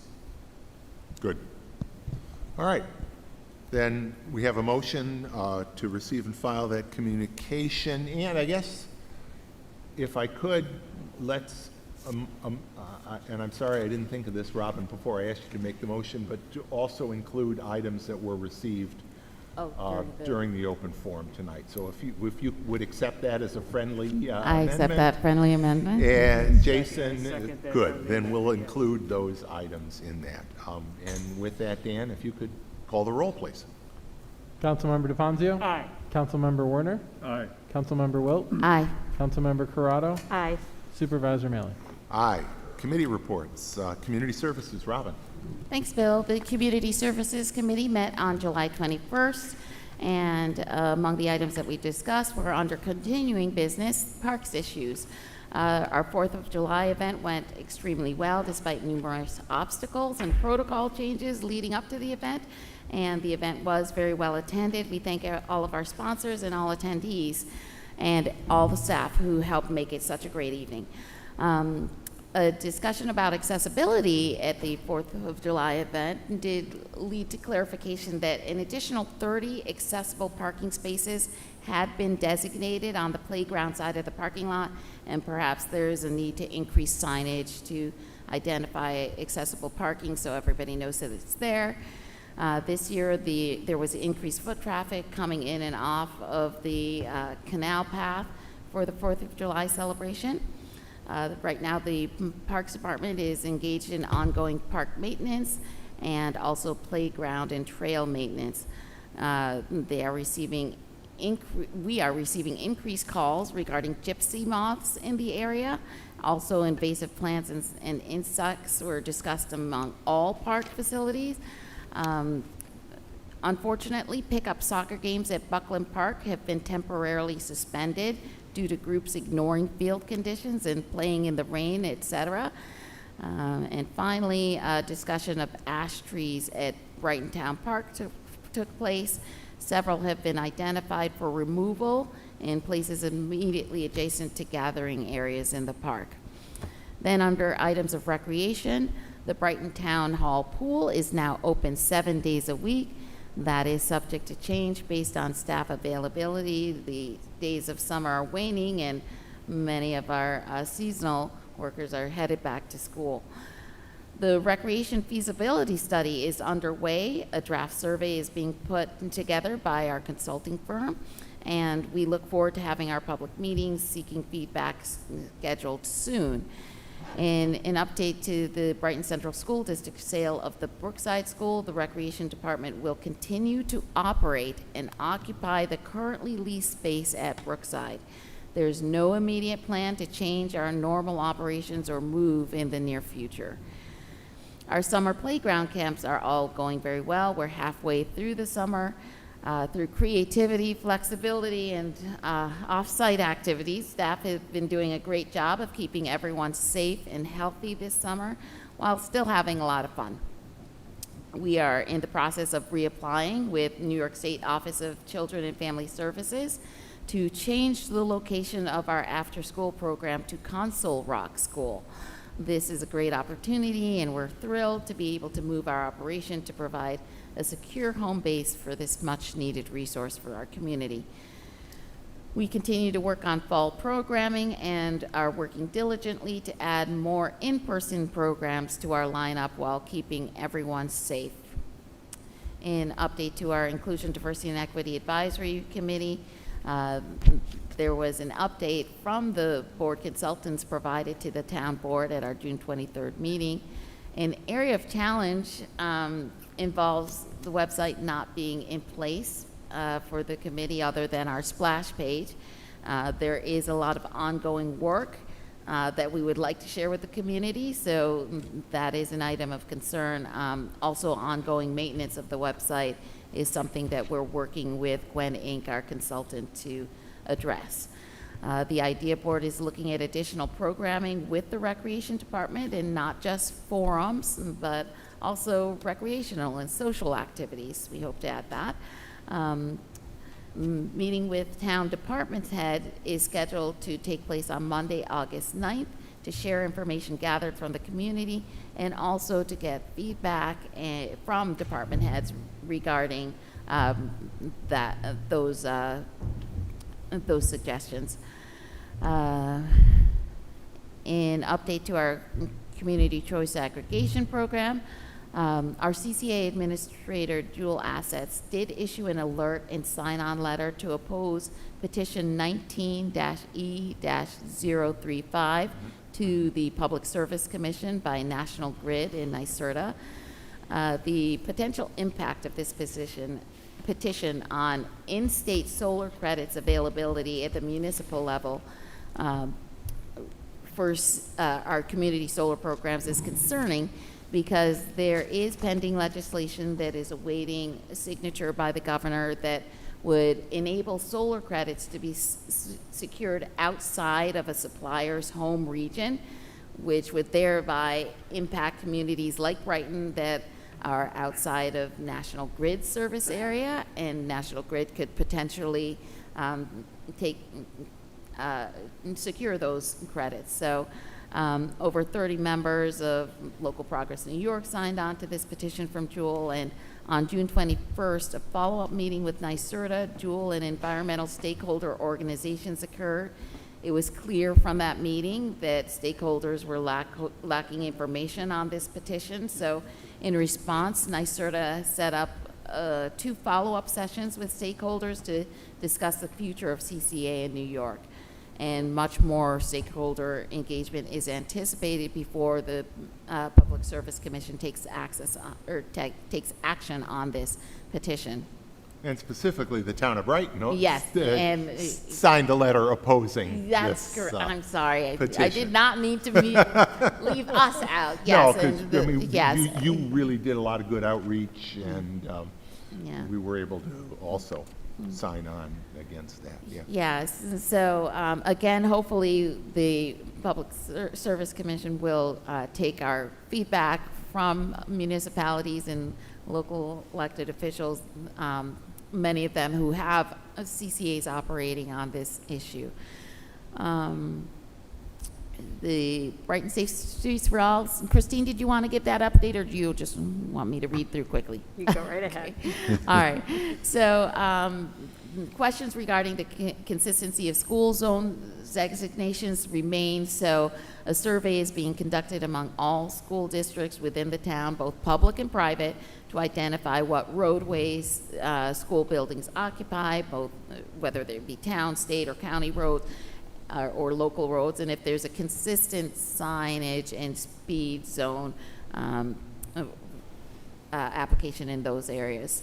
Also working on setting up a meeting date to meet in person, and Reconnect Rochester is re-engaging with the group and discussion of cube seating at bus stops in Brighton, and also participation in the Reconnect Rochester Complete Streets contest was discussed. There was a brief discussion of our Elmwood Avenue cycle track, and I did see some news that perhaps the infrastructure bill is moving forward in the Senate, so we're hoping that that does proceed, and then we would have this federal support to potentially implement this project. In update to our clean energy community priority action items, there was a presentation at the Public Works Committee by our Clean Energy Communities Coordinator, Rob Richardson.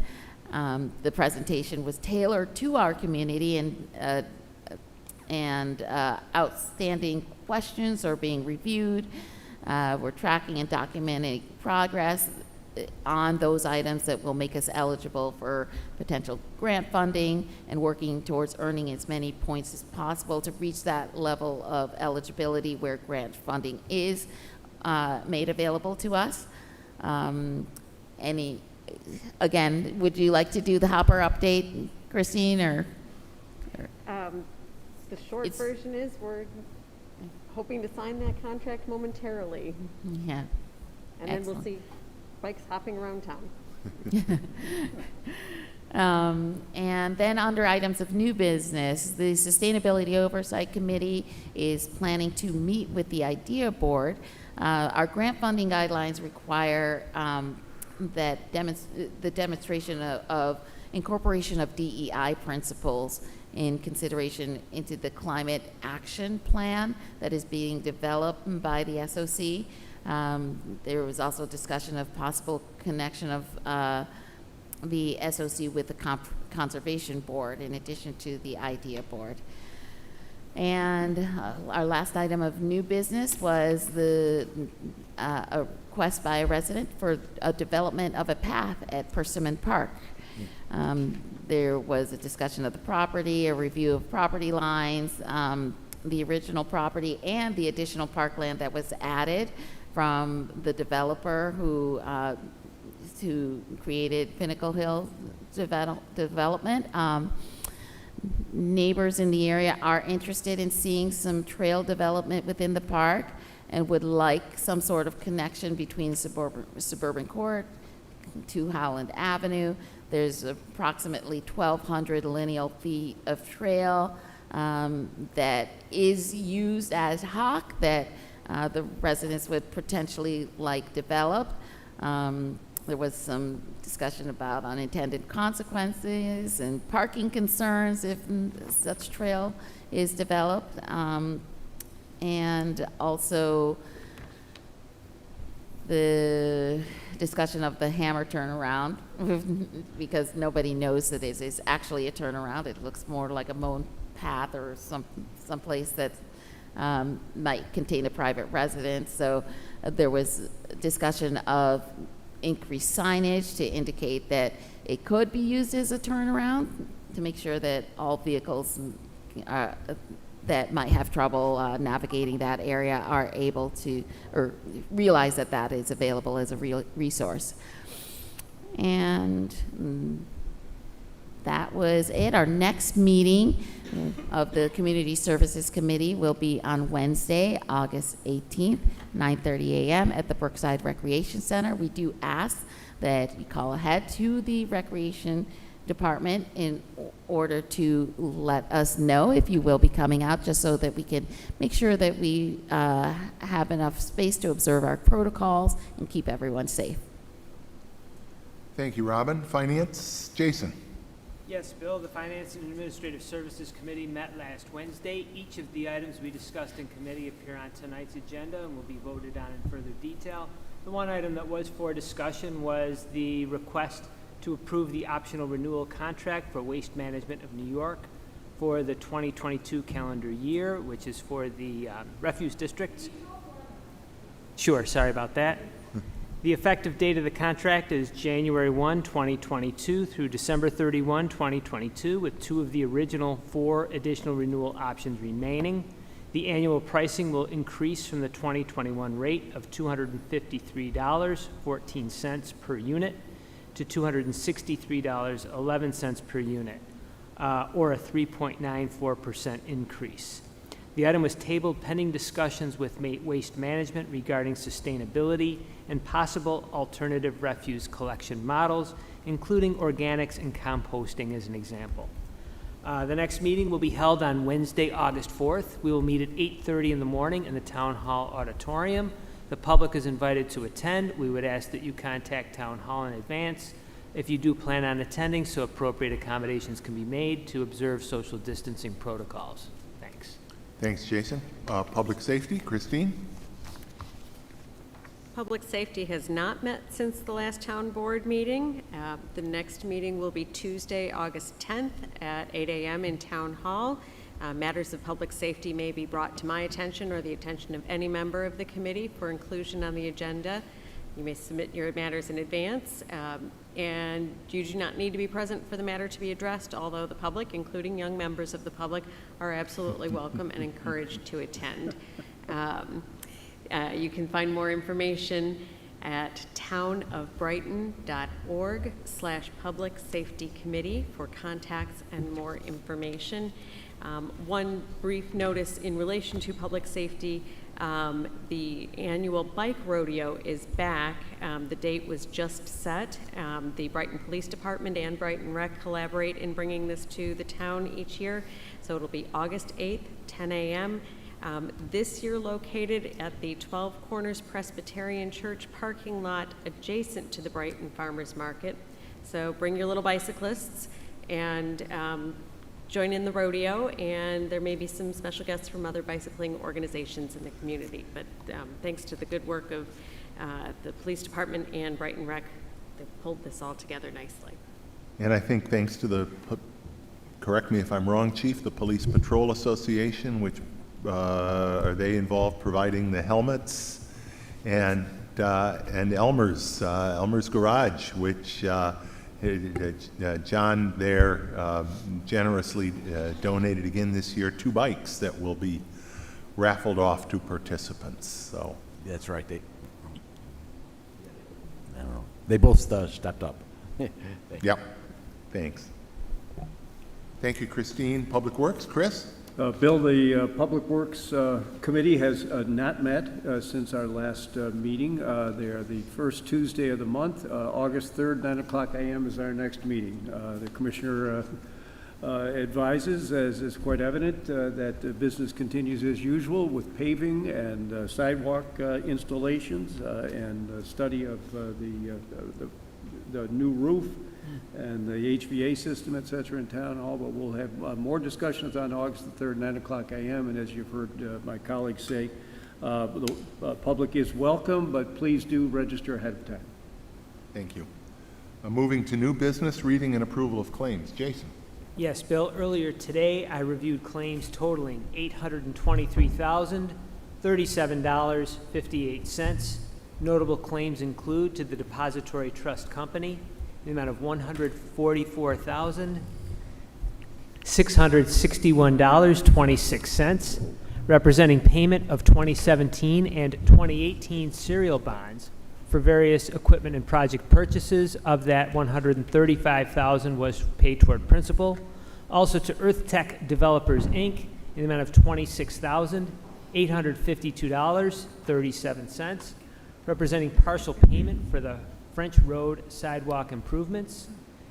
Also to Hines Concrete Contractors, Inc., in the amount of $102,537.42, representing payment for services relating to replacing existing concrete gutters.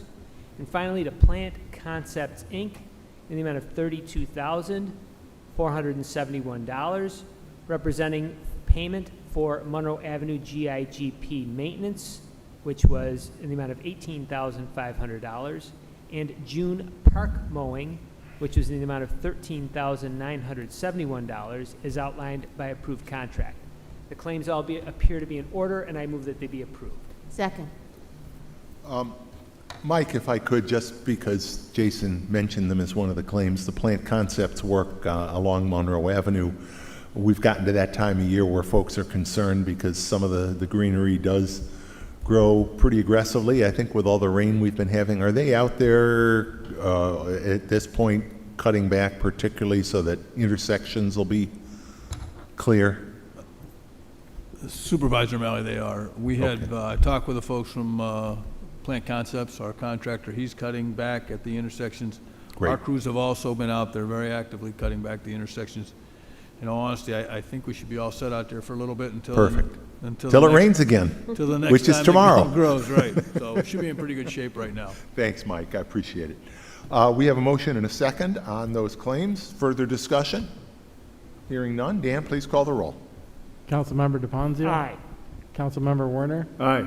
Councilmember Wilt? Aye. Councilmember Corrado? Aye. Supervisor Malley? Aye. Christine? Yes, the next matter seeks, let's try this again. The next matter seeks to authorize the supervisor to solicit bids for replacement ambulance for the Ambulance Services Special District. I move that we adopt the resolution as prepared by the town attorney. Second. And this is part of our routine 18-month cycle for ambulance replacement under our long-standing contract with Brighton Volunteer Ambulance. Further discussion? Hearing none. Dan, please call the roll. Councilmember DePonzio? Aye. Councilmember Warner? Aye. Councilmember Wilt? Aye. Councilmember Corrado? Aye. Supervisor Malley? Aye. Jason? Yes, Bill, the next matter seeks to approve a budget amendment to transfer $1,700 from the Justice Court membership and training account to the Justice Court audiovisual equipment account to replace the sound and recording systems in both courtrooms. I move we adopt the resolution as prepared by the town attorney. Second. Any discussion on this? Hearing none. Dan, please call the roll. Councilmember DePonzio? Aye. Councilmember Warner? Aye. Councilmember Wilt? Aye. Councilmember Corrado? Aye. Supervisor Malley? Aye. Christine, why don't you, we've got two, both related, but if you would do them separately, but why don't you do them both? Absolutely. The next item seeks to authorize the supervisor to accept funding from the New York State Governor's Traffic Safety Committee in the amount of $10,800 to increase seatbelt usage and reduce dangerous driving. I move that we adopt the resolution as prepared by the town attorney. Second. It's getting late. Any discussion on this? Chief, anything you want to say? It's free money, Mr. Supervisor. We've been doing these grants for several years now. They're in designated areas, and they'll help us attempt to reduce crashes in town. Great. Thank you. We've got a motion and a second. Any further discussion? Hearing none. Dan, please call the roll. Councilmember DePonzio? Aye. Councilmember Werner? Aye. Councilmember Wilt? Aye. Councilmember Corrado? Aye. Supervisor Malley? Aye. And number two. The next matter seeks to authorize the supervisor to accept funding from the New York State Governor's Traffic Safety Committee in the amount of $5,250 to deploy a comprehensive pedestrian and bicycle safety education and enforcement program. I move that we adopt the resolution before us. Second. Again, Chief, anything you want to add? Same as the last Free one. money. Yeah, it's free money for us. And it's not a lot, but I know you put it to good use. Absolutely, and especially with school opening here soon, knock on wood, we'll be out there enforcing pedestrian safety issues. Thank you. Any further discussion? Dan, please call the roll. Councilmember DeFonzio. Aye. Councilmember Werner. Aye. Councilmember Wilt. Aye. Councilmember Corrado. Aye. Supervisor Mealy. Aye. Jason? Yes, Bill, the next matter seeks to approve an additional 5 hours per week for John P. O'Brien, effective August 2nd, 2021, until the position of Clerk 1 can be filled in the Police Department. I move we adopt the resolution as prepared by the Town Attorney. Second. And this is pretty self-explanatory, a position that hasn't been able to be filled. JP will put in some more hours, you know, helping keep the wheels moving down in the department there. You could have said it better than I did, but anything you want to add? No, just that. We have 2 openings in our records division. JP will help to fill that gap for us and, until we can get those positions filled, which hopefully will be soon. Hopefully soon. Thanks. Further discussion? Hearing none. Dan, please call the roll. Councilmember DeFonzio. Aye. Councilmember Werner. Aye. Councilmember Wilt. Aye. Councilmember Corrado. Aye. Supervisor Mealy. Aye. And Chris, these next 2 items are also related, if you would do them, but do them separately. Yes, sir. Bill, the first of these is to authorize the supervisor to award a bid contract to Spring Sheet Metal and Roofing LLC in the amount of $657,600 for the Brighton Memorial Library Rehabilitation Project, and to approve any necessary change orders not to exceed 10% of the contractor amount for a total amount not to exceed $723,360. I move that we adopt the resolution before us. Second.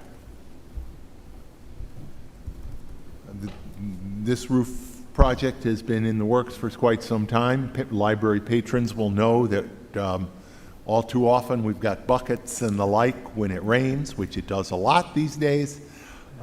So this will help us move forward. But, and as you'll see in a moment, we've got a bond resolution coming up as well. What we hope is that the actual cost to the town will be significantly less. We're hopeful of getting some state assistance, some significant state assistance on this project. Hopefully we will know that very shortly, but this is an important project and we need to move forward with awarding the bid, with authorizing the bond resolution so that we're in a position to move forward. Further discussion on that? If not, Dan, please call the roll. Councilmember DeFonzio. Aye. Councilmember Werner. Aye. Councilmember Wilt. Aye. Councilmember Corrado. Aye. Supervisor Mealy. Aye, and then on the bond resolution, Chris. The next item, Bill, is to authorize a bond resolution in the amount of $735,000 for the Brighton Memorial Library Rehabilitation Project we just mentioned. I move that we adopt the resolution before us. Second. Any discussion? Hearing none, Dan, please call the roll. Councilmember DeFonzio. Aye. Councilmember Werner. Aye. Councilmember Wilt. Aye. Councilmember Corrado. Aye. Supervisor Mealy. Aye. Robin? Certainly. The next matter seeks to authorize the supervisor to enter into an agreement with Armstrong Fabricators in the amount of $11,200 to repair the decorative metal scrolls and crowns on the entrance piers of the Home Acres subdivision, and to approve any necessary change orders not to exceed 10% of the contract amount for a total amount not to exceed $12,320, and appropriate $9,300 into the Home Acres Neighborhood Improvement District. I move for slash maintenance, let me do that. And appropriate $9,300 into the Home Acres Neighborhood Improvement District maintenance slash repair services account from unreserved fund balance. I move that we adopt the resolution as prepared by the town attorney. Second. I'm glad I'm not the only one struggling to get the words out at this point. You gave her a tough one. Discussion on that? Hearing none, Dan, please call the roll. Councilmember DeFazio? Aye. Councilmember Werner? Aye. Councilmember Wilt? Aye. Councilmember Corrado? Aye. Supervisor Maley? Aye. And finally, Christine? Sure. The last matter seeks to approve the appointment of Darrell R. Wilcox, Jr. to the position of police officer in the Brighton Police Department. I move that we adopt the resolution before us. Second. Chief, if you'd like to update us on. Sure. As you know, we have several vacancies in the police department. We've done a lot of outreach. Darrell will be coming to us from the Rochester Police Department. He's moving through the hiring process. Look to have him onboarded August 28th, and I think he'll make a fine addition to the police department. Thank you. Any further discussion? Let me get closer. Any further discussion? Hearing none, Dan, please call the roll. Councilmember DeFazio? Aye. Councilmember Werner? Aye. Councilmember Wilt? Aye. Councilmember Corrado? Aye. Supervisor Maley? Aye. Matters of the supervisor, we have the second quarter financial report with the June expense and revenue reports, and of course it's quarterly that Paula gives what I'm sure tonight will be a brief report on the second quarter Okay. finances. We'll make Paula. it brief. So I'm not going to go through all the budget items. What I'm going to focus on tonight is our revenues. Sales tax, we received the first quarterly payment, because remember, there's a lag. We received that payment in May for through February of 2021. We received approximately $1,063,904, which was $10,000 less than the same time last year, the 2020 budget year. So thus far, we've received 28% of our amount, trending a little bit ahead of budget, even though slightly behind the previous year. Clearly a reflection of our resilient economy. The next payment will be received in August. Mortgage tax was another positive that we received this year. We receive collections that are made by the county October through March, and we received those in June. And the December payment is for April to September. So this payment we received in June, again, is for October of 2020 through March of 2021. The payment we received in June amounted to $586,386, above the same time in 2020 by $115,000. To date, we have collected, which we're at a 50%, halfway through the year, 50%. So we've collected 62% of our total budget as of June. The remaining amount of revenues are all trending okay for the most part. We're right around the 50% mark, with the exception of interest earnings, which were just a little bit below at 47%. Overall, our expenditures are performing well. We are all below the 50% budget in all the categories.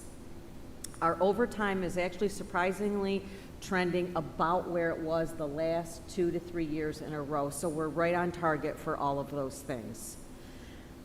And that's where we are. So revenues look better.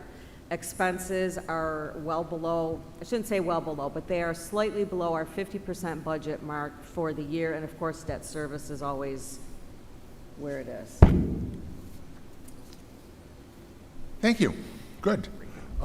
Just one other thing, and I'll keep it short. Council members Corrado and DePonzio and myself all attended a meeting that I had mentioned at our last meeting over at the U of R at the laser lab about the planned expansion of the laser lab. I won't get into a lot of details other than to say that a video of that meeting with the university, I believe, is now on our website.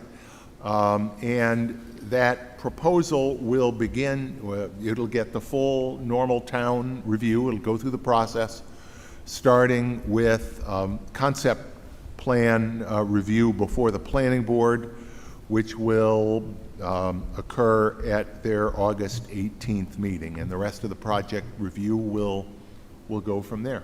So, And Bill, I also attended on the Zoom meeting. And, Oh, good, okay. And I asked a question, and it was broadcast.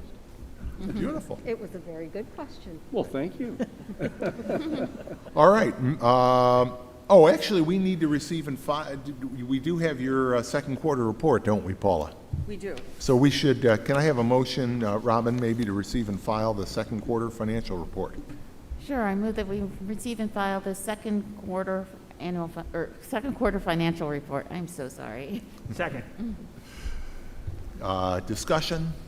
Dan, please call the roll. Councilmember DePonzio? Aye. Councilmember Werner? Aye. Councilmember Wilt? Aye. Councilmember Corrado? Aye. Supervisor Mailer? Aye. Matters of the town attorney? Not a chance. Well played. Matters of the town clerk? Nothing this evening. Matters of the town board? Nothing further. Then can I have a motion to adjourn? So moved. Second. Dan, please call the roll. Councilmember DePonzio? Aye. Councilmember Werner? Aye. Councilmember Wilt? Aye. Councilmember Corrado? Aye. Supervisor Mailer? Aye. Thank you, everybody. Our next meeting will be Wednesday, August 11 at 7 p.m. back at Town Hall. And we look forward to seeing you all again. Special shout out to you, Judy Schwartz, for sticking with us the whole night. Thank you. Have a good evening, everyone. Thank you, Chris, also.